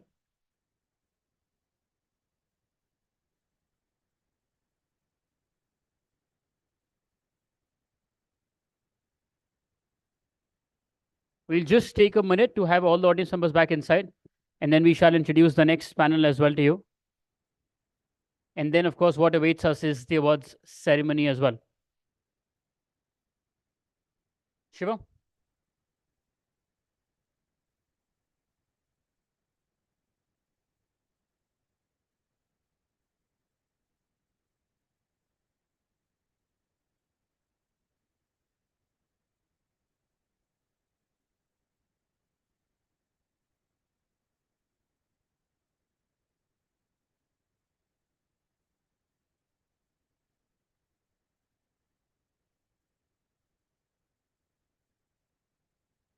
Just 10 seconds more, then we shall introduce.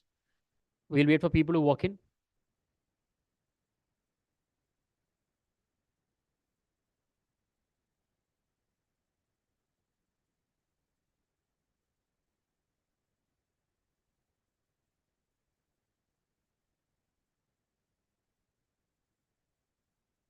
Okay. Now that our members are walking back in, I shall introduce the last panel for today. This is on innovating for $100 billion opportunity, D2C market in India. Industry experts will be joining us. We'll discuss trends and also unique ways to capitalize on India's growing D2C potential.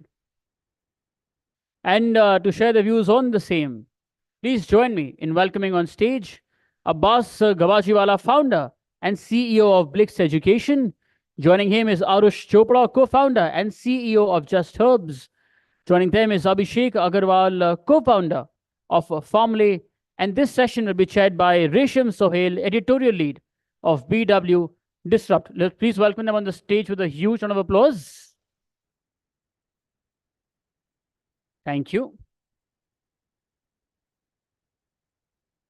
After this, we have a keynote address followed by a second annual Top D2C Brands Awards ceremony as well.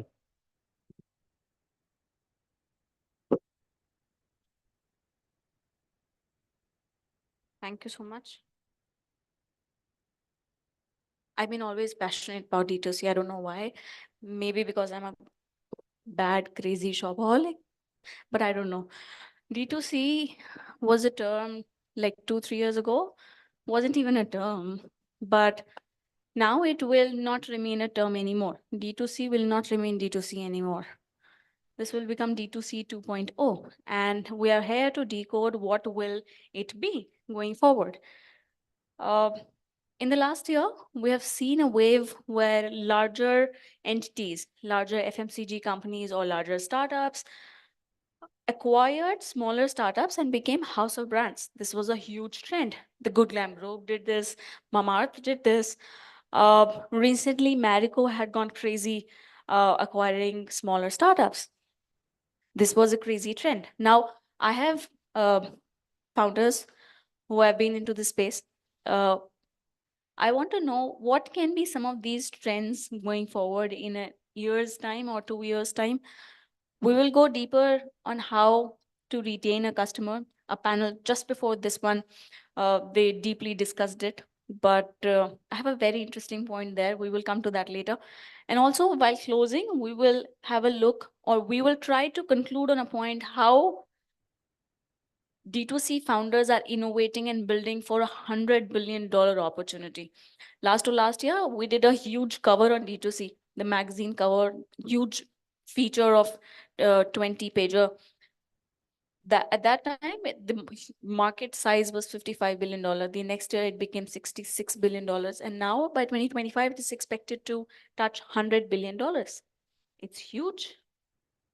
Now, in your opening remarks, I want to first, before opening remarks, I must say, in one line, if I kind of push you, tell us about you and your business, just in one line.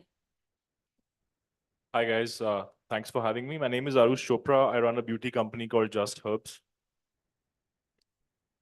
Hi, I'm Abhishek Agrawal. We are building India's largest healthy snacking brand by the name Farmley. Hi everyone, my name is Abbas and I run a toy company. So that's what we do. Abbas, you must have recently seen Abbas on TV on Shark Tank, huh?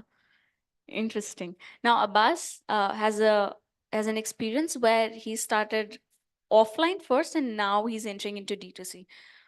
Farmley is a company who recently closed their funding series A. So they're doing good. And Just Hub got acquired by Marico recently, part of it, not completely, but part of it. So he has a different set of experience. Now, with these different experiences, I'm keen to take away a lot of insights. In your opening remarks, I firstly want to discuss about how are you retaining customers. Now, before this discussion outside the hall, we were discussing about how quick commerce gaining the traction. In 10 minutes, you are getting what you want, or 18, or max to max 20. Not more than that. Not more than that at all. This is absolutely redrawing the landscape completely. Now, how are you looking at it, and how are you kind of comparing it, a customer coming to a D2C website specific address or a quick commerce platform? How are you looking this phenomena of D2C landscape? Anybody who would like to take it first? Arush? For us at Just Herbs, I think our D2C website has been the sort of center point of it all for us always. We started in 2014. We kept building and scaling our D2C website, which I'm now told is very counterintuitive because most brands first build marketplaces and then go to their own website. But we decided to do the whole sort of the hard yards in the first few years. And I think how that is paying off is that marketplaces we started only 3 years ago, but the strong customer love, the strong repeats that we have. I mean, we suck at our deliveries even today, right? I mean, no matter how many, that's something we're improving every day. But when somebody, has love for the product, somebody needs their shampoo immediately and it comes to them in 10 minutes, then they'll go to Blinkit for it. So what I'm trying to say is that the brand love, the product market fit, what they call in startup parlance, happens best on your D2C. You can read data, you can understand who your consumer is, you can speak to them, which no other channel allows you, right? So completely going offline is one end of the spectrum. Right in the middle is marketplaces, and the closest to the customer is D2C, right? So I look at it that way, essentially. So Quickcom or Amazon or what have you, these are like, for me, the way I look at it, these are like replenishment channels, but you basically meet the product and fall in love with it on the brand's own website. Interesting, Abhishek. Yeah, specifically in our category, which is food category, it is very impossible to just maintain D2C website. You have to have your products available at all channels. You have to be available at customers' arm's length. You have to make it convenient for them to buy your products. For us, D2C acts as a more of an innovative channel where you just give your information out to the customers, make them try out your new launches, get the feedbacks done. So we look at D2C from a perspective of maintaining the communications well, more engaged with the customers. But from buying, we actually don't prefer them buying from the website. It's take about 2 to 3 days to deliver to the customers, when we can have channels which can deliver on 10 minutes or maybe next day. So why wait? Why want your customers to wait for 2 3 days to buy your products? So we look at from that point that you must be available at across all distribution channels. You establish your hero product, get the proposition right, and then allow your customer to buy from wherever you want. Now, Abbas, from your different set of perspective, how are you seeing the D2C era from your offline lens? It's a D2C is a real torture compared to B2B. Because in B2B, I was just telling somebody that the channel is that if a customer is having a problem, they'll go to the retailer, they'll go to the distributor, then the distributor will tell our sales team, and which will finally come to us. So we get a lovely, beautiful, watered down feedback system over there. In D2C, when you mess up, I think it becomes really bad because the customer is immediately going to give you a bad review on Amazon. And that is so painful, to read also. It's very difficult. So I think that the perspective of a B2B to a D2C is very different. And I think that any brand that caters to a consumer has to do D2C so that they really understand if their brand has value or not. So that is a immensely big learning for us. Shark Tank ki wajah se our D2C just kicked off, right? I mean, it killed it. It just in the first few minutes, we were getting every 3 seconds, 2 seconds, we were getting an order. So the material would, I mean, it was, and we were not prepared. Being a B2B company, we were not prepared. Our communication wasn't very clear. So that is what we started working on, which I think all the D2C first brands had got it very well, you know. So that is one perspective based on quick commerce. Today, my wife also, before going to Amazon to check for anything, she checks on Blinkit or this thing, right? Because she's like, who's going to wait? And she's like, I'll pay 50 rupees more, but I want my groceries today, only how much I want, no spoilage, no wastage, no space in my fridge. You know, all of these things. So people are really valuing this over that 50 rupees or 30 rupees that they could save, I think, especially for all of our customers. So in that sense, I think, and just for some statistics, I mean, we are selling more on Blinkit of our toys, of the Quickie toy, than we do on Amazon. So, which is huge because toys is not an urgent thing or something, right? But people are just changing how they behave because of all of this. There's a drastic shift in how consumers are behaving. Arush has also an example of how they're selling on Blinkit. Arush? So I think when we first thought of Blinkit, we thought Blinkit is a place where people buy chips and Maggie. Why will they buy, kajal and lipstick and nail paint? But we were so wrong. We are now the largest lipstick sellers on Blinkit. We sell more number of lipsticks than some of the biggest beauty brands out there. And it's been a revelation for us.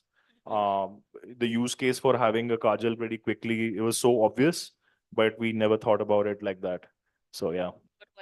Now, I want to understand from your experience, Arush, given that you have invested your 10 years ahead in this space, how are you seeing plenty of brands coming up in a specific niche? If we talk about healthy snacking, if you talk about skincare, if you talk about beauty, if you talk about XYZ, there are many hundreds of niches.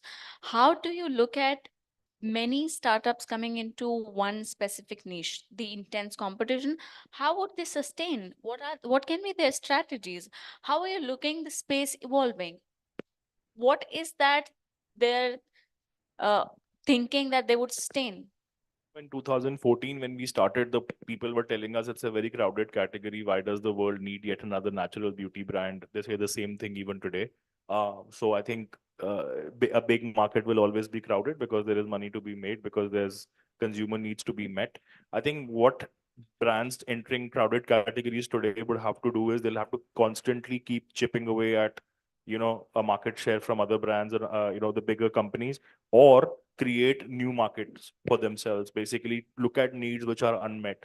I mean, you were telling me that you use the 16 pack of lipsticks, right? There was a simple insight there that a single lipstick is never fully utilized. You either lose it or somebody steals it or it gets melted in your car. So if I give you 16 for the same price with 1/16 of the plastic in a single lipstick, I think that hypothesis kind of worked, right? So think about it. It's like a very regular product, like a lipstick. There's no rocket science. I mean, of course, the ingredients are ghee and sesame oil, but as a consumer, all you care about is the payoff, right? So, but there was still a problem to be solved there, right? The portability of it. Similarly, we've done something similar with eyeshadows, for example. We don't do palettes, we do little sticks. So even if you're in a crowded metro, you can do your eye looks. So in every category, there will be certain unmet needs. I think you just need to think consumer out. You need to think of the consumer's journey. What is he or she telling you? Where are they getting stuck and how can you solve for that? And D2C brands are very well positioned to do that because they don't have the baggage of legacy brands, right? They don't have the, no offense, but the baggage of, your offline trade, your distributors telling you, yaar, ye chalta hai, ye bana lo. मतलब आप आधा time retailer और distributor की सुन के माल बना रहे हो. मतलब that is absolutely incorrect, right? I mean, if you are making toys, the parents and the kids should be telling you what is to be done. And D2C allows you to do that. And that is a tool which brands should utilize, is what I feel. From this, what I understand is it all boils down to innovation in every sense. And given this innovative mindset, there is a trend that bigger FMCGs are also kind of looking at such innovative startups to add into their family or tree, right? Now, Abbas, if I come to you for your D2C journey, given that it's pretty new. What are some of the set of challenges that you are witnessing right now? If I kind of push you to point out three, the top difficult ones. So a big part of D2C, if you just put down your, if I want to do D2C, then things like influencer marketing, performance marketing, all of this comes into picture, right? Posts and everything, Instagram, LinkedIn, whatever it is. So the problem is when we started it, we wanted a good partner to work with. And we wanted somebody who understands the space, would give us real good advice, do the right things, experiment and everything. So we went with one of the top firms, very reputed and everything. And it really bombed for us. Like we paid a massive retainer for 6 months because everybody said at least 6 months you have to do it. So what I've realized is that even after Shark Tank, I made a mistake of mentioning on Shark Tank that our D2C is a little weak. So because of that, I think every digital marketing agency has seen that bite and they have approached us that, take our services because we will make your D2C journey better. So there are so many people. It's really easy to get into D2C, but it's really, really difficult to master it. Because of this, there's a huge thing that, okay, I just have to tick the boxes and my job is done. But in D2C, it's very different, like Arush, everything you mentioned was absolutely on point, that it is so important for you to look at your product and look at the customer. What exactly is that pain point? Target that one pain point and push your product through according to that, so that it requires you to be really creative, and it's very unique because first you have to be creative for your product. Now I think your communication has to be extremely creative. So the product is, I don't think it's very important because the experience will determine the next thing. But I think for the first experience, your communication is required to be very strong. So one thing I got was that this communication or this vision cannot come from outside. It has to be a part of your DNA. You understand the consumer, you design a product, and then you push that communication to that customer. So like he mentioned, we were very much dependent on the distributor telling us what exactly needs to be done to make the retailer's life comfortable, not the customer. So just one small insight I'll give you. The retailer wants a big box because when a customer walks in, they want to buy a big box. It should look big for the birthday gift or something. But today people don't have big houses, and a big problem for them is that मेरे पास इतने सारे toys है, मैं रखूं किधर? My house is filled with it. It's become like junk. So we decided, let's go small on our packaging. Let's make it more efficient. And that distributors hated, retailers hated. They really boycotted us for a little while. But customers really loved it. Consumers really loved it because they understood that problem. They knew that this was a solution. So that one thing, even though it's not related to the toy, it was like, yeah, it makes sense. Yeah, back to Arush's point of unmet needs, right? You need to just spot where and what is needed, right? Now coming to you, Abhishek, we know that there was a scene of funding winter last year, and given that the case, you did raise some funding. Now, going forward, in your view, what can we expect specifically in D2C sector? How will the funding flow impact or evolve? So, as last year also we have experienced it. I think many of us say this is a good funding winter available, and there are no funds to get the right starters. But as per our experience last year also, the liquidity is there. The market has money, and you just need to prove your unit economics right. So in D2C space specifically, when the people are there to fund you, you just need to have the unit economics right, which you have promised, say 5 years back. Now this is the time to just prove it and get it right. And from specifically from D2C perspective, again, I think in last again after 2-3 years, we can expect good IPO businesses now. This is what we have been talking to a lot of founders which have scaled up businesses about 400 crores. Many of them are now just figuring out how to make their business IPOable. So how they figure out, they have a good financial strength internally, and the goal is to get it public and get the right valuations from the market instead of getting it through VC space. I think this is what we can expect in the coming 2-3 years, specifically from the businesses which have scaled more than 400 crores, 400-500 crores. This is what we keep hearing from. So in last year, technology as a space got lesser funding than D2C as a sector. Now, my point to you, Arush, if he mentioned about a lot of milestones in one go. For a startup, if you're looking at funding, we have pre-seed, then seed, series A, B, C, D, E, F, G. I don't know how many. Lenskart last year raised Series J round. Yeah. And that was the hugest, as in the largest funding amount they raised. Any D2C company raised last year. Lenskart was the one. Series J. So these were some of the milestones that helps you grow, right?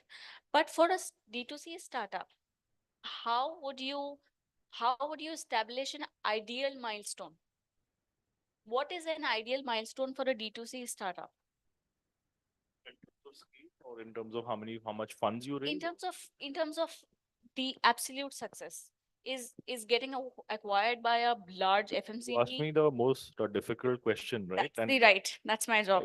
So It's kind of philosophical in a way, right? I mean, try to be least philosophical, but I genuinely want to understand what would be the ideal milestone for a D2C startup that's starting today.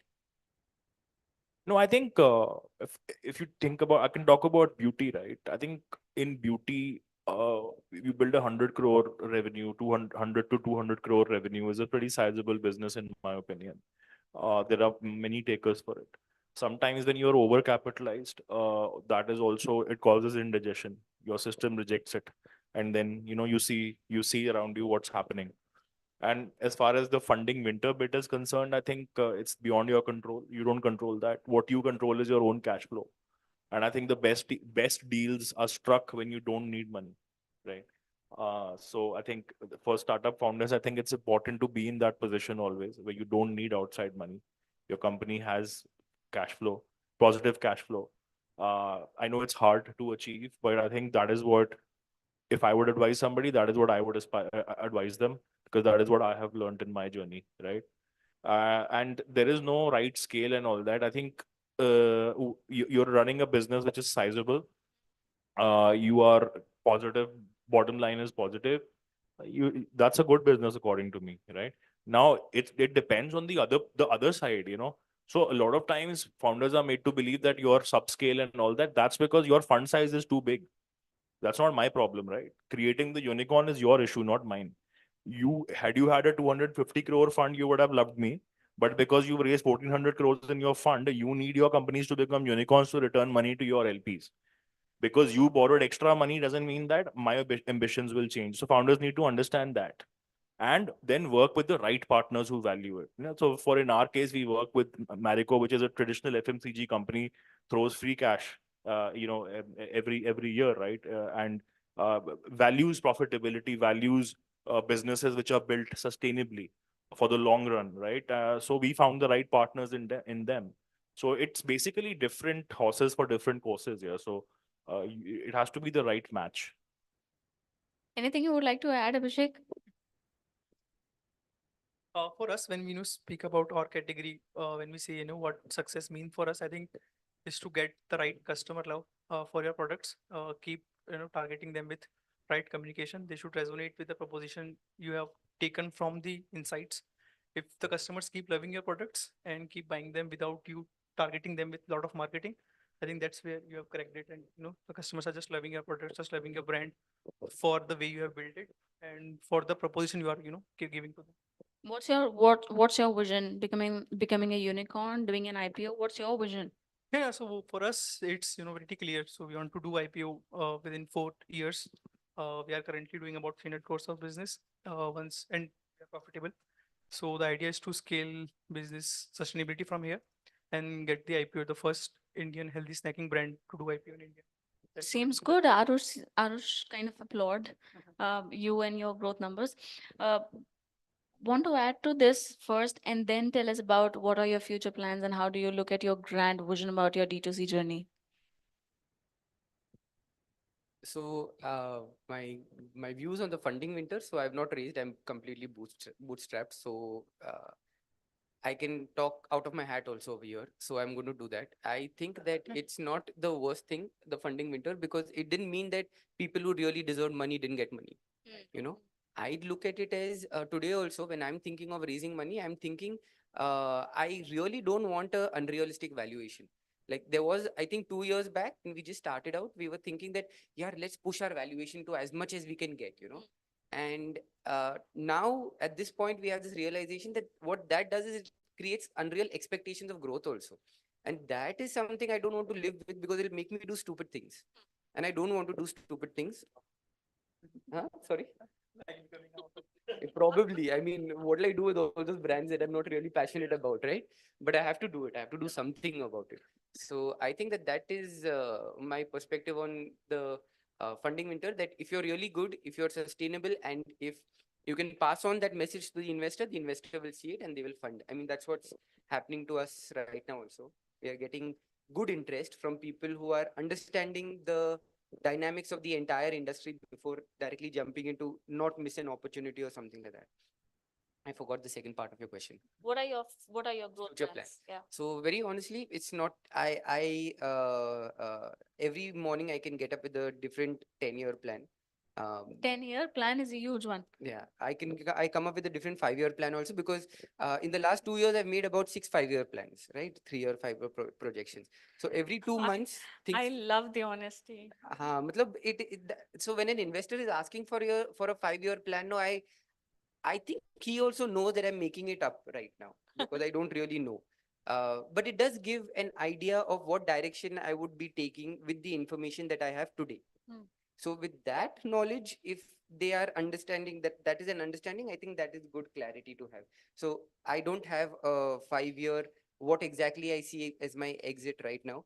I'm not in one of the really fast moving industries. The largest companies in India in toys must be about 100-200 crore in revenue. So it's not such a big industry in India, but we have built a product that is international, that is worldwide usable, tested for quality, passes all European and American standards, because we see that India is not only going to be a market, international is going to be a market, and India is going to appreciate that because Indians love international brands as well.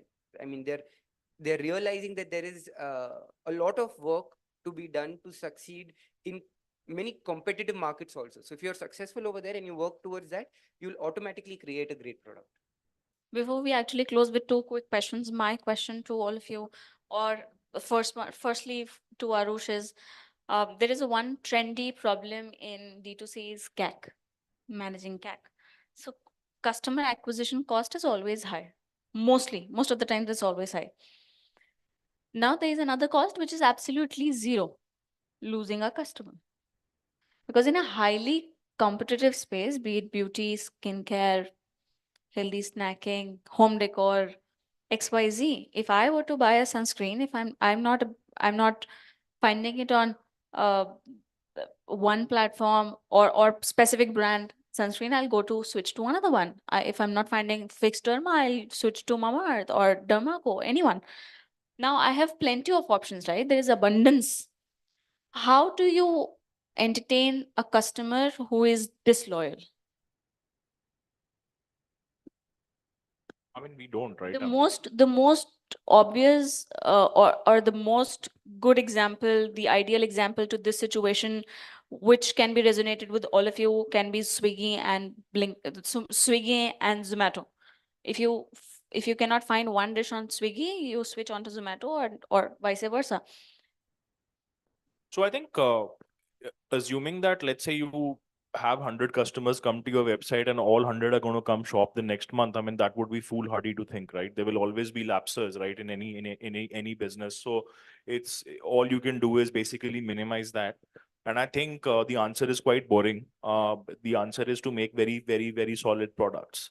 Because we have customers who tell us your website is not working. We used to have a very, very bad website before we moved to Shopify. 4-5 years ago, it never used to work. We used to get calls from customers, "Aapki site nahi chal rahi, mera ye address hai, please shampoo bhijwa do." Matlab. That tells me that at least we are doing something right. At least the product is solid. And I think that cohort of customers still buys from us. They give us galis. कि आपकी delivery नहीं थी, courier आया चले गया, आप Amazon से सीखी, and we just nod our heads and say product वही चाहिए. And we nod our heads and say sorry ma'am, and that is how it works. So product solid चाहिए. And secondly, अगर product आपका solid है ना, तो product में कुछ ऐसा होना चाहिए कि यार उसमें ना word of mouth से वो spread करे. Like the 16 pack that I'm talking about had that quality in it, right? The eyeshadow lipsticks had that quality on it where people talk about it, right? I mean,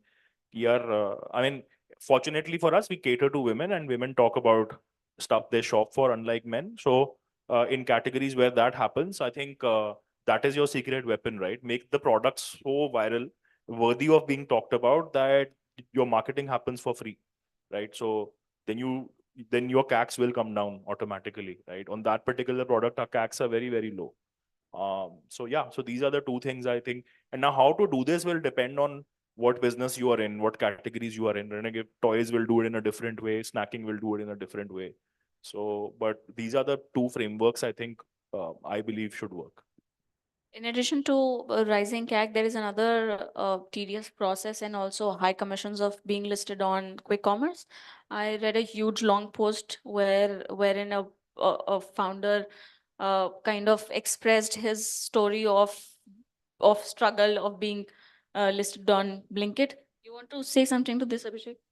No, I think everyone here, all the D2C startups have faced it. matlab, All the quick commerce, when they came in, the idea was to charge from the D2C because the traditional brands never gave them margins. They Will used to this commission come down? Yeah, as your brand scale up, as your brand love gets generated, you have a pull demand on the platforms, you can command that thing from them. And once you have that story with one of the platforms, you can replicate it. For example, we started with 35% on Blinkit and we scaled up pretty fast. Then we brought down to 30%. When the Blinkit got to 30%, Zepto and Instamart automatically got down to 25%. So there has to be pull on the platform. You have to be scaling up there. They should see that, instead of having higher margins, if I have a higher volume of that brand on my platform, the absolute margin is going to make more sense. This is how you maintain the interest of all the category managers on the platform, is that you grow very fast for them. Is that what they are looking for? But now, in my understanding, I really do not see a very strong brand presence of any toy company per se. Yeah, on a startup level in India per se. How would you ensure a customer would reach Blix? So two things, right? How do they reach Blix and how do they stay with Blix or they get associated with Blix? So reach is through any sort of media or something or some way, to get an exposure out. But more important is how do you get that customer, in our opinion, in our industry, in my business at least, it's how do you get that customer to become a user of our product starting today, then 2 months later again buy. I mean, that's eventually what we all want, right? So for that, I think, like you said, people are not loyal anymore towards any brand or something particularly. But then there are lots of factors I think that are associated. But one of those factors I think is that they have to be able to associate with the brand beyond just the product. They have to talk to their friends and all about the brand as these guys are doing something interesting. I've seen this. The personality of the brand should be so strong that it's very clear. The brand is like a person, so you have to bring that personality of that brand out. And everybody, like my brother-in-law recently wanted to buy a motorcycle, so he went to the Triumph showroom and he saw the motorcycles, and then he went to a Harley Davidson showroom. So in Harley Davidson, there was this big blackboard and there are all these dates and events written. And what I realized was in Triumph, you buy a bike. In Harley Davidson, you buy a community. You get a part of a community. So that I think was very interesting for me, and I think I've taken lots of learning from that, because that 12 lakh or 10 lakh or 8 lakh or whatever you're spending on the bike is one part of it. The other part of it is that what else am I getting along with it, right? And becoming a part of a community, creating a social circle around it, having events around it, all of that will never let that core audience ever leave you. And you don't need every customer of yours to be that core audience, but you need enough so that they start influencing everybody else to try out that experience, because it's such a great experience for them. In last 30 seconds, I want to come to everyone. Just tell me any one startup founder or a product which you admire in D2C space in India. So I think Chayos has done it really well to establish that communication with the customers through an EBU like a D2C channel. I think really admire the way they came up with the points thing to you have a free chai when you collect enough free points, and then you can customize it. Works really well from the customer perspective, and just getting associated with the brand. I think Good one, Arush. really well. I wasn't ever a shopper for clothes online. You started using a brand called Andaman now. I think I love their clothes. It's a classic case of, lousy website but great product. So when that happens, I know they're onto something great. So love the You quality of related those well with clothes. them, huh? Absolutely. Well, the brand that they're creating a lifestyle around it. The quality is top notch. They charge you a premium, but then they give you that quality. And I think that's an example of a legitimate brand being created online. Typical old school, huh? I think in the education industry, which we target quite a bit, I think Physics Wala is somebody who's done an incredible job, because I don't think he started off also thinking that he's going to make YouTube videos and be worth so many, a billion or whatever it is. So I think that one man with one camera and not great editing or something, no perfection, he just gave something that was so powerful. He identified his skill. He was able to maximize it without all the shosha of it, and he's beaten all the biggies in the tech. Lovely, lovely, interesting. There's so much to learn from these amazing founders, including all three of you. Thank you so much for making time for this. Thank you so much.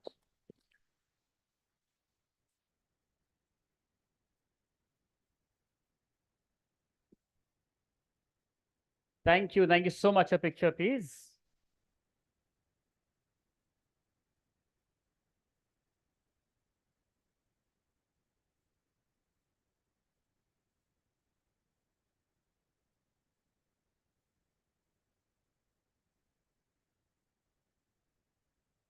Thank you. Thank you so much. And thank you, Resham, for doing that. Thank you.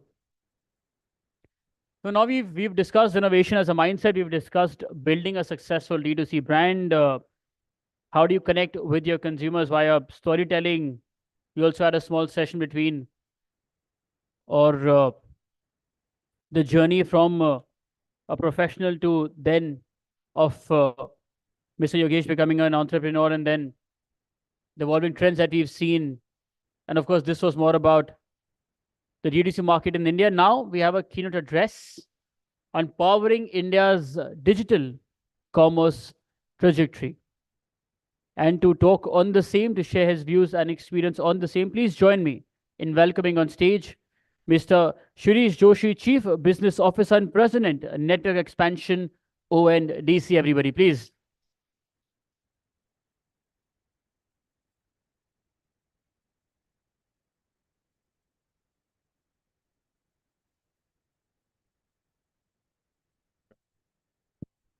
So while they clear up the stage, just a quick show of hands. How many have had a formal briefing about ONDC? All right. At least 2-3 hands. There used to be a time when there would be no hands, so I'll be making progress. That's good to see. It's going to take more than 10 minutes to actually explain what ONDC is all about, so I won't do that today. What I will focus on is on what is it that we are doing in terms of resources or activities to help companies like yourselves succeed in online shopping through our network. I'll just wait for them to load up.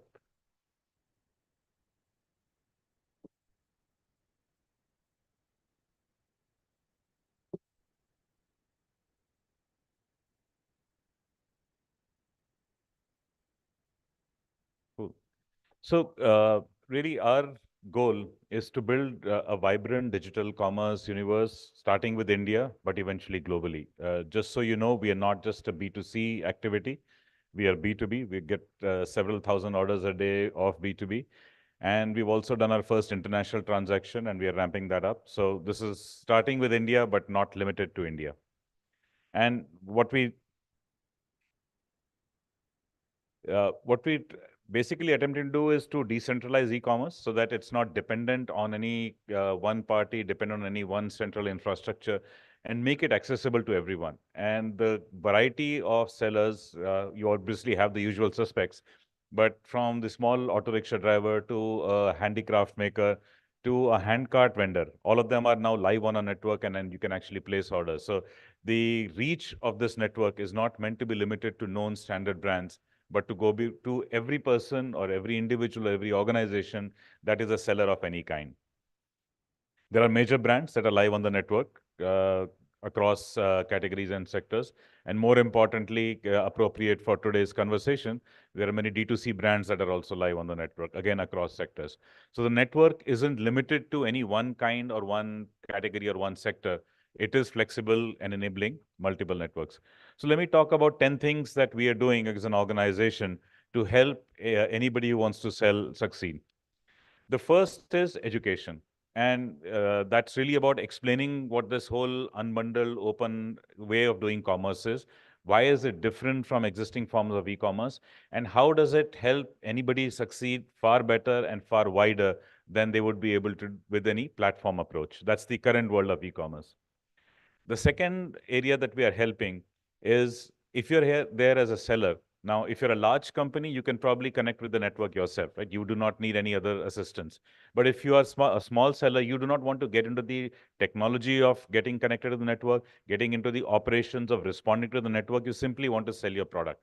So for that, we need participants on the network who can play the onboarder. And while in theory, any onboarder can onboard any kind of seller, but in reality, they tend to specialize in certain sectors, sometimes in special geographies, because part of the digitization, part of the onboarding is digitization of catalog. And so once you build an expertise in a particular area, whether it is financial services or grocery or fashion, then that becomes your way of onboarding. Which means that for us to onboard multiple sectors, we need to onboard a variety of participants who can help that particular sector. B2B is different from B2C. And there is also a need for geographic density because a lot of these organizations, and maybe similar to yours, are not large manpower organizations. They're not tens of thousands of people in a company. They're actually very, very small teams. And so these small teams cannot go to the length and breadth of the country for onboarding. So developing these partners in every geography, in every state, through a variety of tools, participation of state government, creating hackathons, becomes a way of enabling this onboarding at scale. Think about what happened when you got your Aadhaar card. There were Aadhaar booths all across the country, which is why you could do it. Imagine if you had to go to, let's say we have 35 states and union territories, there was one office in each state where you had to go and apply, how difficult that would have been. And so we're trying to help the reach by creating a broader set of onboarders, partly encouraging participation and partly building the technology for it. Third area is creating the network itself to support good business practices.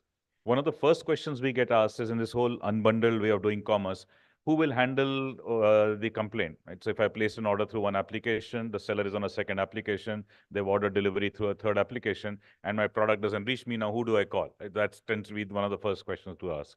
Well, the answer to that is very simple. You talk to the application, you place the order. But that's not all, right? It's because that application also needs tools and resources to make sure that they can back you up. So creating an issue grievance management framework whereby digitally messages can go back and forth in milliseconds across the network and enable the buyer application to serve you well is one example. Digital payments for commerce don't go as simply as physical payments. Right? If you walk into a shop, you're buying a 10 rupee bottle of water, you'll pay 10 rupees, he gives you a bottle of water and you're done. Nothing very complicated. But that person is also at the end of the year filing for taxes.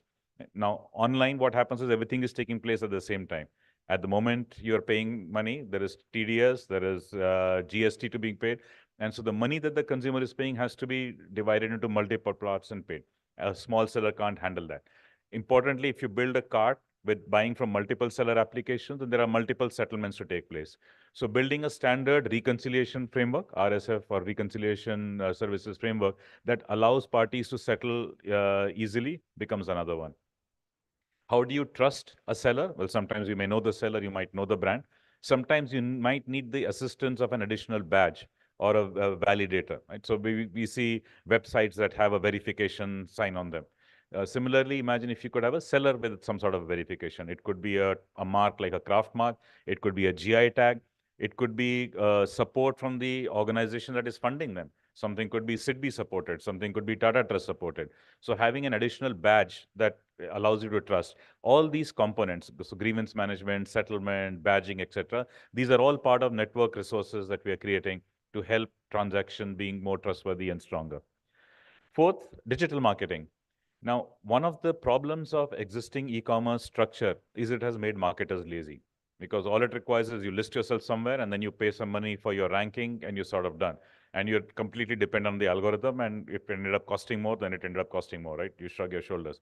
Now, that's because a couple of platforms in every sector pretty much hold the sway for that set of goods and services.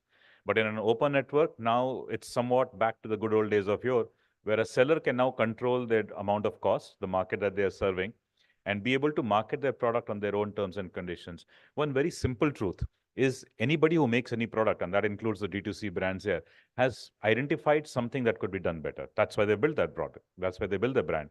Even a service provider, like an auto rickshaw driver, has started in that because he believes there's a demand for it. So everyone has created their product or service with conviction in the demand for that product. But what e-commerce drags everything to is a question of deals and discounts. That's not why these services were created. And so the ability to market your product now is available on the network, and anybody you market to can directly buy from you. It will not be distracted or sidetracked to a different path. So helping people understand digital marketing capabilities. And we are also enlisting support from other organizations. So Meta has stepped forward and said, we will provide support in terms of credits on the social media platforms that they manage and enable these sellers to do their digital marketing. Fifth, financial assistance. There are a lot of government schemes. Some come from ministries, some come from state governments for the purpose of digitization. And so we become the bridge organization that as people come on board, they're able to tap into these schemes and avail of the financial assistance being provided so that you have a head start in doing your business. In some cases, it might be a philanthropic organization. So a lot of the social sector work that we do comes supported by philanthropic organizations. So creating the bridge between sources of funds and beneficiaries of funds in a commerce network, because here the visibility is straight.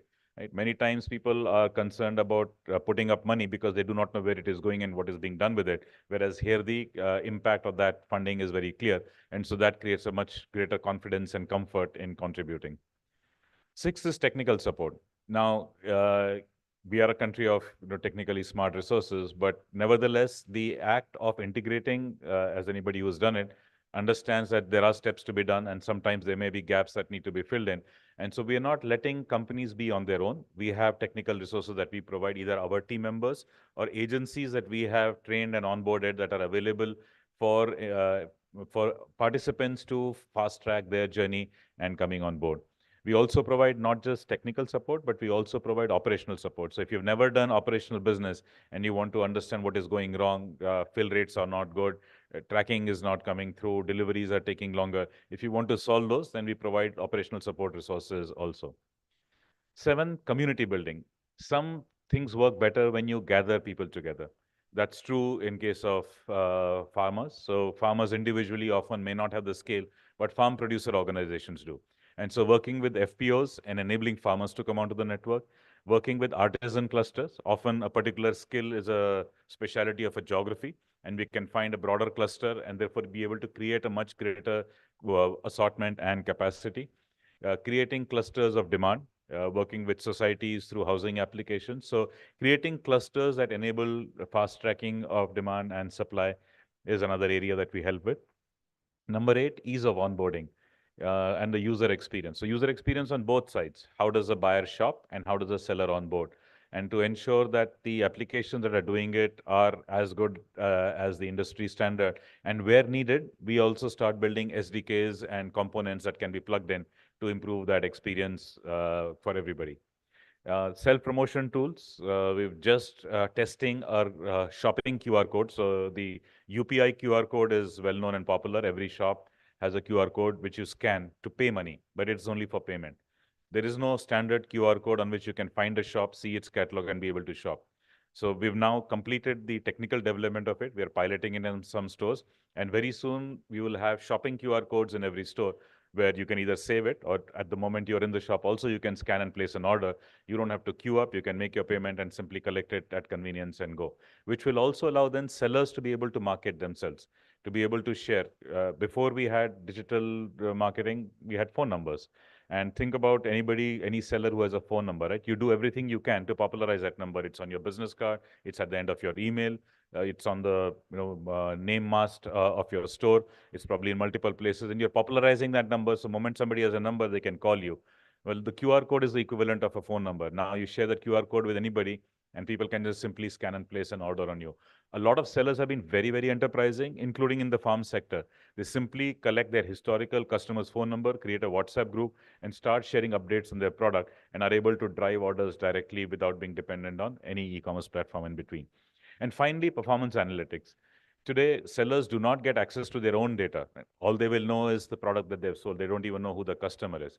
Whereas in an open network, to have access, first of all, to your own data, if nothing else, simply to manage your inventory. So just look at your historical past 7, 8 week order pattern, weekend, weekday, morning, evening, and you will now have a digital validation of what you might have been doing intuitively. And as sellers come online and start interacting, the need to be accurate with this becomes very important, because if you accept an order and then you discover you don't have the product and you can't fulfill it in time, you will get a black mark online. Physically, you're still okay, because if a customer walks in, you can send your chotu and say, market se leke aa jao. You can probably still satisfy that customer. You don't have that luxury online. So helping people understand how they're performing in very simple, easy ways by which they can expand their assortment, improve their operations, and in general do business with greater excellence are some of the ways. So these are just 10 of them. And I'm sure as we work with you, we'll have more to add to the list. But the goal is anybody who has anything to sell in this country, regardless of product, regardless of service, should be able to be on the network, regardless of where you are on the chain. So today, farmers are buying seeds and saplings and fertilizers on the network. They are selling their produce to food producing companies, who are in turn selling to brands who are making a finished product who are selling to consumers. And that entire chain is available. Distributors are selling FMCG products to retailers. Retailers are selling to consumers. So every leg of transaction is now live. These are not theory, future state. This is current. We have taxis, auto rickshaws, metros. So in cities like Kochi and Chennai, you can actually do all 3 legs of your transport: home to metro station, metro ticket to destination, auto rickshaw from there to your destination, all in a single cart. Add to cart, check out, you have all the 3 tickets and you're ready to go. These are not even possible on existing e-commerce marketplaces, because each is a specialist in one area. And so this is an exciting, wonderful journey. We will not build it. We will simply help you. We are expecting you to build it. So I look forward to working with all of you in the times to come. Thank you.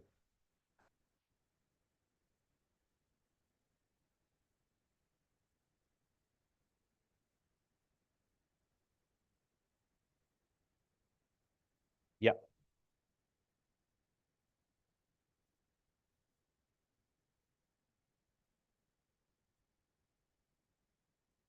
As I can see that ONDC is posing a challenge to the likes of Amazon, Flipkart, Snapdeal, and many other players.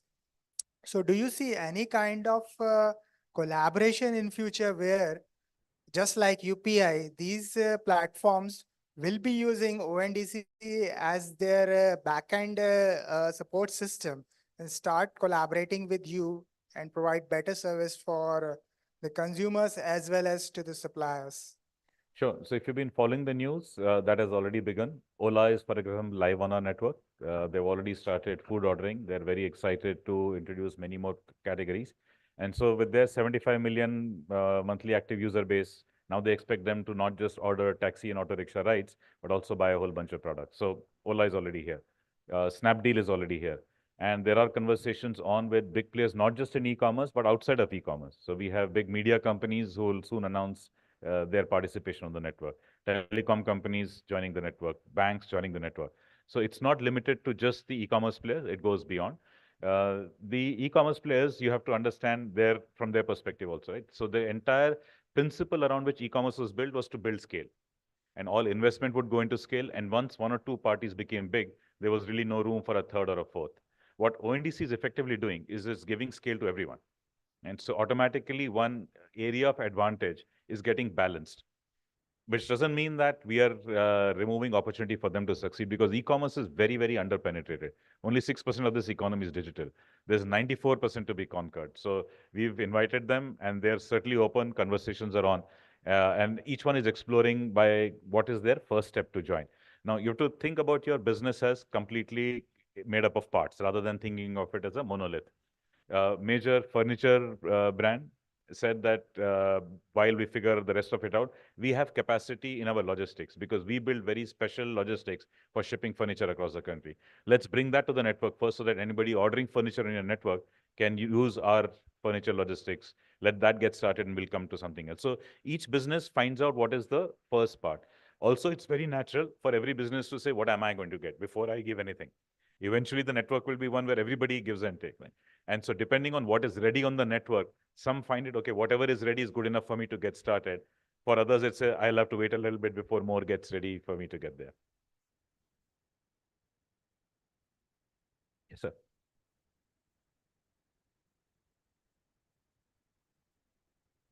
So we do not know because we do not keep that data. So as a network, we made a conscious decision to have very, very limited information. We know a transaction has taken place, but we do not know the item bought. We do not know the value of the item bought.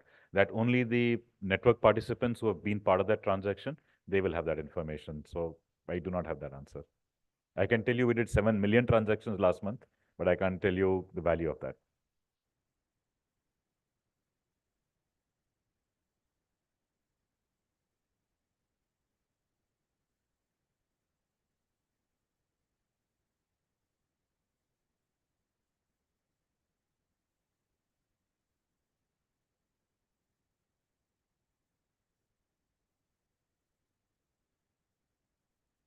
Of the 7, the activities we do. Yeah, so there is no direct link between an activity and the outcome. I was explaining in what way ONDC helps. We ourselves are not a business, but these are the practices or work streams by which we help. But if you're asking the breakup of that 7 million, so about half of it is auto rickshaw taxi rides, what we call mobility. Of the remainder, in almost equal measure, there is food and beverages, grocery and fashion products. And then next would come home and kitchen products, electronics, and some of the others, health and wellness, agriculture would then form the tail. Business to business is fledgling and growing. So that's a relatively small portion of the total.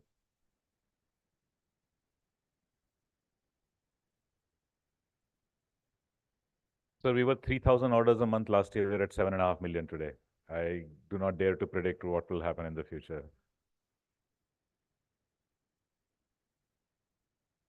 Yeah.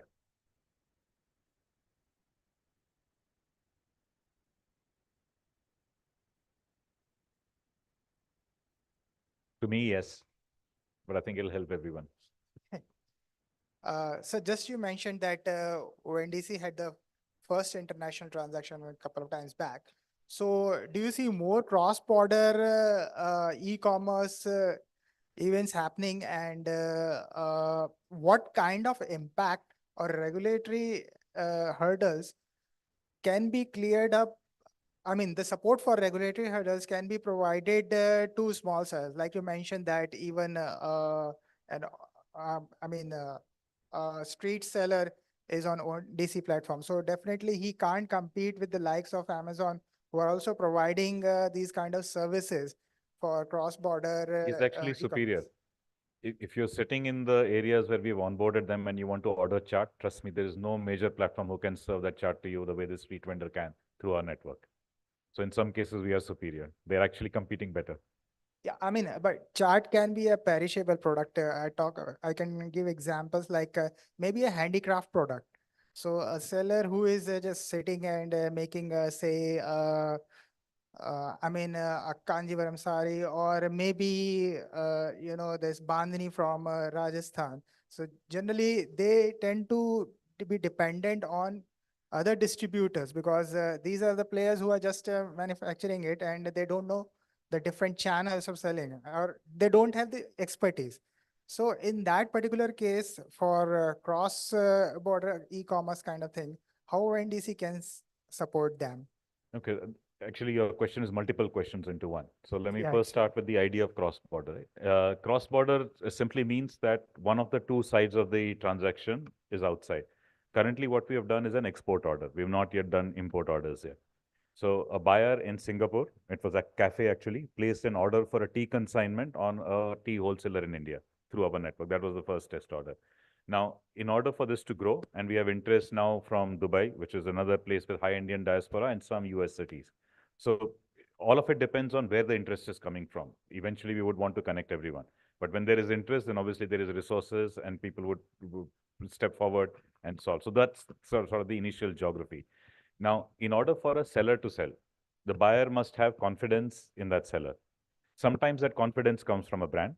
Sometimes that confidence can come from what I call badging.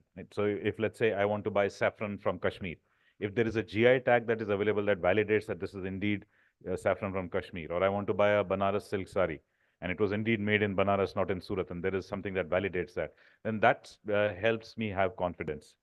Over a period of time, obviously, as more tools come, network ratings also take shape. That will become an additional piece. We also have a partnership with Dun & Bradstreet. And so Dun & Bradstreet assigns a DUNS number to every organization. That's an international validation tool.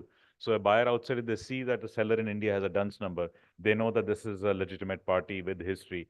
So we're building these bridges, and as we learn more, we will add more. But the simple opportunity for us is that wherever a good practice exists anywhere in the world, we simply have to add it to the network. We don't have to invent everything ourselves.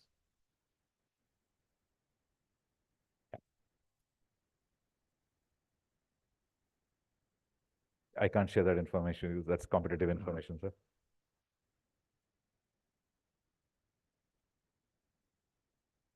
All right, thank you. I hope this has piqued your interest enough who are having all of you join us quickly. So our email ID, as I flashed briefly, team@ondc.org.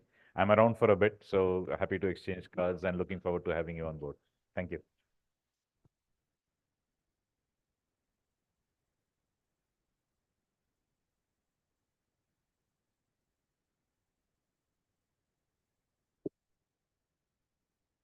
Thank you so much, sir, for that address. And now, ladies and gentlemen, moving forward from those discussions and the addresses to the evening's celebration. My name is Aditya Malik, and once again, it's an honor and a privilege to welcome all of you to the second edition of the BW Marketing World India's top D2C brands. Well, now we all have gathered here to celebrate and honor India's top D2C brands who have introduced exceptional innovation and dedication towards shaping the future of the startup industry in our country. In the previous edition, there were 50 winners in the list, but just like the growth that's been happening and that everyone's been talking about, this year we have 60 winners. And to finalize this elite list of the top D2C players of India, the esteemed editorial board of BW Business World and BW Marketing World, alongside an advisory committee, which included a set of industry leaders, conducted a review.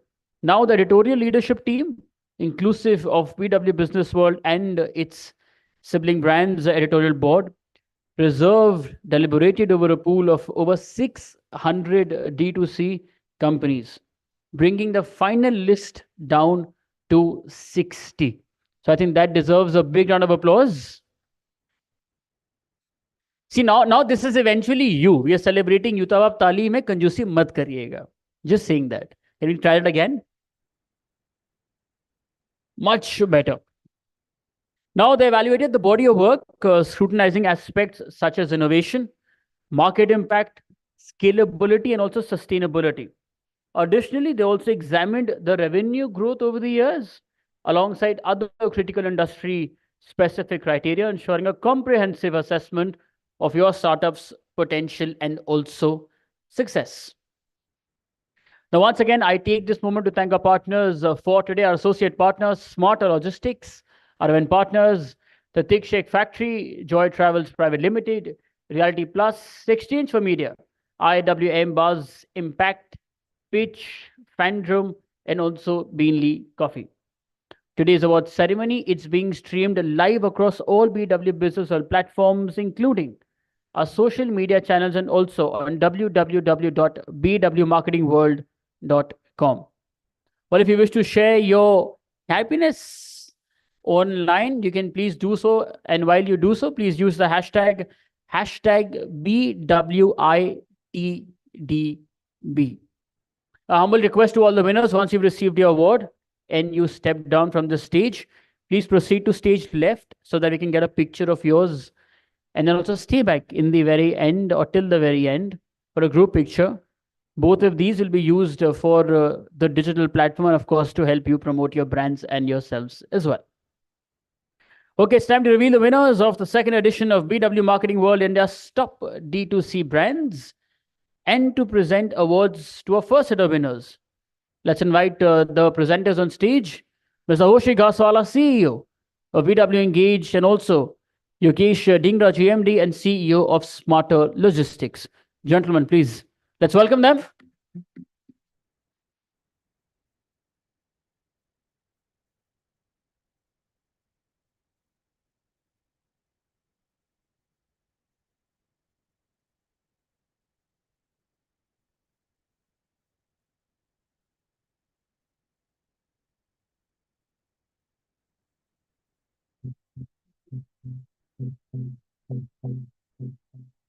Hello. Okay. Okay, now this is just a list. No specific order, no ranking. It's just a list of all your winners together. Yes. The first winner to join the second edition of BW Marketing World India's top D2C brand list for this year. Please.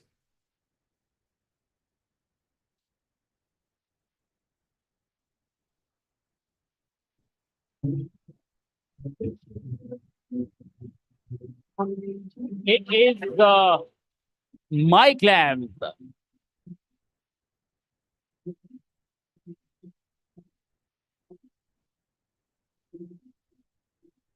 The members of Mike Lamb to receive the award here, please.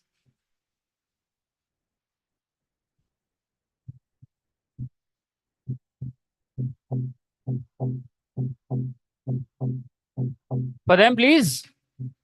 We have with us Ankita Bhardwaj, the Director, Brand Marketing, to receive the award.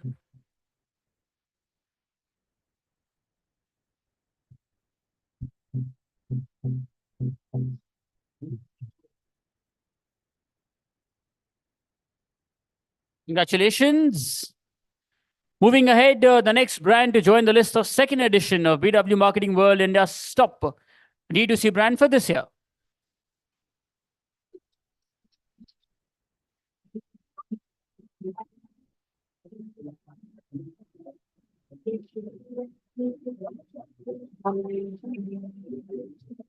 Ayurveda Experience, we have with us Rishabh Chopra, the founder and CEO, to receive the award.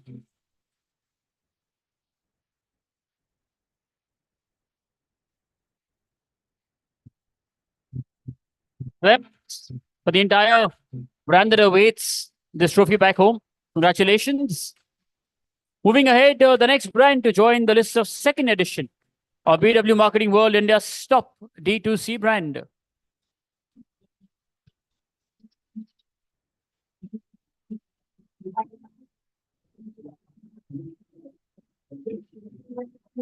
Kapiva, we have with us Area Sales Manager, Rahul Gupta, to receive the award.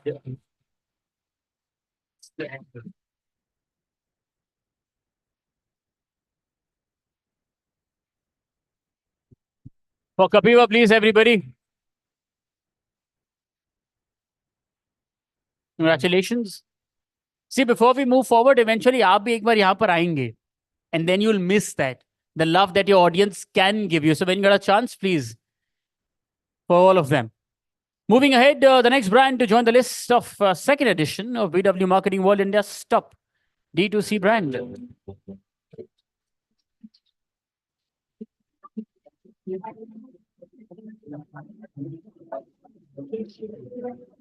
Eco, we have with us Ganesh Kumar, the Regional Manager, Quick Living Private Limited, to receive the award.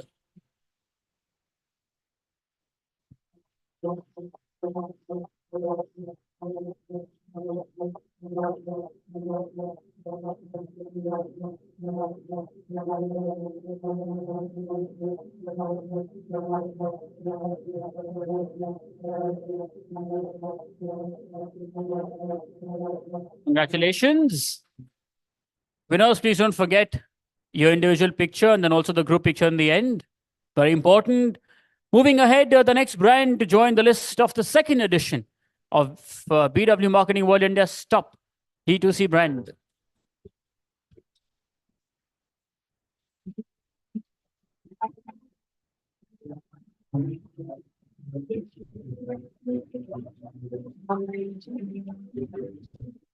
It's Bold Care. We have with us a co-founder, Raja Jadhav, to receive the award.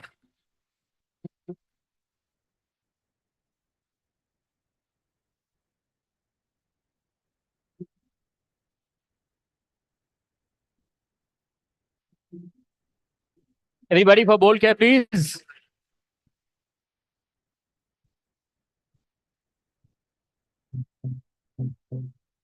Moving ahead, the next brand to join the list of the second edition of BW Marketing World India's top D2C brand.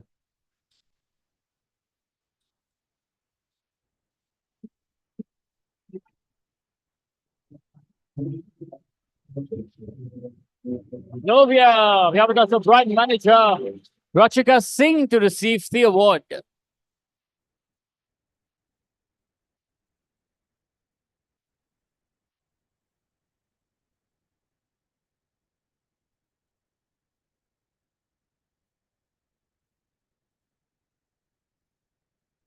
For Flovia, please, everybody.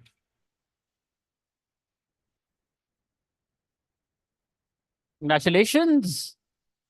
Moving ahead, the next brand to join the list of the second edition of BW Marketing World India's top D2C brand.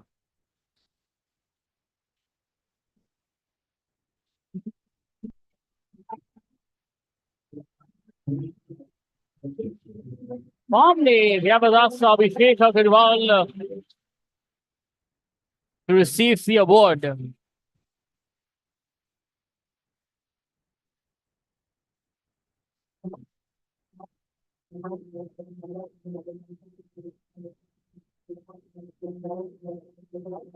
For Warmly, please.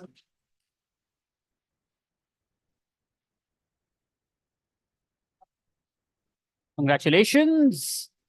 The next brand to join the list of the second edition of BW Marketing World India's top D2C brand.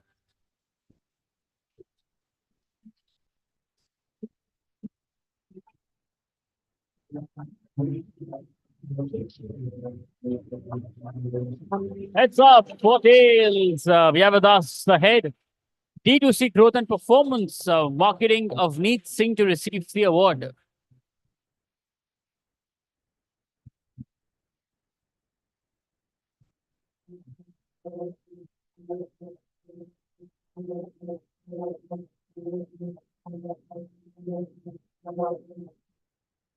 Congratulations. Moving ahead, the next brand to join the list of the second edition of BW Marketing World's India's top D2C brand.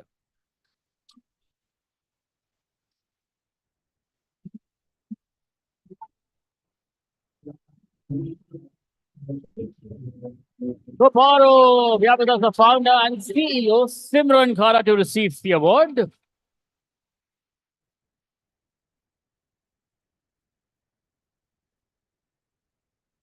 Tomorrow, everybody.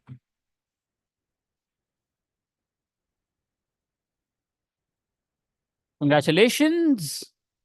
Moving ahead, the next brand to join the list of the second edition of BW Marketing World India's top D2C brands.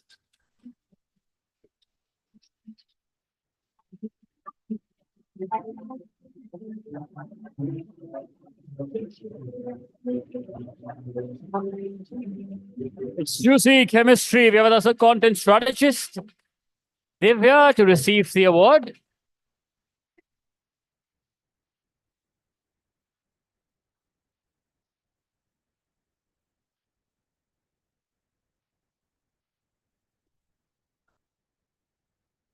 Congratulations.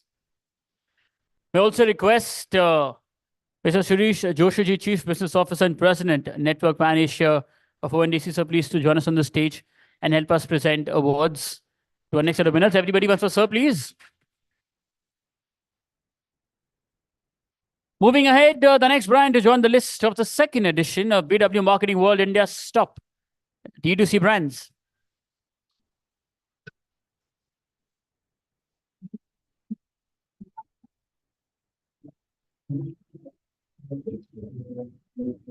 Hi, Muse. We have with us the head of performance, Farid Aaron, to receive the award.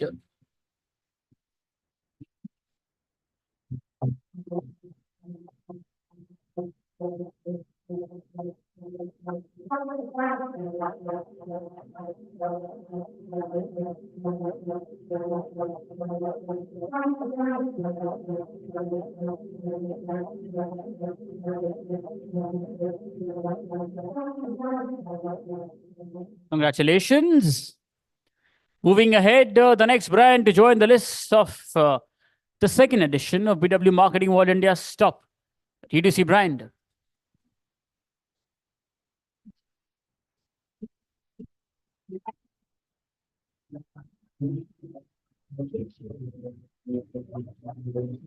Great coffee. We have with us the founder and CEO, Bharat Sethi, to receive the award. Bharat's not here. Probably gone out for a coffee. Okay. The next winner to join the list of the second edition of BW Marketing World India's top D2C brand.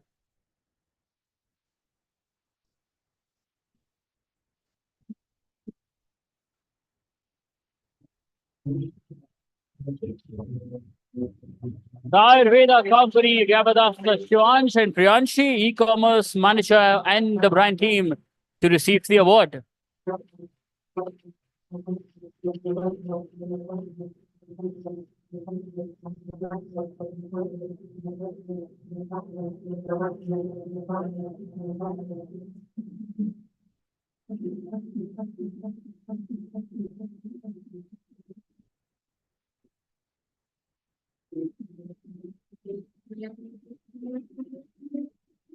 For them, please.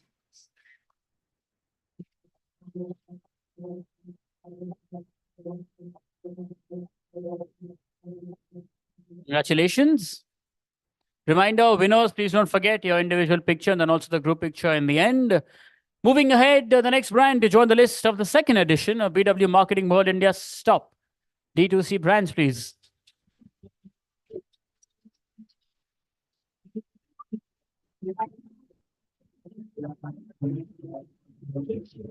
The Sleep Company, we have with us the zonal head of North and East, Abhinav Malik, to receive the award.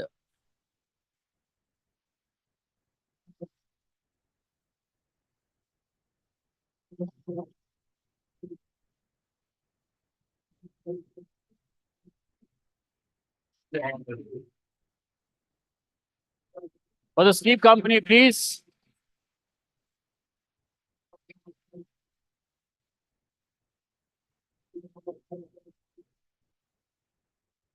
Congratulations. Moving ahead, the next brand to join the list of the second edition of BW Marketing World India's top D2C brand.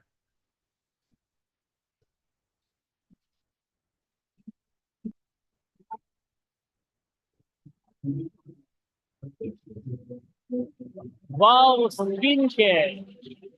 We have with us Lalit Mohan, the regional sales head, to receive the award on behalf of our skin science.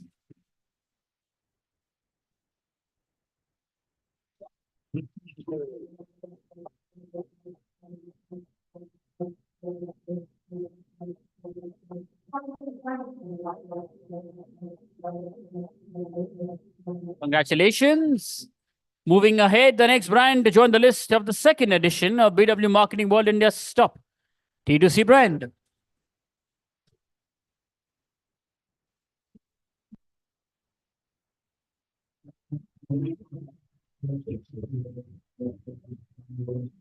No food. We have with us a co-founder, Akash Agrawal, who receives the award.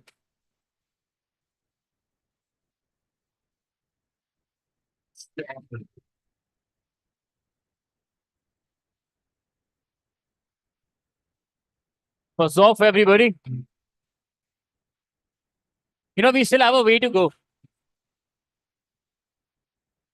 Congratulations. Moving ahead, the next brand to join the list of the second edition of BW Marketing World India's top D2C brand.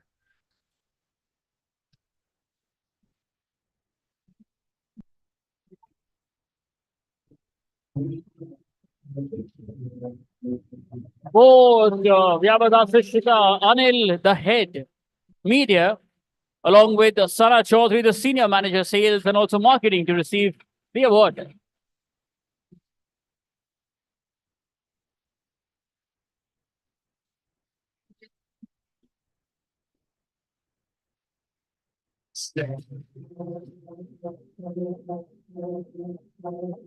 For board, please, everybody.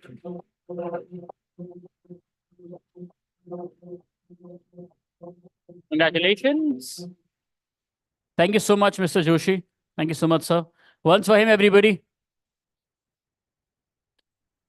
May I please request Mr. Ved Shukla, the founder and CEO of Milo Mart and also advisor to BW Retail World, to please join us on the stage and help us present these awards. Moving ahead, the next brand to join the list of the second edition of BW Marketing World India's top D2C brand.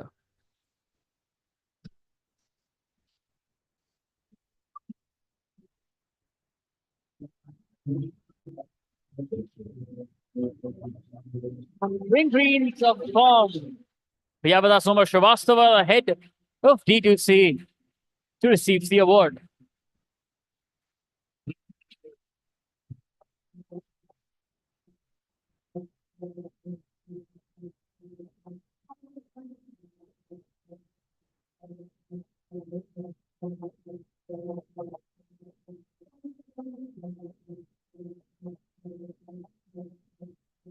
Congratulations. Congratulations. Moving ahead, the next brand to join the list of the second edition of BW Marketing World India's top D2C brands, please.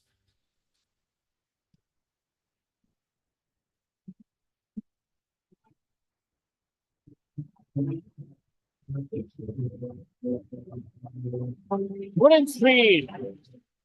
We have with us Deepak Bish, the regional head, business development, to receive the award.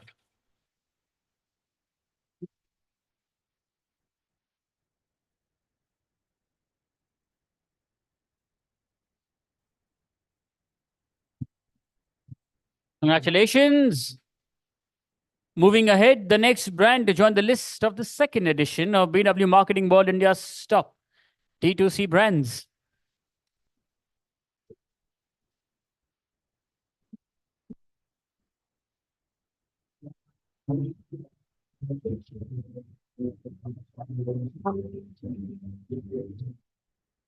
Fable Street, we have with us Adarsh Sharma, the Chief Business Officer, to receive the award.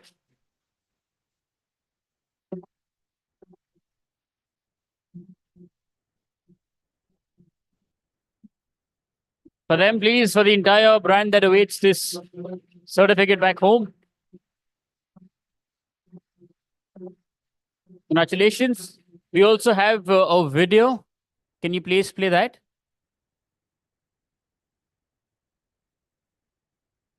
Thank you very much, Business World, for giving us the Marketing World D2C Award 2024. We at FS Live and the entire team is extremely excited about it, and it has been team's hard work and crazy drive that has got us this. Thank you once again. Congratulations.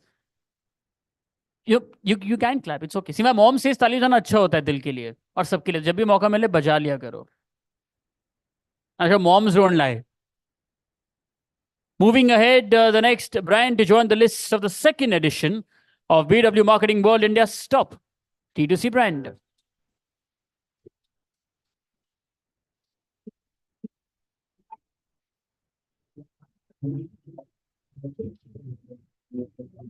Kai. We have with us the founders from the founders office, Anjinkya, and the honor to receive the award.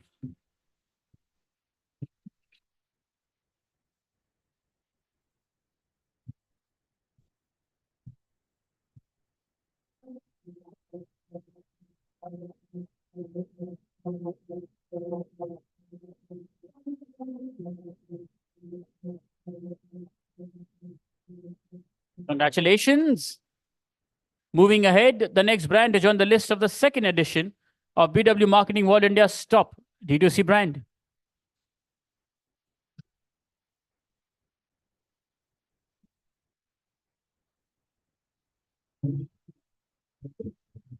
Minimalist. Yeah, that's the head of performance marketing, Sanshruth Khanna, to receive the award.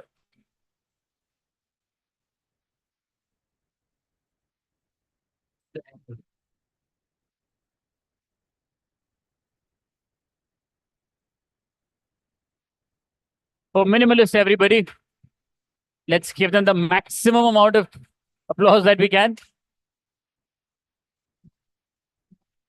Congratulations.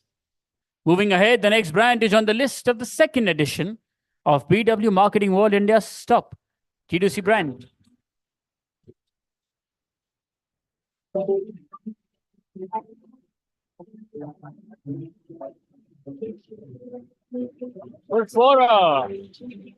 we have with us Ashish Goyal, the lead LPD and SCM from Chipper Consumer Private Limited. For Fora to receive the award.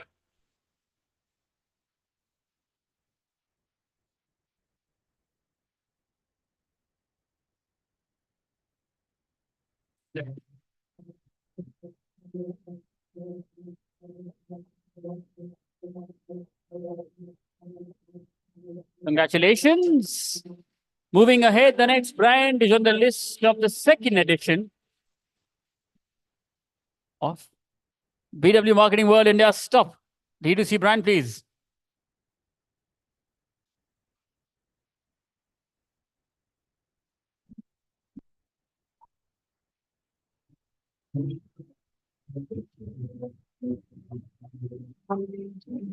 They've got it. No second time.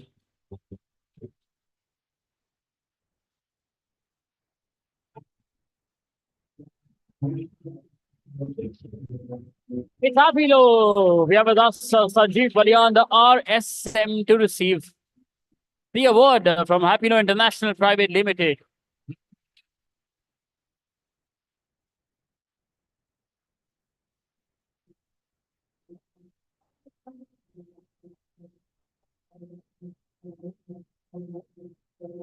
Congratulations. Moving ahead, the next brand is on the list of the second edition of BW Marketing World India Stop.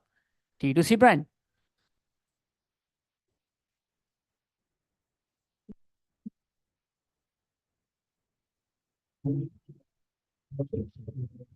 Bombay Saving Company, we have with us Davesh Mandiratha, D2C Lead Alliances, to receive the award.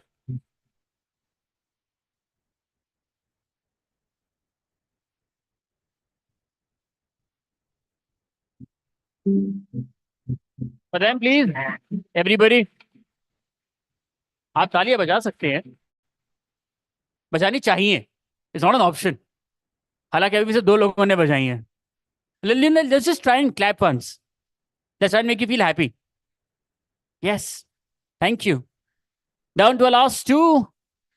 The next brand to join the list of the second edition of BW Marketing World India Stop.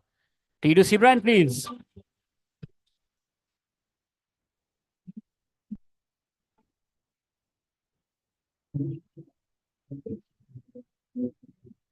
Rage Coffee, we have with us the founder and CEO Bharat Sethi to receive the award. He just went to grab his coffee. The next one, the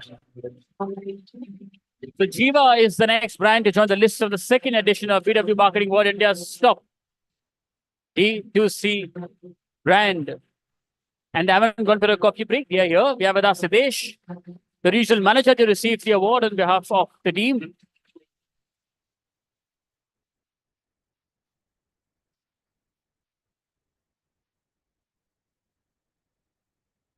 For Jiva, please, everybody.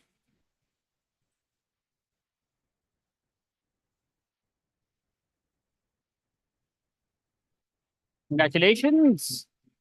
And with that, we come to an end for the second edition of BW Marketing World India's top D2C brands list. May I please request all the winners to join us with their certificate on the stage for a group picture. If any of our team members, can you please make sure? Any winners outside? Aye, please. All the winners.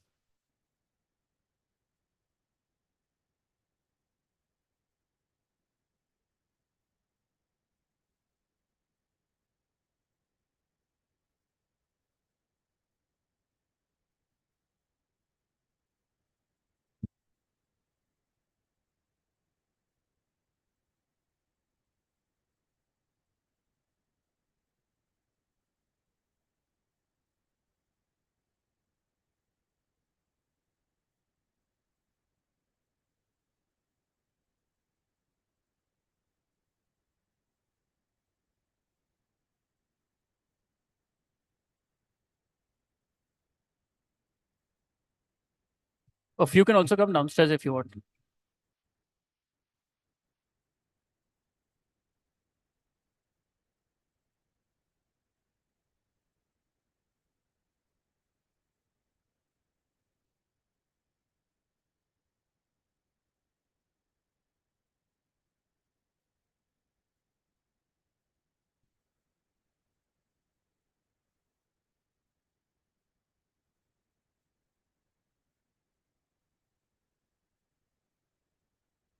You can look into your individual cameras first, and then we'll do that.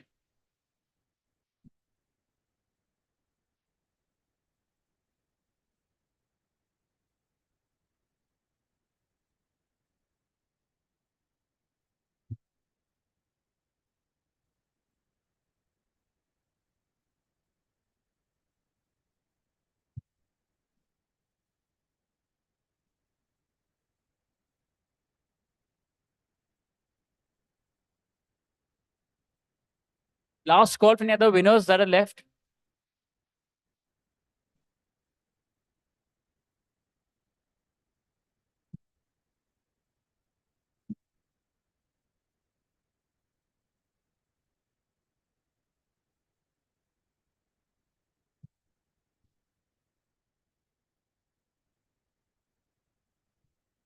We'll do one more with only the winners now. Thank you so much, sir. Thank you.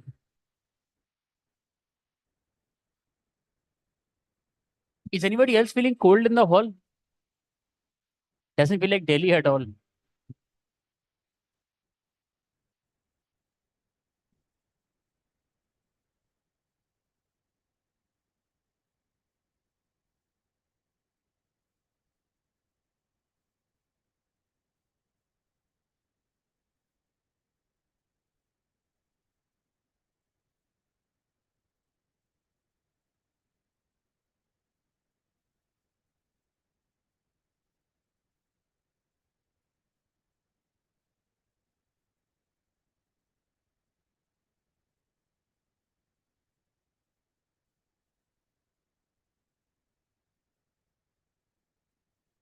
Thank you. Thank you so much. Congratulations. Thank you.